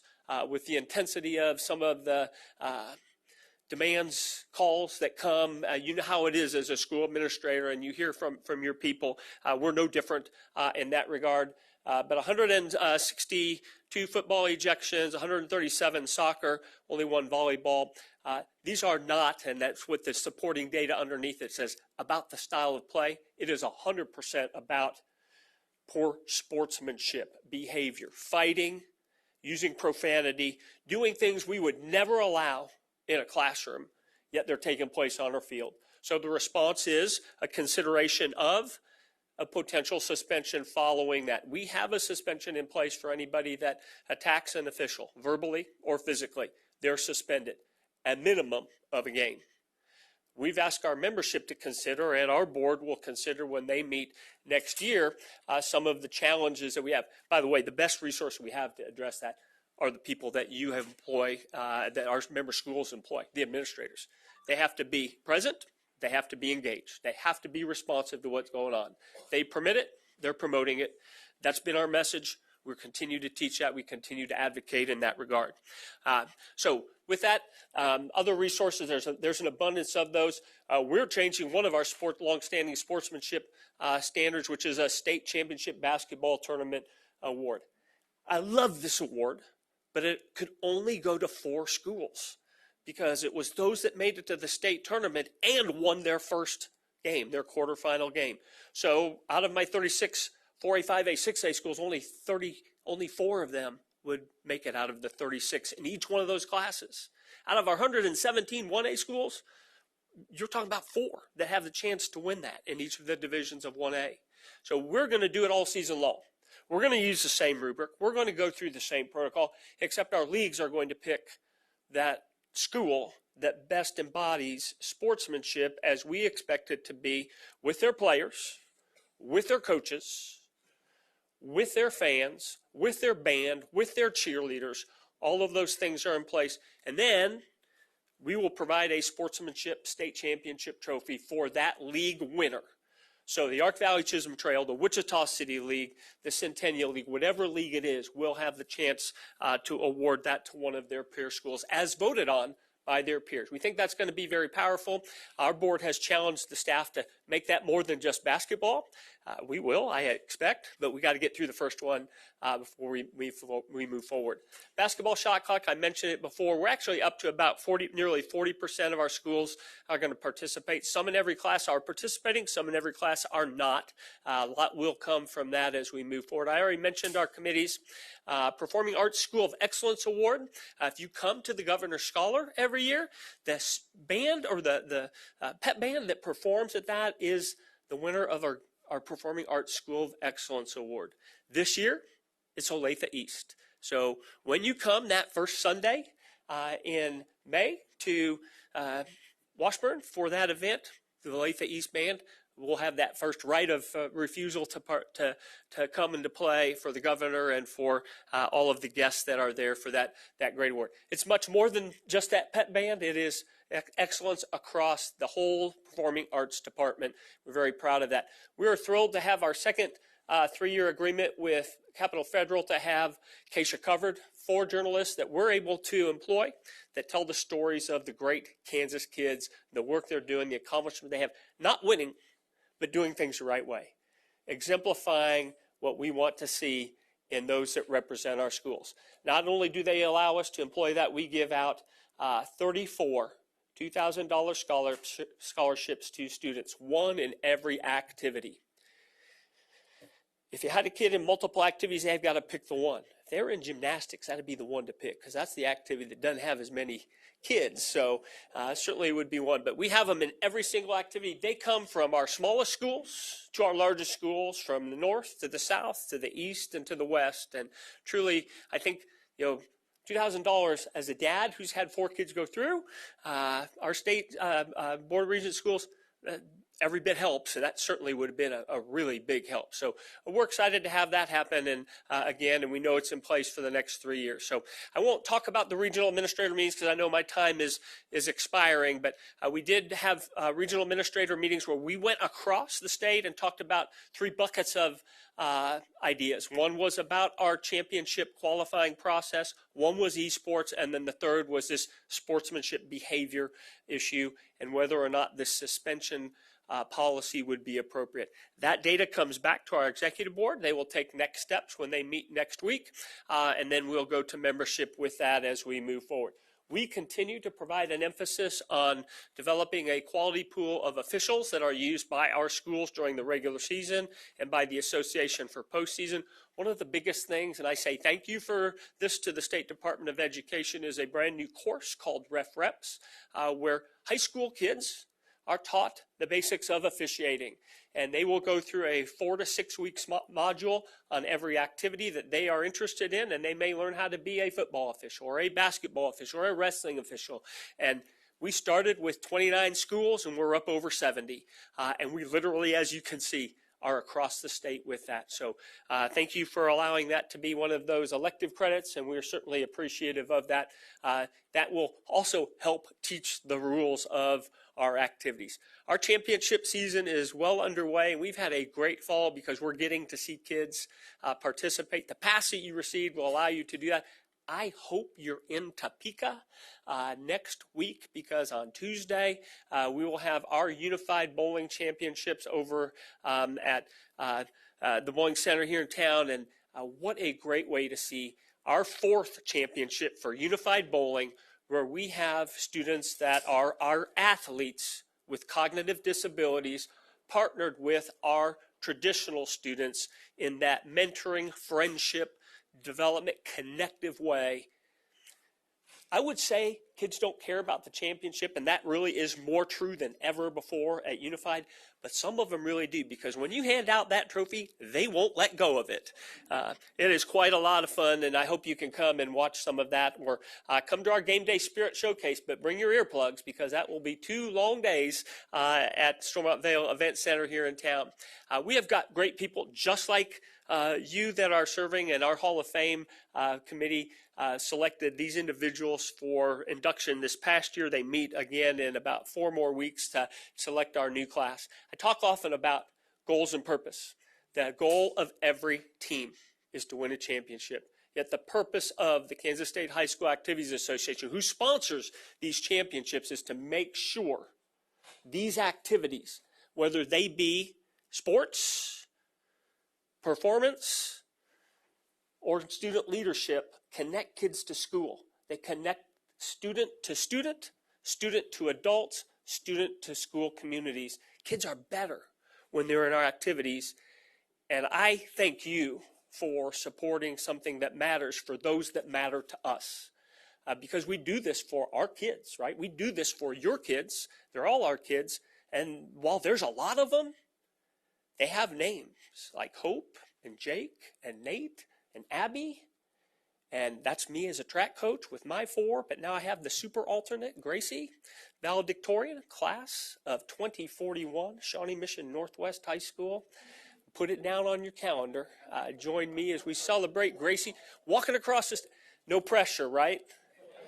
No pressure. Well, Chairman Haas, thank you for the opportunity to come. That's my report. I know I probably went too long, but I'm happy to answer questions if you have time. You were amazing. That was an information-packed experience, so thank you for that. Board members, do we have any questions? Jim? How long are you going to stay around? Today or? Yeah. No, I don't want to put you on the spot, but I want to thank you for your leadership over the years, in Wichita, but also here at the state. It is a real challenge to manage this. Not that there's people that are not cooperative or helpful, but it's a big program. And a lot of people have their emotional investments and don't always agree. So you've done a wonderful job managing the Activity Association, and I look forward to you doing it for many more years. Thank you. Thank you, sir. Anyone else?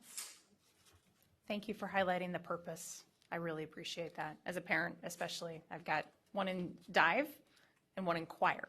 So I don't quite qualify for a lot of what we see up here, but it matters. Thank you. Yeah. All right, board members, we'll take a 10-minute break. Back at 4:15.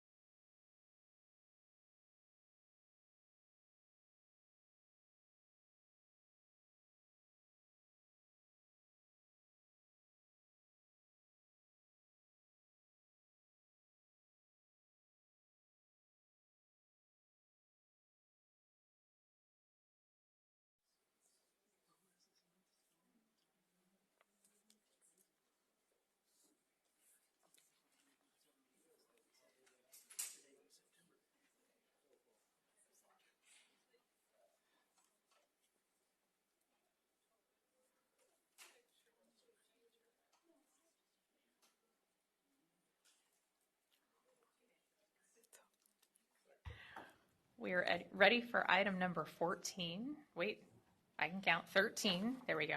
Standards Alignment Toolkits, Professional Learning and Technical Assistance Opportunities. Welcome, Beth Foltz. Thank you, Madam Chair, Commissioner, members of the State Board of Education. I appreciate the opportunity to have some time on the agenda this afternoon to begin our conversation on standards and assessments. My name is Beth Foltz, and I'm the Director of the Career Standards and Assessment Services team. And each month between now and July 1st, we'll be introducing different members of the CSAS team and members of the University of Kansas staff who will share information with you to help you better understand the process of developing, administering, and reporting state assessments. I will say that I think this new arrangement, I haven't spoke to you since we had this, the microphone up a little higher, must have been for the benefit of Dr. Proctor, because it certainly wasn't for the benefit of me, so okay. But hopefully I'm speaking close enough this month and everything gets recorded. So I thought it would be helpful to start at the beginning of the process with the adoption of the content standards. The standards approved by you, the State Board of Education, establish content knowledge and skills that we expect accredited schools to teach our children. They represent the beginning of a building of a statewide balanced assessment system. The assess standards, just to remind you, English language arts. So we assess reading and writing. The standards also include speaking and listening. Mathematics, science, history, government, social studies. And we also have standards and assessments for English language proficiency. Model standards, these are standards that do not have a state assessment, but still are adopted by you, and we expect schools to use these standards, include fine arts. You saw the music, example of music today.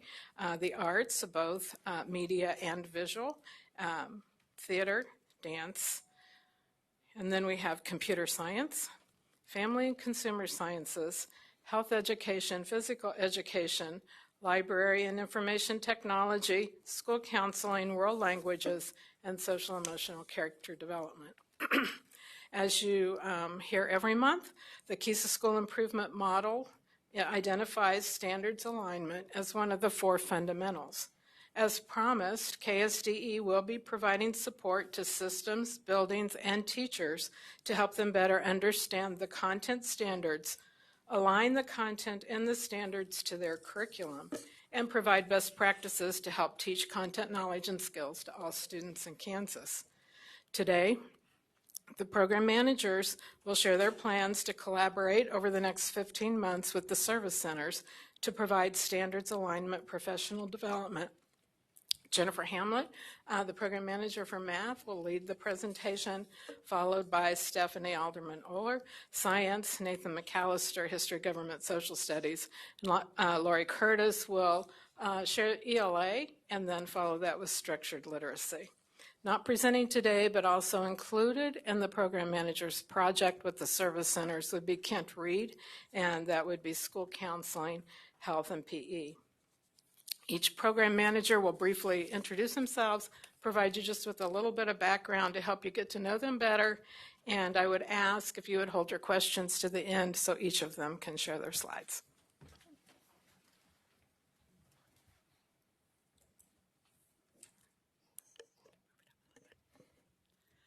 All right, thank you very much. Good afternoon. I'm Jennifer Hamlet. I'm the math program manager.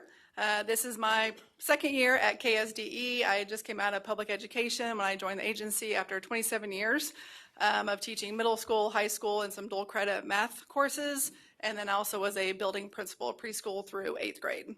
So I'm going to talk about the collaboration with the service centers just a little bit before I get into math. Okay, so if you, on the slides, you can see that these are going to be the 7 different locations that all of our content areas are going to provide some professional learning.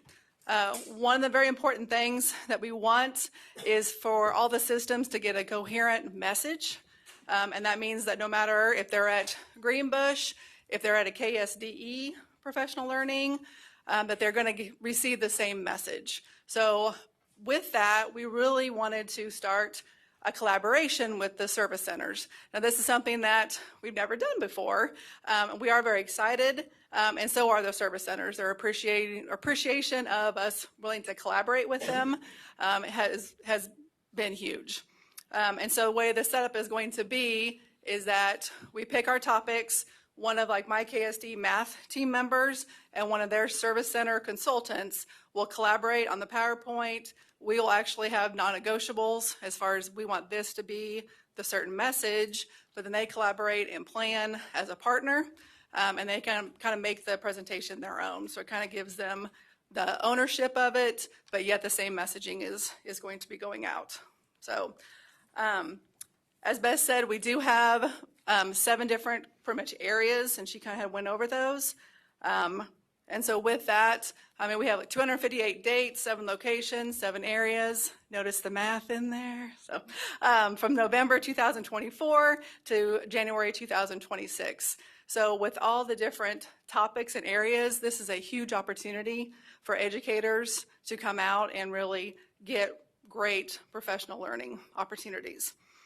Also, it is free to all educators, and they also are going to get free college credit. So by doing that, that's also going to be huge for educators.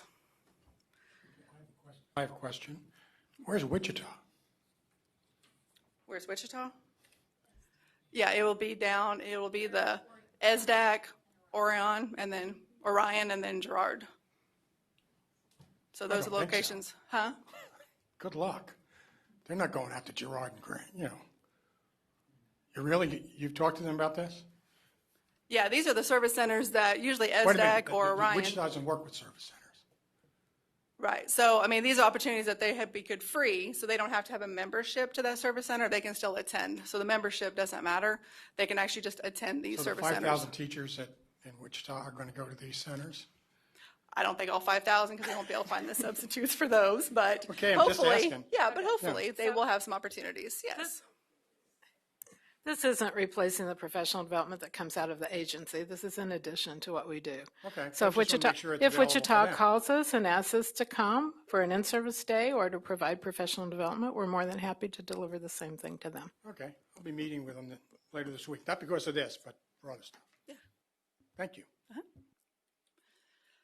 Okay, so I did provide you a link to our spreadsheet. So if you want to see the dates, the registration links, if you want to attend any of these, then that will be provided. I'll keep that updated. So if there's one of these that you would like to attend to as a board member, then you have that opportunity as well. Okay, moving on to mathematics. Here is our KSD math team.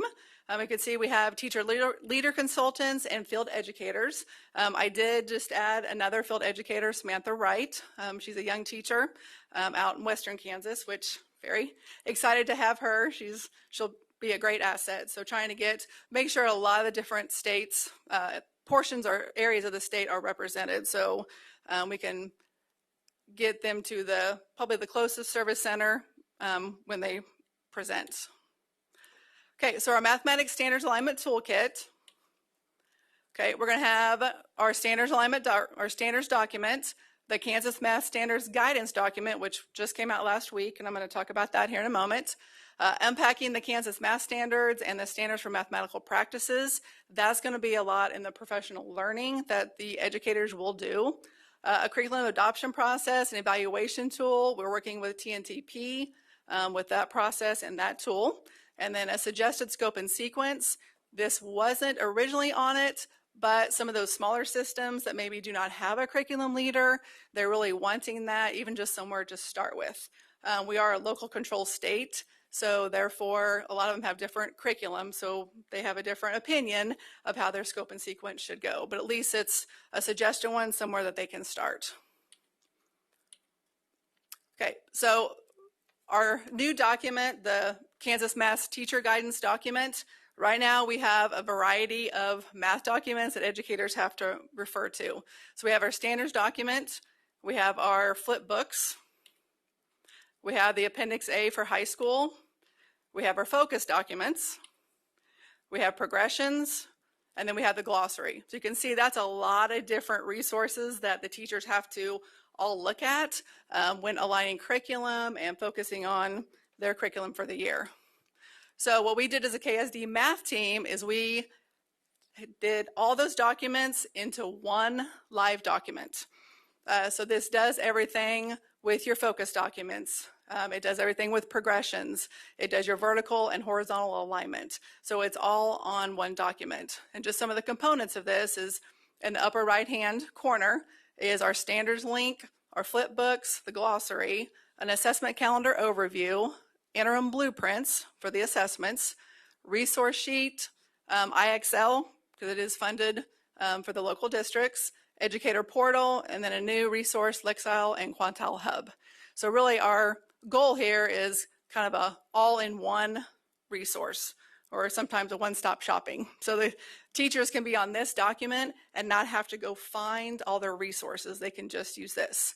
So some other components, as you can see, previous grade standards, standards taught in advance at that grade level, the standard itself, what standards should be taught concurrently, then the horizontal alignment, so they can go through how should it look going through that grade level, and then the vertical piece. And these are live links, so they can just click on the link and it takes them right to that standard.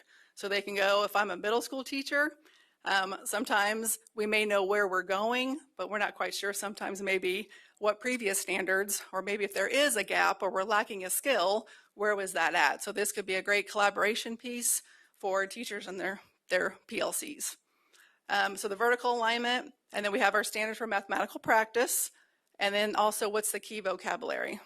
And then if you hover over that cell, it even pops up the definitions for you. So again, you don't have to go find the definitions, it's right there. At the bottom has the interim blueprint, so it shows them what standards are on the first interim window, what standards are on the second interim, and then what standards are not on either interim. And that aspect is not on the blueprint. Okay, the color coding is our focus part. So the green is your major standard, so that should be pretty much 70% of what you're teaching that year. Then your blue is supporting, and then your orange is additional. So the all standards is in the high school. We have all and we have extension. So high school is it's kind of own beast. It has a lot of your 9-10 standards, 9-10, 11, 11 standards, all standards, and then extension. So with this, they should be able to use it for alignment. Again, the vertical and the horizontal, and just really, we did this for, again, smaller systems. Some of your bigger systems, they do this for possibly their teachers, but if they don't have that position, then they're kind of doing it on their own. So it's kind of have that hard work done for them so they can really dig in to their alignment and try to find their gaps. Okay. All right, so we kind of talked about this a little bit, but so the pieces or a way we can use this guidance document is horizontal alignment, what ones are taught concurrently, the vocabulary. It can help them with their scope and sequence if they don't have one. The vertical alignment, identify gaps, and again, great collaboration. So they can look at this, align their standards, really identify where maybe some weaknesses are and what are they going to do about it. Okay, so last thing is the topics at the service centers. So we'll be going over the standard alignment toolkit and then unpacking the Kansas math standards. And when we're doing that, they can use our guidance document first, but then they can use other resources like our flip books. That kind of has examples, explanations with that. Or if they need more knowledge in a certain content area, then that's where the KMP or the Kansas Math Project could come in. They could watch a module and improve their maybe knowledge of those standards.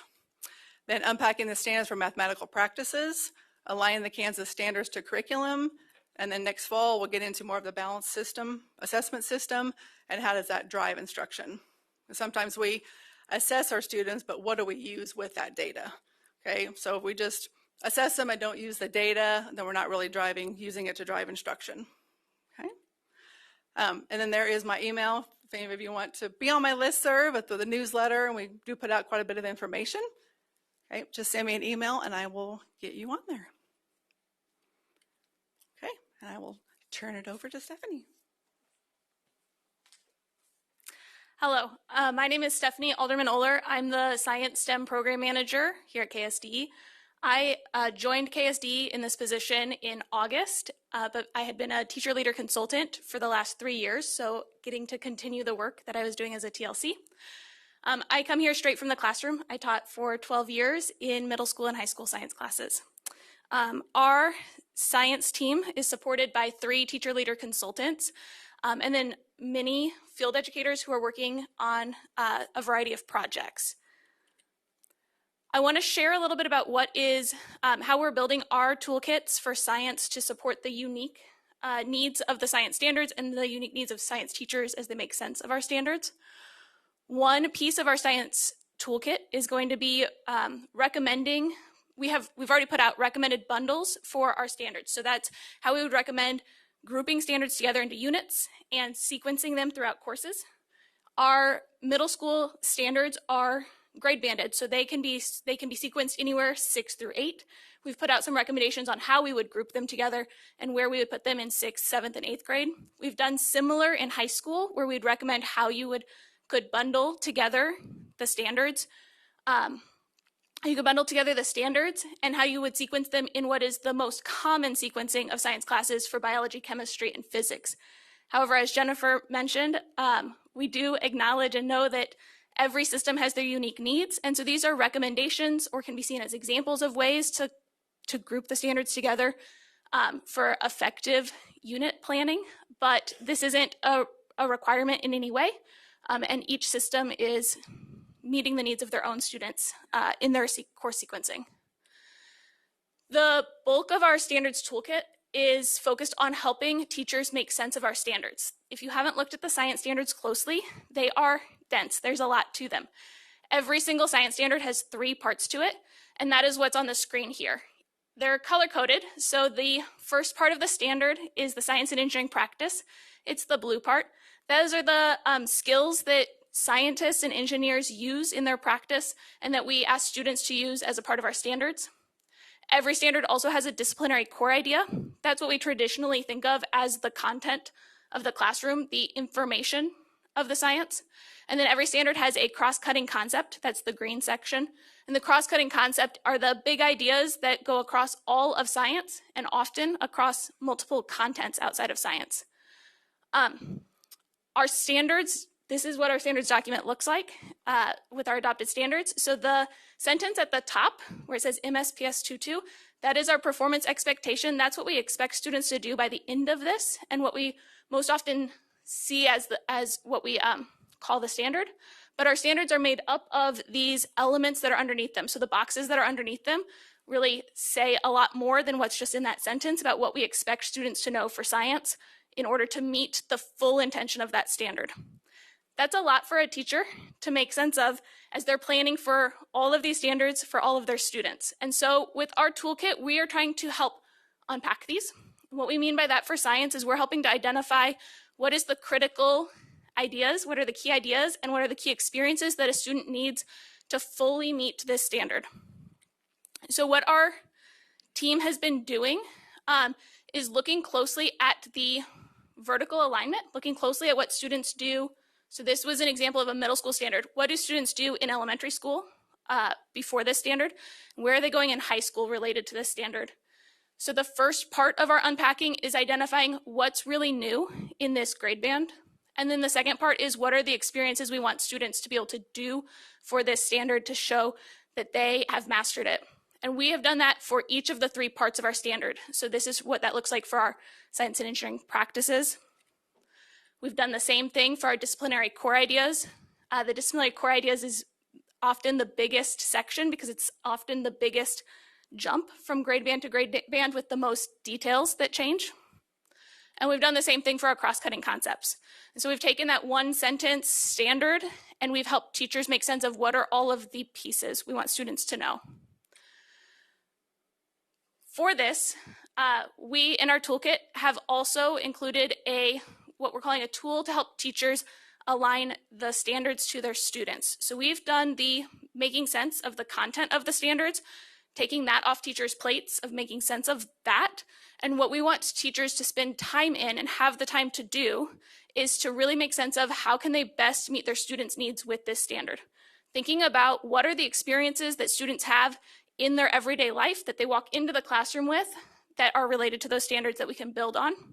What are the questions that students might have about these science ideas to help them make sense of the standards and make sense of the science work we're doing? What are the phenomena that students might be interested in that we can anchor the learning in to make it as real as possible for students? That's the planning that we want teachers to be spending their time doing more than making sense of what the standards mean. And so that's where we see this toolkit really supporting teachers in their planning. We've taken a lot of the time to make sense of the content so teachers can apply it to their students and their students' needs. With these toolkits, because we're going through and unpacking all of the standards, they're a work in progress currently. So our high school standards alignment toolkit is currently drafted and going through a final revision or a final review, and hopefully will be out very soon. Our hope is that our middle school and elementary school toolkits will be out in February or March of this next year.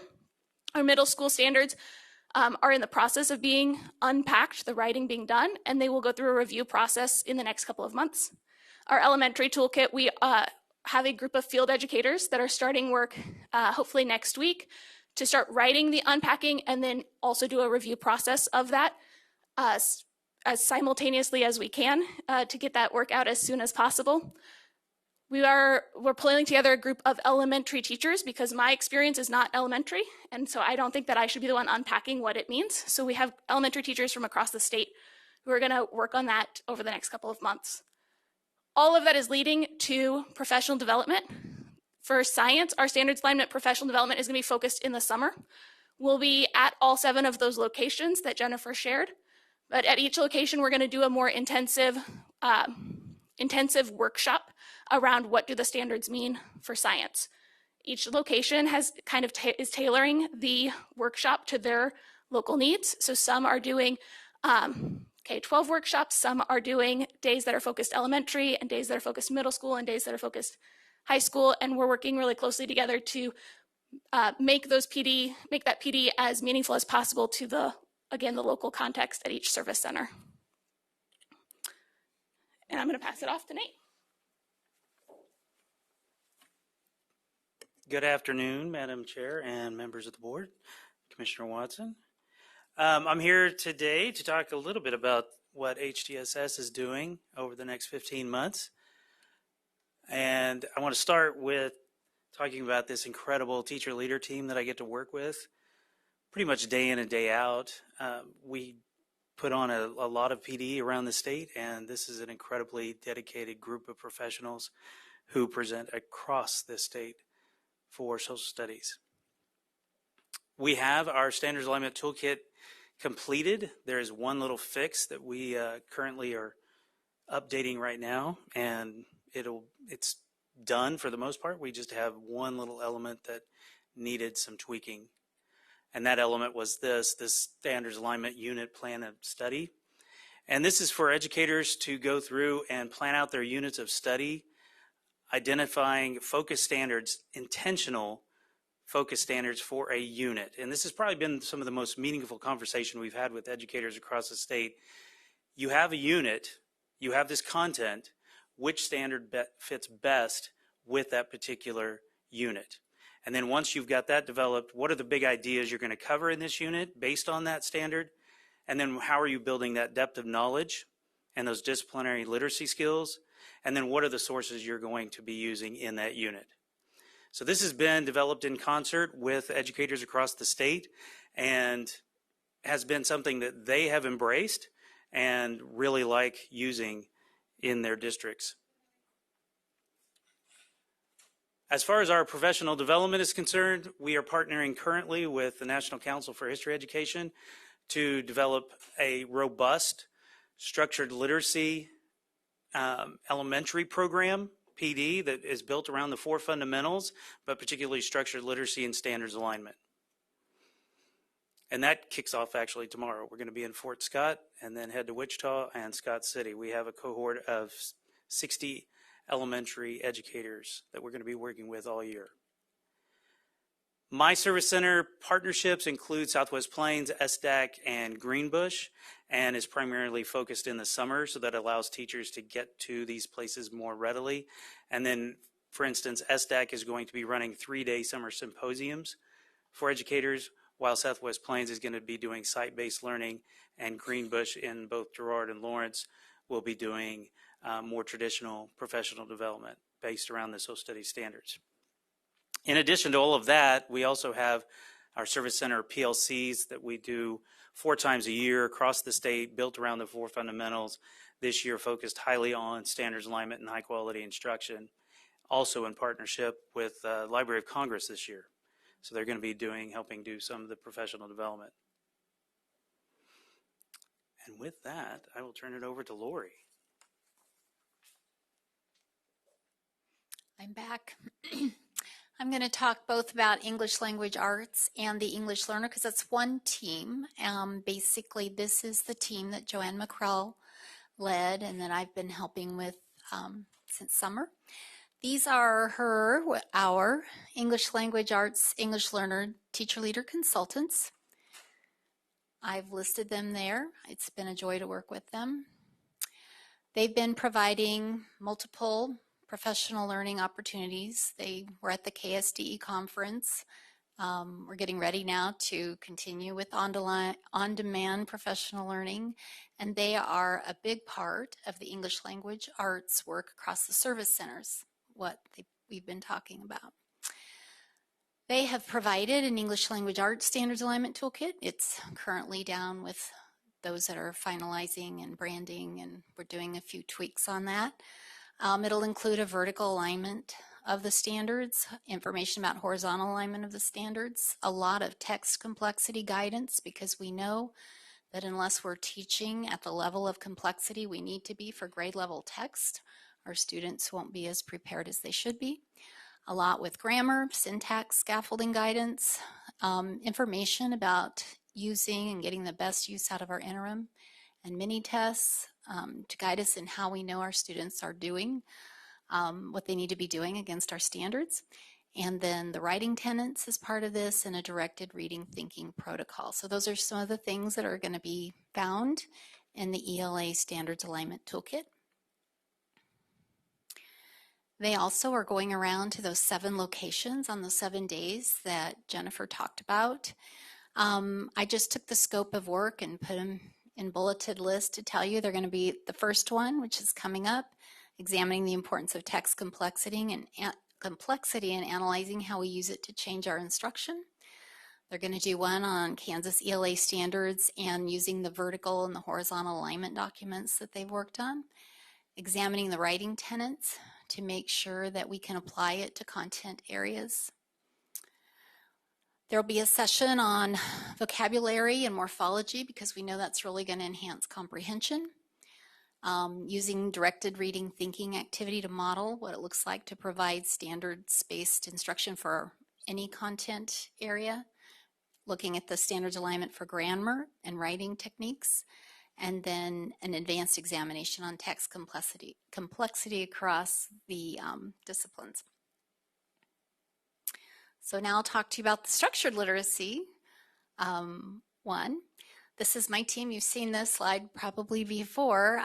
These are the same people I've been working with over the last couple of years and couldn't do my work without them. Things that we have been doing apart from the toolkit we're creating. I talked to you earlier today about the universal screening, the dyslexia modules. Dr. Proctor talked to you about the literacy leadership cadre. I have individuals on my team that are letters trained, but also letters facilitators. So they'll be the ones that are helping to provide that networking virtual connection for those who are letters facilitators across the state. That will be starting January 14th, those virtual sessions. And then Literacy Lifeline, Dr. Proctor talked a little bit about it. Any teacher across the state, they can create a form or send me I have a link to a form that they can use, and they can get either a consult with our team, or we can answer them with an email, or we can, if it's something they think is so important we should put it in the newsletter to let everybody know the answer to that, we can also give them information that way. For our toolkit, which is not down in branding yet, I'm wanting the English language arts one to go through. We're going to be really supporting a lot of the information that we already have on the page that I manage. We will have clarification of terms. You saw that document where it said the vision statement that you had in the board about the science of reading and structured literacy, and there were a lot of terms in that. So part of it is just making sure we know what we're talking about when we say science of reading and structured literacy. Our toolkit will really dig into what does it mean, what do you teach in structured literacy, how do you teach it, what are the aligned materials and practices that you need, how do you shift from balance to structured literacy, what do you look for when you make that shift. It also will link to other professional learning that we've provided so they can go back and use that. And so also a lot of ours is how do they stay connected to us so they can continue to get answers that they have. In our service center collaboration, the first one is about what are the instructional shifts you need to do to move from balanced literacy to structured literacy, effective use of data, evidence-based practices for phonological awareness, decoding, sight words, then how do you differentiate phonics instruction, management of small group literacy instruction. We selected these because these are the things districts continue to ask us about, so we know these are things they need support in. Evidence-based practices for fluency instruction to improve comprehension. Looking at school-based wide routines to build vocabulary and increase comprehension. This is really important for our middle and secondary teachers to understand how they can also increase comprehension in whatever content they're working in. And then one of the most exciting things, and maybe you followed it in my newsletter, is we've learned so much in the research about developmental language disorder. Those students who might be either slow to talk or nonverbal coming into preschool, and we find them in Child Find, we get them help, they make progress, they get into kindergarten, they decode, they're doing well, and they get into 3rd or 4th grade and they fall apart. And when we look back, we found out it was a language problem which was identified in preschool, but it was still flying under the radar. So we have had a national expert. Recently, Dr. Tiffany Hogan did a session for Kansas educators, and I have her recording of that, as well as she did a follow-up 2 weeks later with Kansas educators. So one of those sessions will be on developmental language disorder. And like I said, I think one of the most important things we can do is make sure that educators are connected through either the listserv, the web page that I manage, and I try to put things out through KSDE Weekly. The end. So I hope you think we're going to be very busy over the next 15 months. They put a lot of planning into this, a lot of work. We think it's critical in the school improvement model that this is where we've chosen to begin. So they're all here. They will answer your questions on any specific content that you have. Thank you. Start with Ann. Thank you, Madam Chair. Beth, I think my first question is for you. Just to follow up on what Jim said, not only, I mean, the bigger districts don't use the service centers. So on your map is not only missing Wichita, Topeka, Kansas City, Blue Valley, Shawnee Mission, easily 2/3 of our kids. So this work what are they is, doing for a right, toolkit? So, okay, 2 things. But this work in the presentation today, so all of this is funded through the ESSER contract that you approved for standards alignment. And those contracts went to the service centers so we could collaborate with them and try to reach as many people across the state as we possibly could. The larger districts are, so they're choices. It's always been this way. They're large enough, they have their own curriculum people, right? They do participate in some of the service center activities. They do come to some of our trainings. And like I said before, we are more than welcome. If they want, us to be there, we will be there.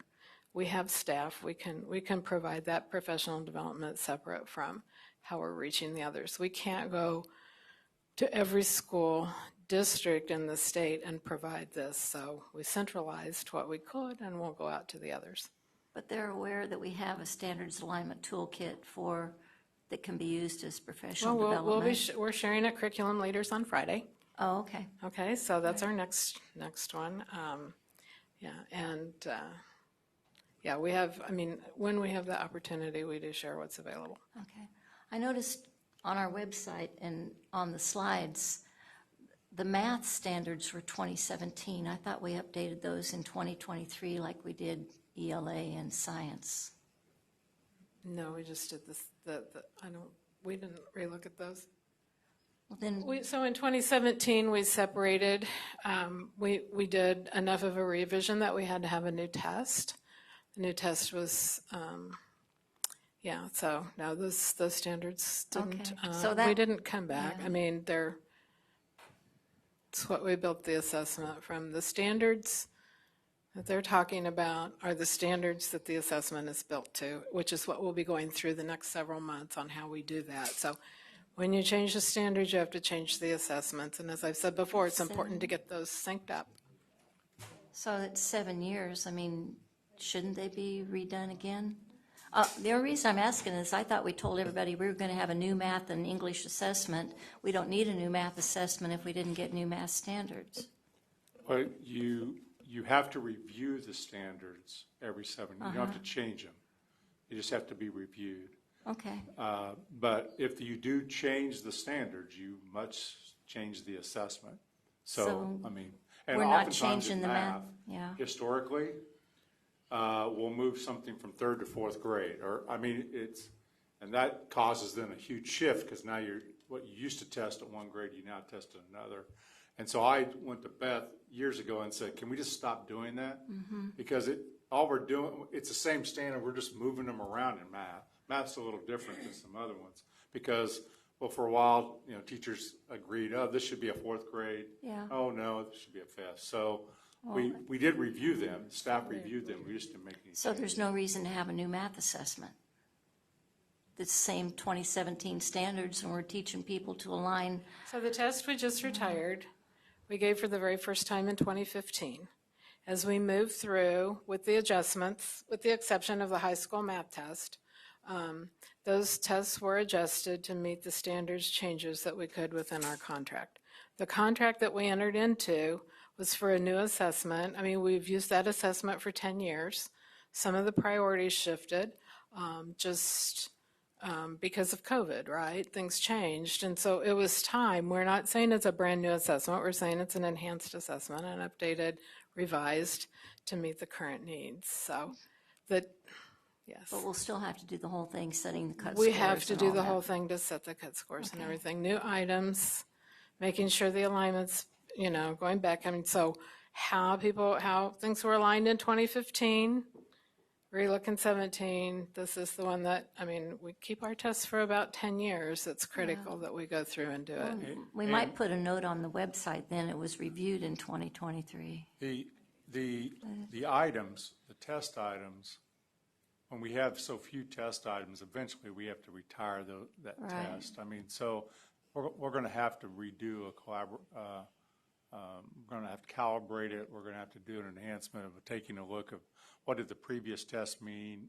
What does this test mean? Because we're going to have enhanced items going forward. Well, I'll just add a couple things. When we did do our new guidance document, we did realize there was a lot of key vocabulary that was not in the glossary in our current document, so we will be updating that.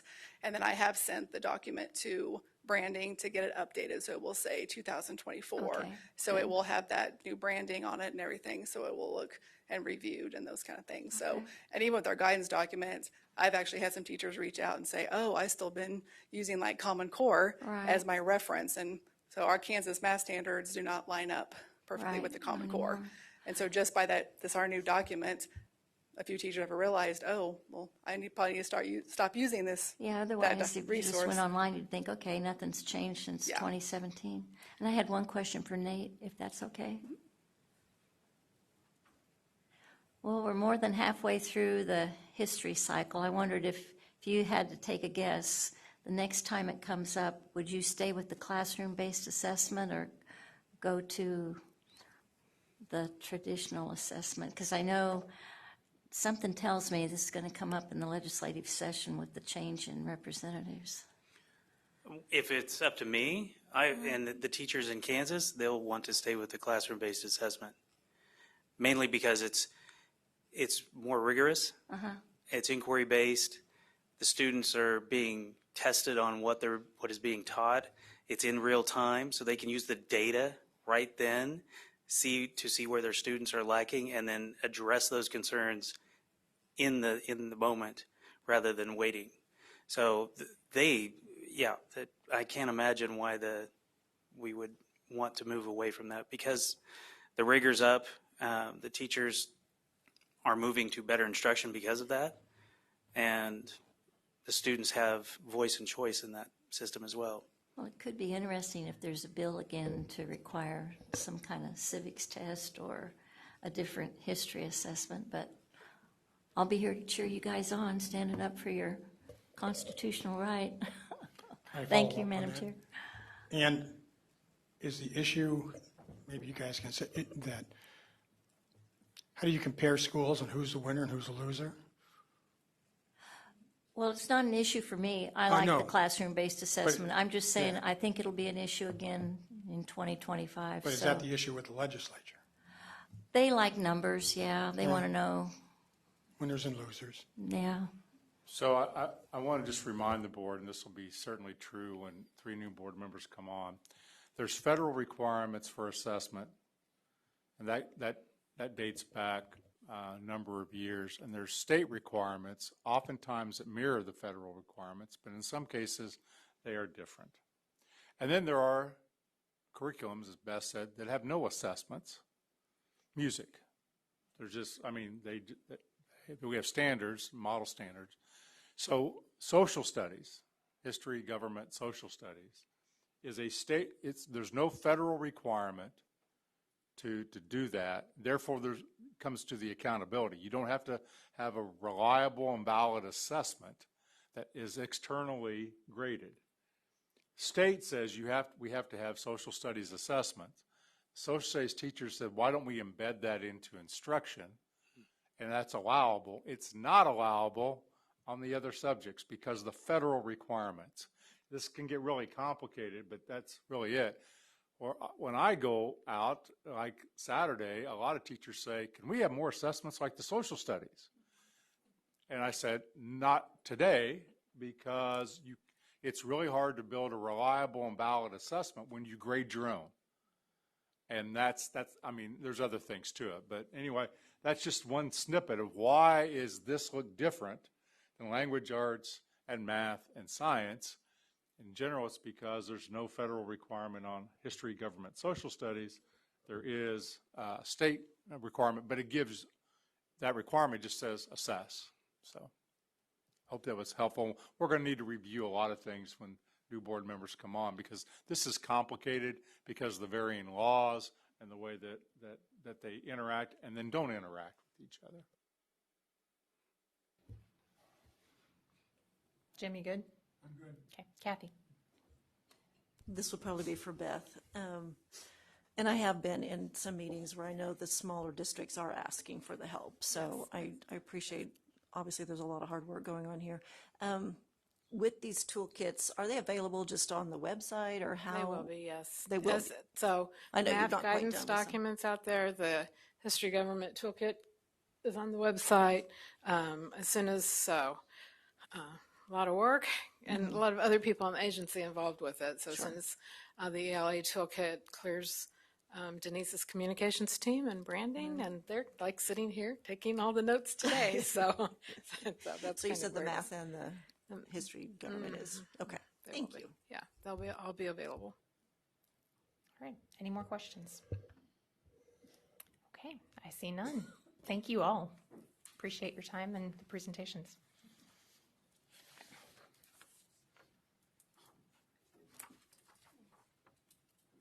Item 14 is the Evaluation Review Committee recommendations on higher ed programs. Welcome, Dr. Catherine Schmidling. Okay. Madam Chair, Commissioner, and members of the board, thank you for letting me come before you today. I have for you the Evaluation Review Committee's recommendations for teacher preparation programs, so switching to the programs that prepare those educators. And you did see these as an information item last month. Just a quick reminder, it is a peer review process. So each license area is reviewed by experts from P12 and higher ed in that content area. There's an iterative conversation between them and the university program. That then goes to the Evaluation Review Committee, which is staffed by P12 educators, P12 administrators, and higher ed administrators, and forms a second layer of review. They make their recommendations to you all. The university does have a chance to appeal if that final recommendation they disagree with, but then it comes to you all for your decision.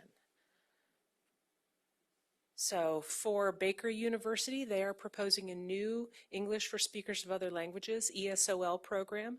It is recommended for approval with all standards met, no areas of concern. Any new program can only be approved for 2 years with stipulation while they get it going. And then they provide a progress report to the Evaluation Review Committee, which then comes to you. In addition to that new program, Baker has recently operationalized a new program. So this is high incidence limited residency license. So somebody is taking that training but also working in the school while they are a candidate.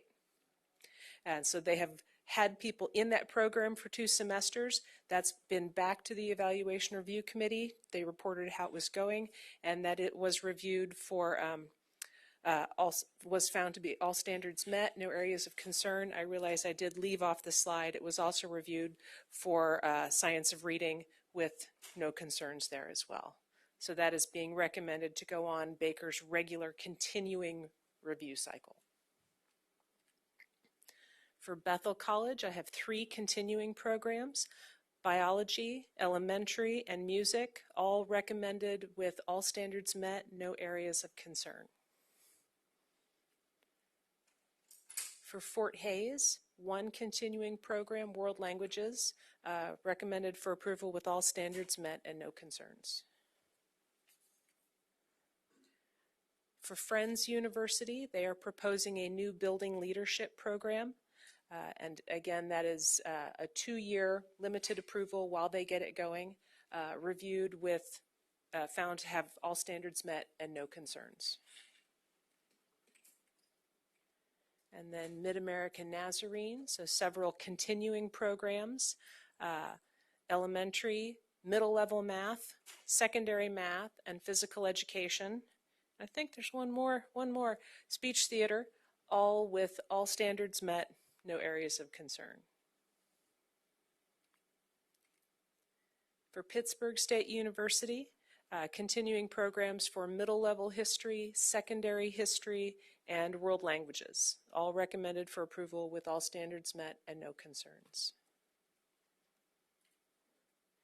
For Tabor College, secondary English, health, secondary history, secondary math, and PE, all with all standards met and no concerns.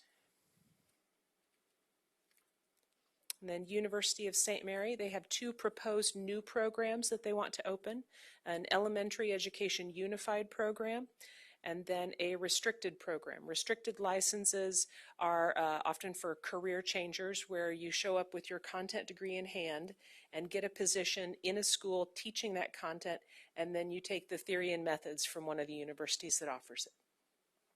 So they want to offer both of those. They are recommended for approval with all standards met, no areas of concern. And just a reminder that that is that 2-year limited approval for a new program while it's getting going. University of St. Mary also has some continuing programs that have been reviewed. They do have 2 different elementary programs. They have a traditional one and an accelerated one. The plans of study are different between those, so they are reviewed and approved as separate programs. So both of those were reviewed, found to have all standards met and no concerns. And 3 more. They're history secondary, they're math secondary, and they already offer an innovative secondary ed program, which is like that restricted program where you have your content degree in hand. But unlike the regulation for the restricted program that says you must be teaching in a school your content area while you're taking the restricted coursework. The innovative secondary would allow somebody with, pick on English, an English degree to take that education theory and methods before they go get that teaching position. So in the restricted program, you would need to go get that English teaching position while you take theory and methods. The innovative secondary, you don't have to take that position in order to be admitted to the program. So all of those recommended with all standards met and no concerns. Washburn University has 3 programs: chemistry, secondary math, and PE, all recommended for approval with all standards met and no concerns. And 2 more, reading specialist and speech theater also. And then Wichita State University is proposing an innovative low incidence. So low incidence used to be called functional special ed. So less frequently occurring in the population. And like the earlier LRL program, this is a limited residency license. Folks would be working in the schools while they are proceeding through the program. So again, this is a proposed new program that would come back once they have begun admitting candidates and present to the ERC any changes they've made, and then that would come back to you all. Do you all have any questions on any of those? Betty. Thank you, Madam Chair. I'm prepared to make a motion if you're ready to receive it. I move that the Kansas State Board of Education accept the recommendation of the Evaluation Review Committee for Educator Preparation Program approvals for Baker University, Bethel College, Fort Hays State University, Friends University, Mid-America Nazarene University, Pittsburgh State University, Tabor College, University of St. Mary, Washburn University, and Wichita State University. Keep losing my mic. Second from Jim McNeese.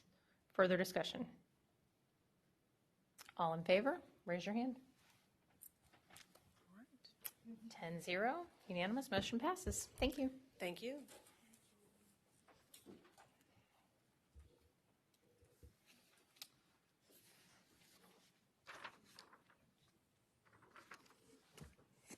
Dr. Frank Harwood has item 15 for us. I'll let you tell us all about it. So I'll say good evening, members of the board. I came to you in August and talked about the Education Funding Task Force that was approved as part of House Sub for Senate Bill 387. At that time, we made a definition for rural and urban because the state board is tasked with appointing 3 members to the committee, to the task force that has 11 voting members. So one would be a member of the State Board of Education, and then 1 superintendent representing a rural district and 1 superintendent representing an urban district. So we made that distinction between the 2. And then earlier this month, we took applications or nominations from superintendents. We sent you a list of 9 superintendents that had indicated they would be willing or even interested in serving on the committee. We sent you that information. You'd asked for some information from them about why they might want to serve on the committee. We also provided you information about their district they represent, along with some of their budget information. So the nominations have to be, or the task force members have to be named by November 30th. So this would be your last opportunity to do that without a special meeting. Thank you. Dennis, you had your hand up? Or was that for the previous one? What? Yeah, can I make a nomination for the, or it's just for discussion? We can certainly start with discussion either way. You've got motions in your packet. So at the bottom of this page, we have them separated. So there's 1 for rural, 1 for urban.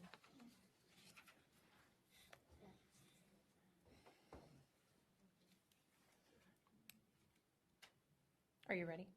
Yeah, go ahead. Yep. I move the Kansas State Board of Education appoint Jim Howard as the rural superintendent. I would second that, Madam Chair. Okay, and a second from Kathy. I have a question.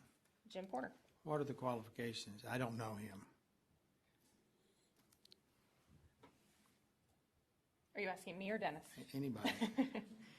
Do you want to say something about Jim?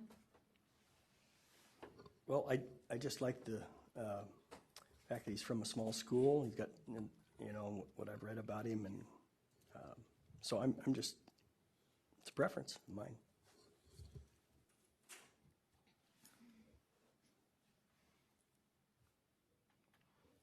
I'm trying to summarize the write-up that I have on Jim just quickly for the board. He's from USD 335, North Jackson.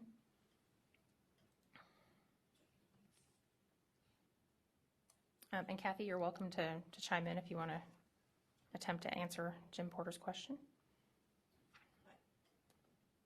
I think like Dennis, I was looking for somebody truly rural. There wasn't really anybody way out in my arena, so yeah, just stepped into that one. There was a couple I considered, but as I looked over them, oh, that's just where I landed too, so. Okay. Ann. Thank you. And I don't know Mr. Howard either, but I do know Brad Neuenswander. And he's up at Meriden, or Jeff West, very small district. But he also knows this formula inside and out because he used to work for us and used to have his job. So, or no, not his job, but he knows all about it. So anyway, I think I'd rather have Brad, not that I have anything against Mr. Howard, but I want somebody on that team who knows the current formula inside and out. So that's my preference. Betty?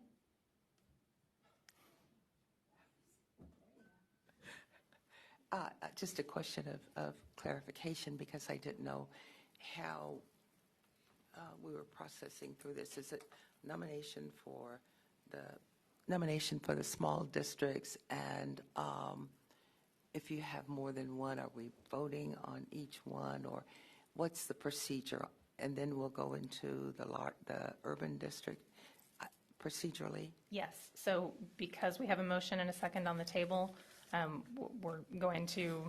we will at least vote on that motion.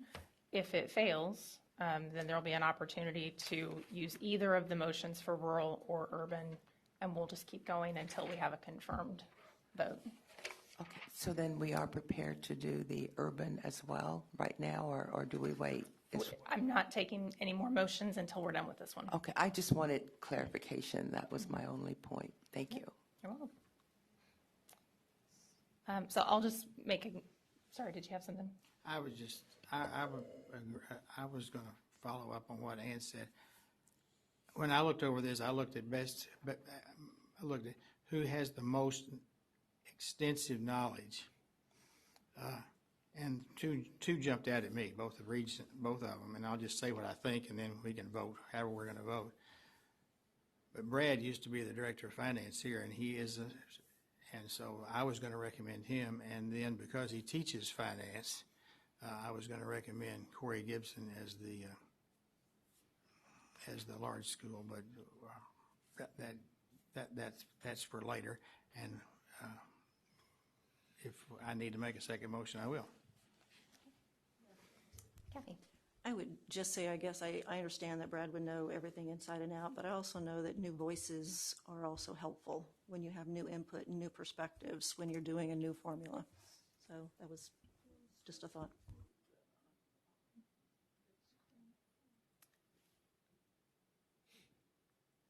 Anyone else? This is tough for me because, like Jim and Ann, I've worked with Brad, know his experience. Don't know a lot about Jim Howard, but I appreciate that perspective. I'm taking time to make sure that we all have time to process. I hear a conversation going on over there, and I don't want to rush this, especially since it sounds like we maybe don't know everybody super well. Danny. Thank you. I kind of like having somebody that hasn't worked for the Department of Education. Again, it's a different point of view, which I think is really important, because all points of view are really important. And maybe his point of view is a little different than somebody that's worked for, and all due respect for the Department of Education, but maybe his view is a little different of finances and stuff. And I guess I'm making an assumption that he knows the formula. Thank you. All right. Any further discussion? Are we ready to vote?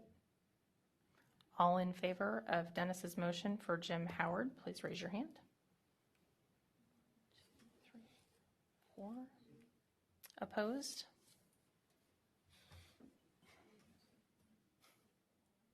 Abstain. Or present, I'll be the first. Present, not voting.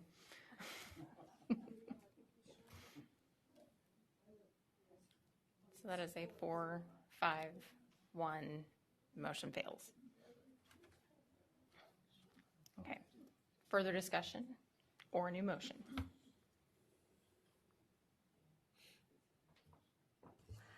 I move we nominate Brad Nuenswander as the rural superintendent. Is that a second from Betty? Okay. Would anyone else like to say anything about Brad Nuenswander? Are we ready to vote? All in favor, please raise your hand.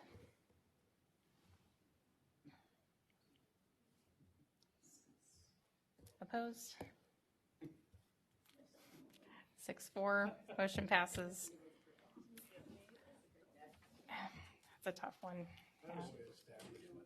Good job.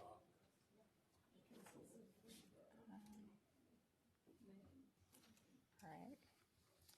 And then we still have urban on the table. And I don't have anybody on my list. Jim? I nominate Corey Gibson as the urban representative. And a second from Dina. Would either of you like to say anything about Corey?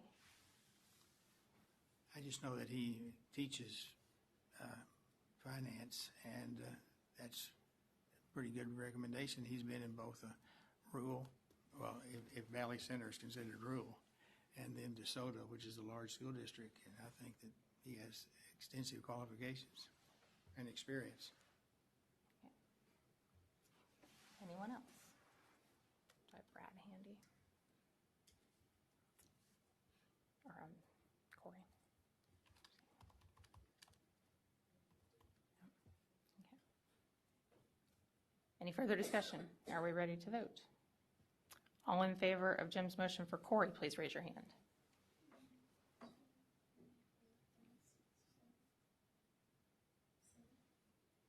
Opposed?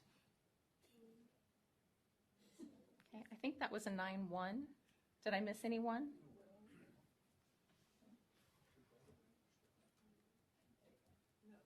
No. 9-1, motion passes for Corey. Thank you.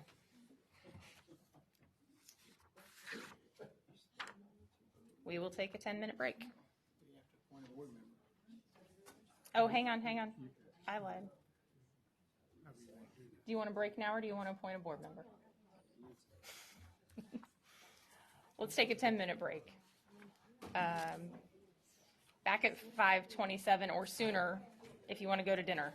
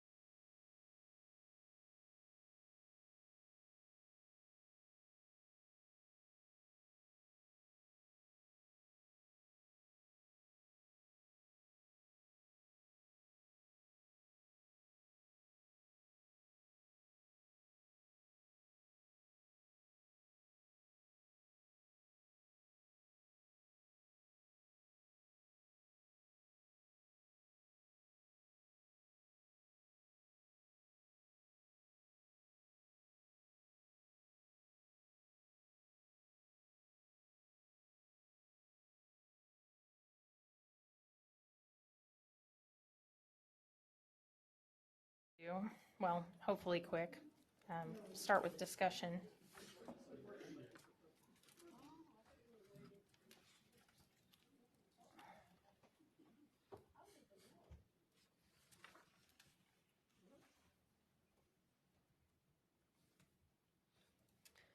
The board got excited when I said break, so said let's just go ahead and break. There was no stopping. Yep. So for the second half of 15, Eric, are you ready for us? You good? Okay. We still need to approve one state board representative for the task force, the Education Funding Task Force. So I will start by asking, does anyone want to serve on that task force? And then the follow-up question would be, is anyone willing to serve on that task force? I vote we put Jim McNeese on the task force. Just kidding.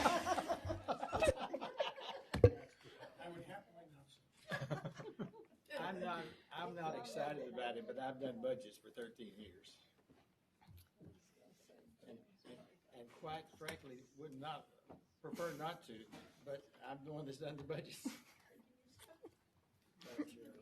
like to make a... Okay, Dennis, go right ahead.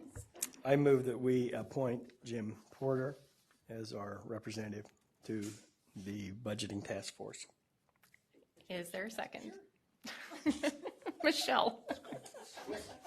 That's called being ramrodded right there.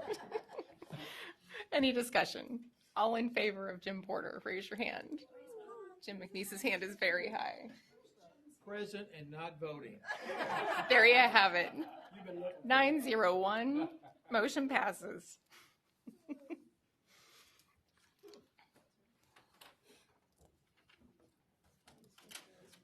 I've always ordered by David. Thank you. All right, we're going to skip that one and go straight to 16, the School Improvement KISA update. Dr. J, did we lose you? There he is. Thank you for your patience. Your timing is just impeccable. Well, good evening to the board. I was thinking earlier as I sat back there, it was kind of like back in elementary, you know, when you're picking teams. I was kind of just waiting for somebody to pick me back here, just by myself, you know. So, no, it's great to be on with the board. I'm really excited to share a KISA update with you. I know that Dr. Watson mentioned it earlier today. Dr. Proctor also mentioned KISA. You've heard a lot of things, so I'm really excited to share what we're learning. But as you know, I'm prone to do, it's time to celebrate, right? So they're all food related, somewhat. So, and since it's about dinner time, I'm sorry. It is National French Dip Day. Okay, there's a few takers. It's National Pizza with the Works Except Anchovies Day, right? I guess anchovies. I guess tomorrow is Pizza with the Works, with everything, right? So, but it is also National Chicken Soup for the Soul Day. So not chicken soup, but chicken soup for the soul. So do something inspiring, right, today to celebrate. So that's all I got. So with the KISA update, I'm just going to jump right in. I want to just nail down a couple things today with the board. KISA 2.0 by the numbers. I like to do numbers. And then talk about, so the board's very clear on the evaluation for accreditation this year. So we're all clued in on what will take place this year in terms of accreditation for systems. Before I jump into this, though, I do want to thank the board for spending a lot of time thinking deeply about this model. I know Dr. Watson mentioned that earlier today. You know, nothing worthwhile is usually easy, right? It's usually always very difficult. But this was a difficult process, but it should be. And I think we're starting to see the impact of the model that the board approved across the state. We're starting to hear a lot of really good things. And I think we're off to a really good start. So kudos to the board for really digging in on the conversation. It wasn't always easy, right? We had a lot of discussions at this level, but we really appreciated it. And in the end, when we look back at it, should be very proud The board should be very proud of this model. Now, I'm not up here assuming that things are just always smooth, right? We have to all continually look for gaps and those kinds of things. So we're doing that day in, day out with this model. So this is what systems are going through this year in terms of a process. They have their district leadership team connected to their building leadership teams.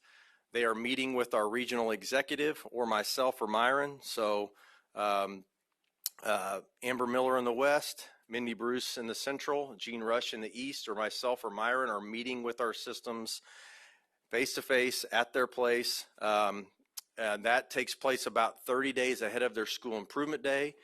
Then step 3 is the school improvement day, where systems get together with 3 to 5 like systems. That's basically they're in close proximity somewhat to each other and same size, similar size, for a school improvement day. That's really the hallmark of the collaborative process. The DLT, then the district leadership team, after the school improvement day, will go back and engage their community, not just their staff, but their students, their parents, their local board. What should be, this is what we think our action plan should look like, the priority, the action that we want to set and commit to. What do you think? And we walk them through, really at the school improvement day, we really walk through how important it is for the district leadership team to go back and engage the broader school community. And then the DLT will submit what we call their KISA action plan to us. We have a team to review that and then send feedback back to the system in terms of this is ready to implement, this needs some improvement, needs some clarity, or this is incomplete and needs to be shored up a bit. So, and then once they get, the system gets that okay back from our review team, that action plan is ready to implement, they're off and running. So this is by the numbers. We've had 146 KISA check-ins. So again, Mindy or Amber or Gene or myself or Myron sitting down face-to-face with the system at their place. So we've had 146 of those, so we're almost halfway through. And again, those take place about 30 days prior to the school improvement day. The whole point for our check-ins this year is to prepare the system to know what to expect at the school improvement day. So we've had 25 school improvement days so far. So that's at least 3 to 5 systems, full day at a service center with facilitators working through, this is where we are data-wise, this is where we are in our current state of our structures, and then we have some time for that DLT to talk about what actions should we commit to in our action plan. So we had 25 of those as of the close of today. We've had, to this point, 125 facilitators trained. Those are all volunteers, people that just want to do this work. They don't want to just do this work for their district. They actually want to help other districts and learn from other districts. So each of those school improvement days are not facilitated by anybody from KSDE. It's all volunteers from our schools. So we can't thank our facilitators enough. It's a great group of educators, and it's growing. We're going to have another round of facilitator training yet this year to continue to grow that, but we have a full complement of facilitators for all of our school improvement days this year. We had 90 applicants for open spots on our Accreditation Advisory Council. That was a number that just blew me away. Now, Myron Melton is a great recruiter, okay? If I'm ever putting a scramble team together, I'm going to get Myron to recruit that team. He's a really good recruiter, but we turned away some very strong individuals for the Accreditation Advisory Council, 90 applicants. So that group is full now. We're up around upwards of 40 people on the advisory group, and we've met a couple times. And then we have a full ARC of 18 members on the ARC and onboarded some new members this summer. So really good numbers to this point. Just need to keep stacking days. So these are some things that we've heard from educators as we've checked in with them, or we've been at school improvement days, or people call us and talk to us about it.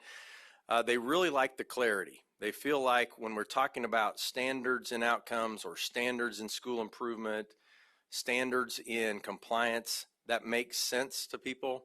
because they work with standards all the time, right? So I think that some of the language changes that we've made have been very helpful with that, but it's very clear.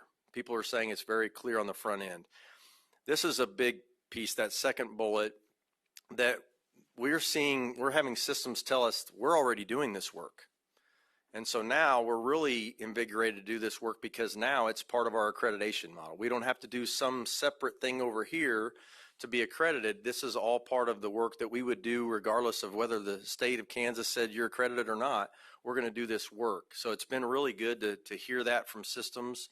They really appreciate the collaboration. The school improvement days that we've been to, they love to talk to each other. They don't often get that opportunity. They get that opportunity if they're at a league meeting, but they're talking about, middle school basketball tournaments, right? Those kinds of things. So it's really powerful when systems can get together and talk about school improvement. Our webpage is just a one-stop shop now. So if you ever have questions around KISA, if you go to our accreditation webpage, my assistant Rue, she's a Gen X. No, she's Gen Z. Sorry, I'm Gen X. Sorry. She's Gen Z. And I said, this is what we want our webpage to look like. And she said, I got it. And it looks great. It's a one-stop shop, all of our resources there.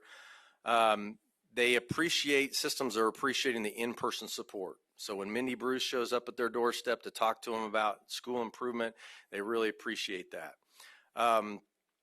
They are concerned about KISA outcomes standards. Where are we going to set the standards? All those things. Dr. Watson mentioned that this morning.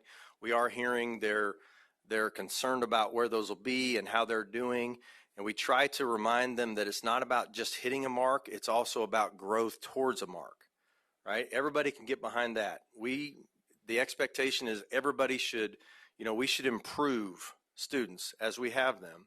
Everybody can get behind that. So I think as we get into the standards development and setting those standards, and I'll mention kind of a timeline that we have for this year for those standards, people are concerned about those. One thing about outcomes, I don't know if any of you are College Game Day fans. I love watching College Game Day on Saturday mornings. I watch all of it. And I wasn't a big fan of Nick Saban, but now he's no longer the coach at Alabama. So now I listen to him a little bit. He's always talking about the process. You can't ignore the scoreboard, focus on the process. And I think those kinds of messages, our systems are starting to hear that there's nothing you can do about outcomes, but what you can do is the day that you have this third grade student in this class at this point in time, what can you do to help make their life better and improve learning for them? So I think focusing on that action has been a real strong piece. So you've seen this slide before. These are the 3 areas for an accreditation determination. We'll have clear standards, ways to measure that, and then supports in place for the systems. And I did want to mention that our systems know about the toolkits. They know that the toolkits are coming. So they're very aware. In fact, I've had, just last week, had a conversation with the system that said we're adding in the toolkits into our action plan. Like they're counting on those action plans in terms of the toolkits for their action plans. So Dr. Watson shared this morning, but for this year, the only thing there's 2 parts of accreditation that'll be evaluated: compliance, just like we have in the past, and then school improvement. The only thing that's being evaluated is the action plan that they submitted, is it clear? Is it aligned to the school improvement model? And is it driven by data? So those are the 3 things that are looked at. It's not if this is the right or wrong action plan, but our review team is looking for clarity. Is it aligned to the school improvement model, the fundamentals, and is it driven by data? Outcomes will not be evaluated this year, but they will be reported. So this is the model, the framework for school improvement in Kansas, and this is the model that systems are basing their action plan on. So to put it really simply, they're going to choose 1 or 2 fundamentals to focus on. That doesn't mean they're not doing all 4 fundamentals. They are. But they're going to say, we're going to focus on 1 or 2 fundamentals, 1 or 2 structures, and then pick some measures of progress, and that's basically your action plan. So by the end of this year, all 304 or 5 of our systems that are working through KISA will have submitted an action plan based on this model. So compliance, very briefly, each system will be evaluated in each area for compliance. We have a lead team at KSDE that reviews systems for compliance. If you think about CNW, Child Nutrition and Wellness, they will review systems in that compliance area every year. That's the same as in years past. What is different about this year is in next July, I want to bring to the board a compliance report that shows every system in the state and their compliance status in each compliance area. We feel like opening that up and having more transparent report around that will help. We are this year reviewing each compliance area internally. So we're doing an audit of our compliance areas to make sure that they're relevant to school improvement, that whatever that compliance area is, it's best positioned to be in compliance, right? Does it need to be in compliance? Do we need to hold systems in, in some of these areas? So we're doing a lot of that internal meeting and talking about best positioning each of those compliance areas so they're not mired in compliance if they don't need to, or do they need to remain in compliance. So our outcomes, currently we have a draft of standards for graduation set, and we've had them in front of 3 or 4 groups now and gotten really good feedback on that, the AAC being one of them. Has already vetted our graduation standards as we've had those drafted. We're going to continue to vet those through a variety of groups. Next will be the development of post-secondary effectiveness and ELA and math state assessment outcomes. That's on the horizon. One of the questions that our internal team that's really charged with setting those standards or drafting the standards is, when do we draft those for ELA and math? Knowing we have a new state assessment coming on, we've got to set new cut scores, new levels. When's the appropriate time? So we're going to really lean on our experts in those areas to determine when should we set standards for those, and then post-secondary effectiveness as well.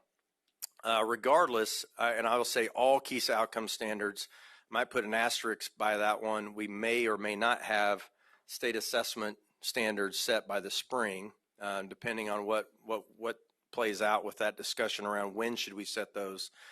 But our goal is to bring to the state board these outcome standards next spring. Just a reminder that they would not be evaluated, systems would not be evaluated against those standards until 26-27. We do have, if you remember, we do have 2 systems that are currently conditionally accredited. And so they are, according to our protocol, every year when you're conditionally accredited, you have a review that next year. So we've already met with the ARC, and since we know that ARC reviews in the future model are going to be on site as opposed to a desk audit, we are planning on piloting some on-site reviews with those 2 systems in the spring. So regardless, the board will see the results of that review, right, and we'll bring that back to the state board along with all the other systems. So I just wanted to remind the board that there are 2 systems that are still conditionally accredited. So next summer, there'll be 3 basically reports. We'll probably do them all at the same time, but a compliance report, an action plan report. So think about this. We're going to have every system in the state of Kansas will be able to say they're focused on structured literacy, or they're focused on standards alignment, or balanced assessment, or quality instruction. We'll be able to show you all the structures that they've selected. We're going to focus on professional development. We're going to focus on our educator evaluation. So we're going to have a lot of data around that action plan side that we can then start targeting our supports.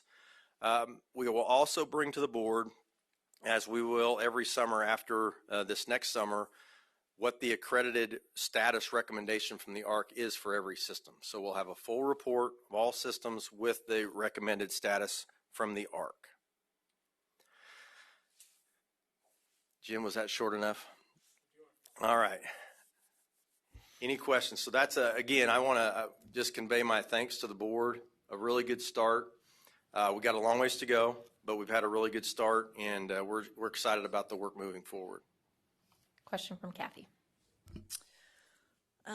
So would you say the 90 applications for the AAC. advisory council would say that there's some excitement out there about the accreditation? that we're Yes, looking I at? think some people, but just naturally, some people are just excited about a lot of different things, right? Right. I'd say the base level is cautious optimism. Okay. Is how I would capture Well, you that. were so blown away by how many applied. I Yes. was just like, didn't know if you had a feel for the why. You know, kind of tongue in cheek, but I think people really see the relevancy in this model, that they don't see it as a way to get accredited, they see it as a way to get better. And I think they appreciate the board's focus on allowing them to focus on just a few things. I think that really resonates. You know, I think about the different capacity levels our systems have to do this work, and for us to go to let's say a smaller system and say, it's okay for you to focus on one thing and get really good at that. I think there's a lot of power in being able to convey that to a system. And so I think that's where you see a lot of excitement. People want to be involved with that. Well, and like we heard from Dr. Curtis, you know, she's hearing from teachers that say, we see ourselves in this, and that's powerful within a district. I have reached out to a couple of superintendents that I know have been through the process, and a couple of facilitators had great feedback. One statement that I'll just read that I thought really spoke to exactly what you're saying is, we know what we need to work on, but we know what we do well. And I think it's just an encouraging time for them because, like you said, they get to talk to others. They get to collaborate. They get to see different things and really work things out and spend that time. And everything I've been hearing is good, so I think that's a plus. Thank you. Hi, Jay. Hi, Jim. We've been on this journey for quite a while, and it's good to see how it's come together. I can't say that I'm 100% satisfied, but I don't think in this process of evaluation you're ever going to be that way. You know, I appreciate what you've done and the help and support we've gotten from the field, from the districts, and the superintendents and administrators, and it's an important thing. They've had a voice and a stake in it, so they own it. You know, now the gist of this is two things. One, are we going to do this with fidelity? And two, if it is with fidelity, are we going to see school improvement? Because this isn't going to be done just because it's a fun thing to do, or not. The whole purpose of this is for school improvement. That's going to be the bottom line. Yep. Thanks. Thank you, Jim. Anyone else? All right. Thank you very much. Thank you. The next item in our agenda is a couple of items, actually. We need to have two separate executive sessions. And after both, no action will be taken. So we're going to clear the boardroom after the motion is made and voted on. And we will not come back because Eric will turn off the live stream because all that we will do is just gavel out at the end of the meeting. So, which will hopefully be well before 8 o'clock. Yeah, hopefully the lights will still be on. You will have to enter into two separate executive sessions, the first with Mark and I for non-elected personnel, and then just with the board for the second. So, but you're right. There'll be no action on either. Yep. Okay. Is there a motion over there? Dennis? Chair, may I make a motion? Yes, you may. I move that the Kansas State Board of Education recess into executive session to discuss the subject of employee performance, which is justified pursuant to the non-elected personnel exception and for the purposes of consultation with an attorney, which would be deemed privileged in the attorney-client relationships, which are both protected under the Kansas Open Meetings Act, in order to protect the privacy interest of the individuals to be discussed. This session will begin at 5:52 for 10 minutes. No action will be taken during this session, and the open meeting resume in the boardroom at 6:02. Dr. Watson and the board attorney Mark Ferguson are invited to join this executive session. Going by this clock, I just may offer, if you may want to think about a friendly amendment, starting at 5:55 to give Eric time to shut everything down and clear out. Just a thought. Okay.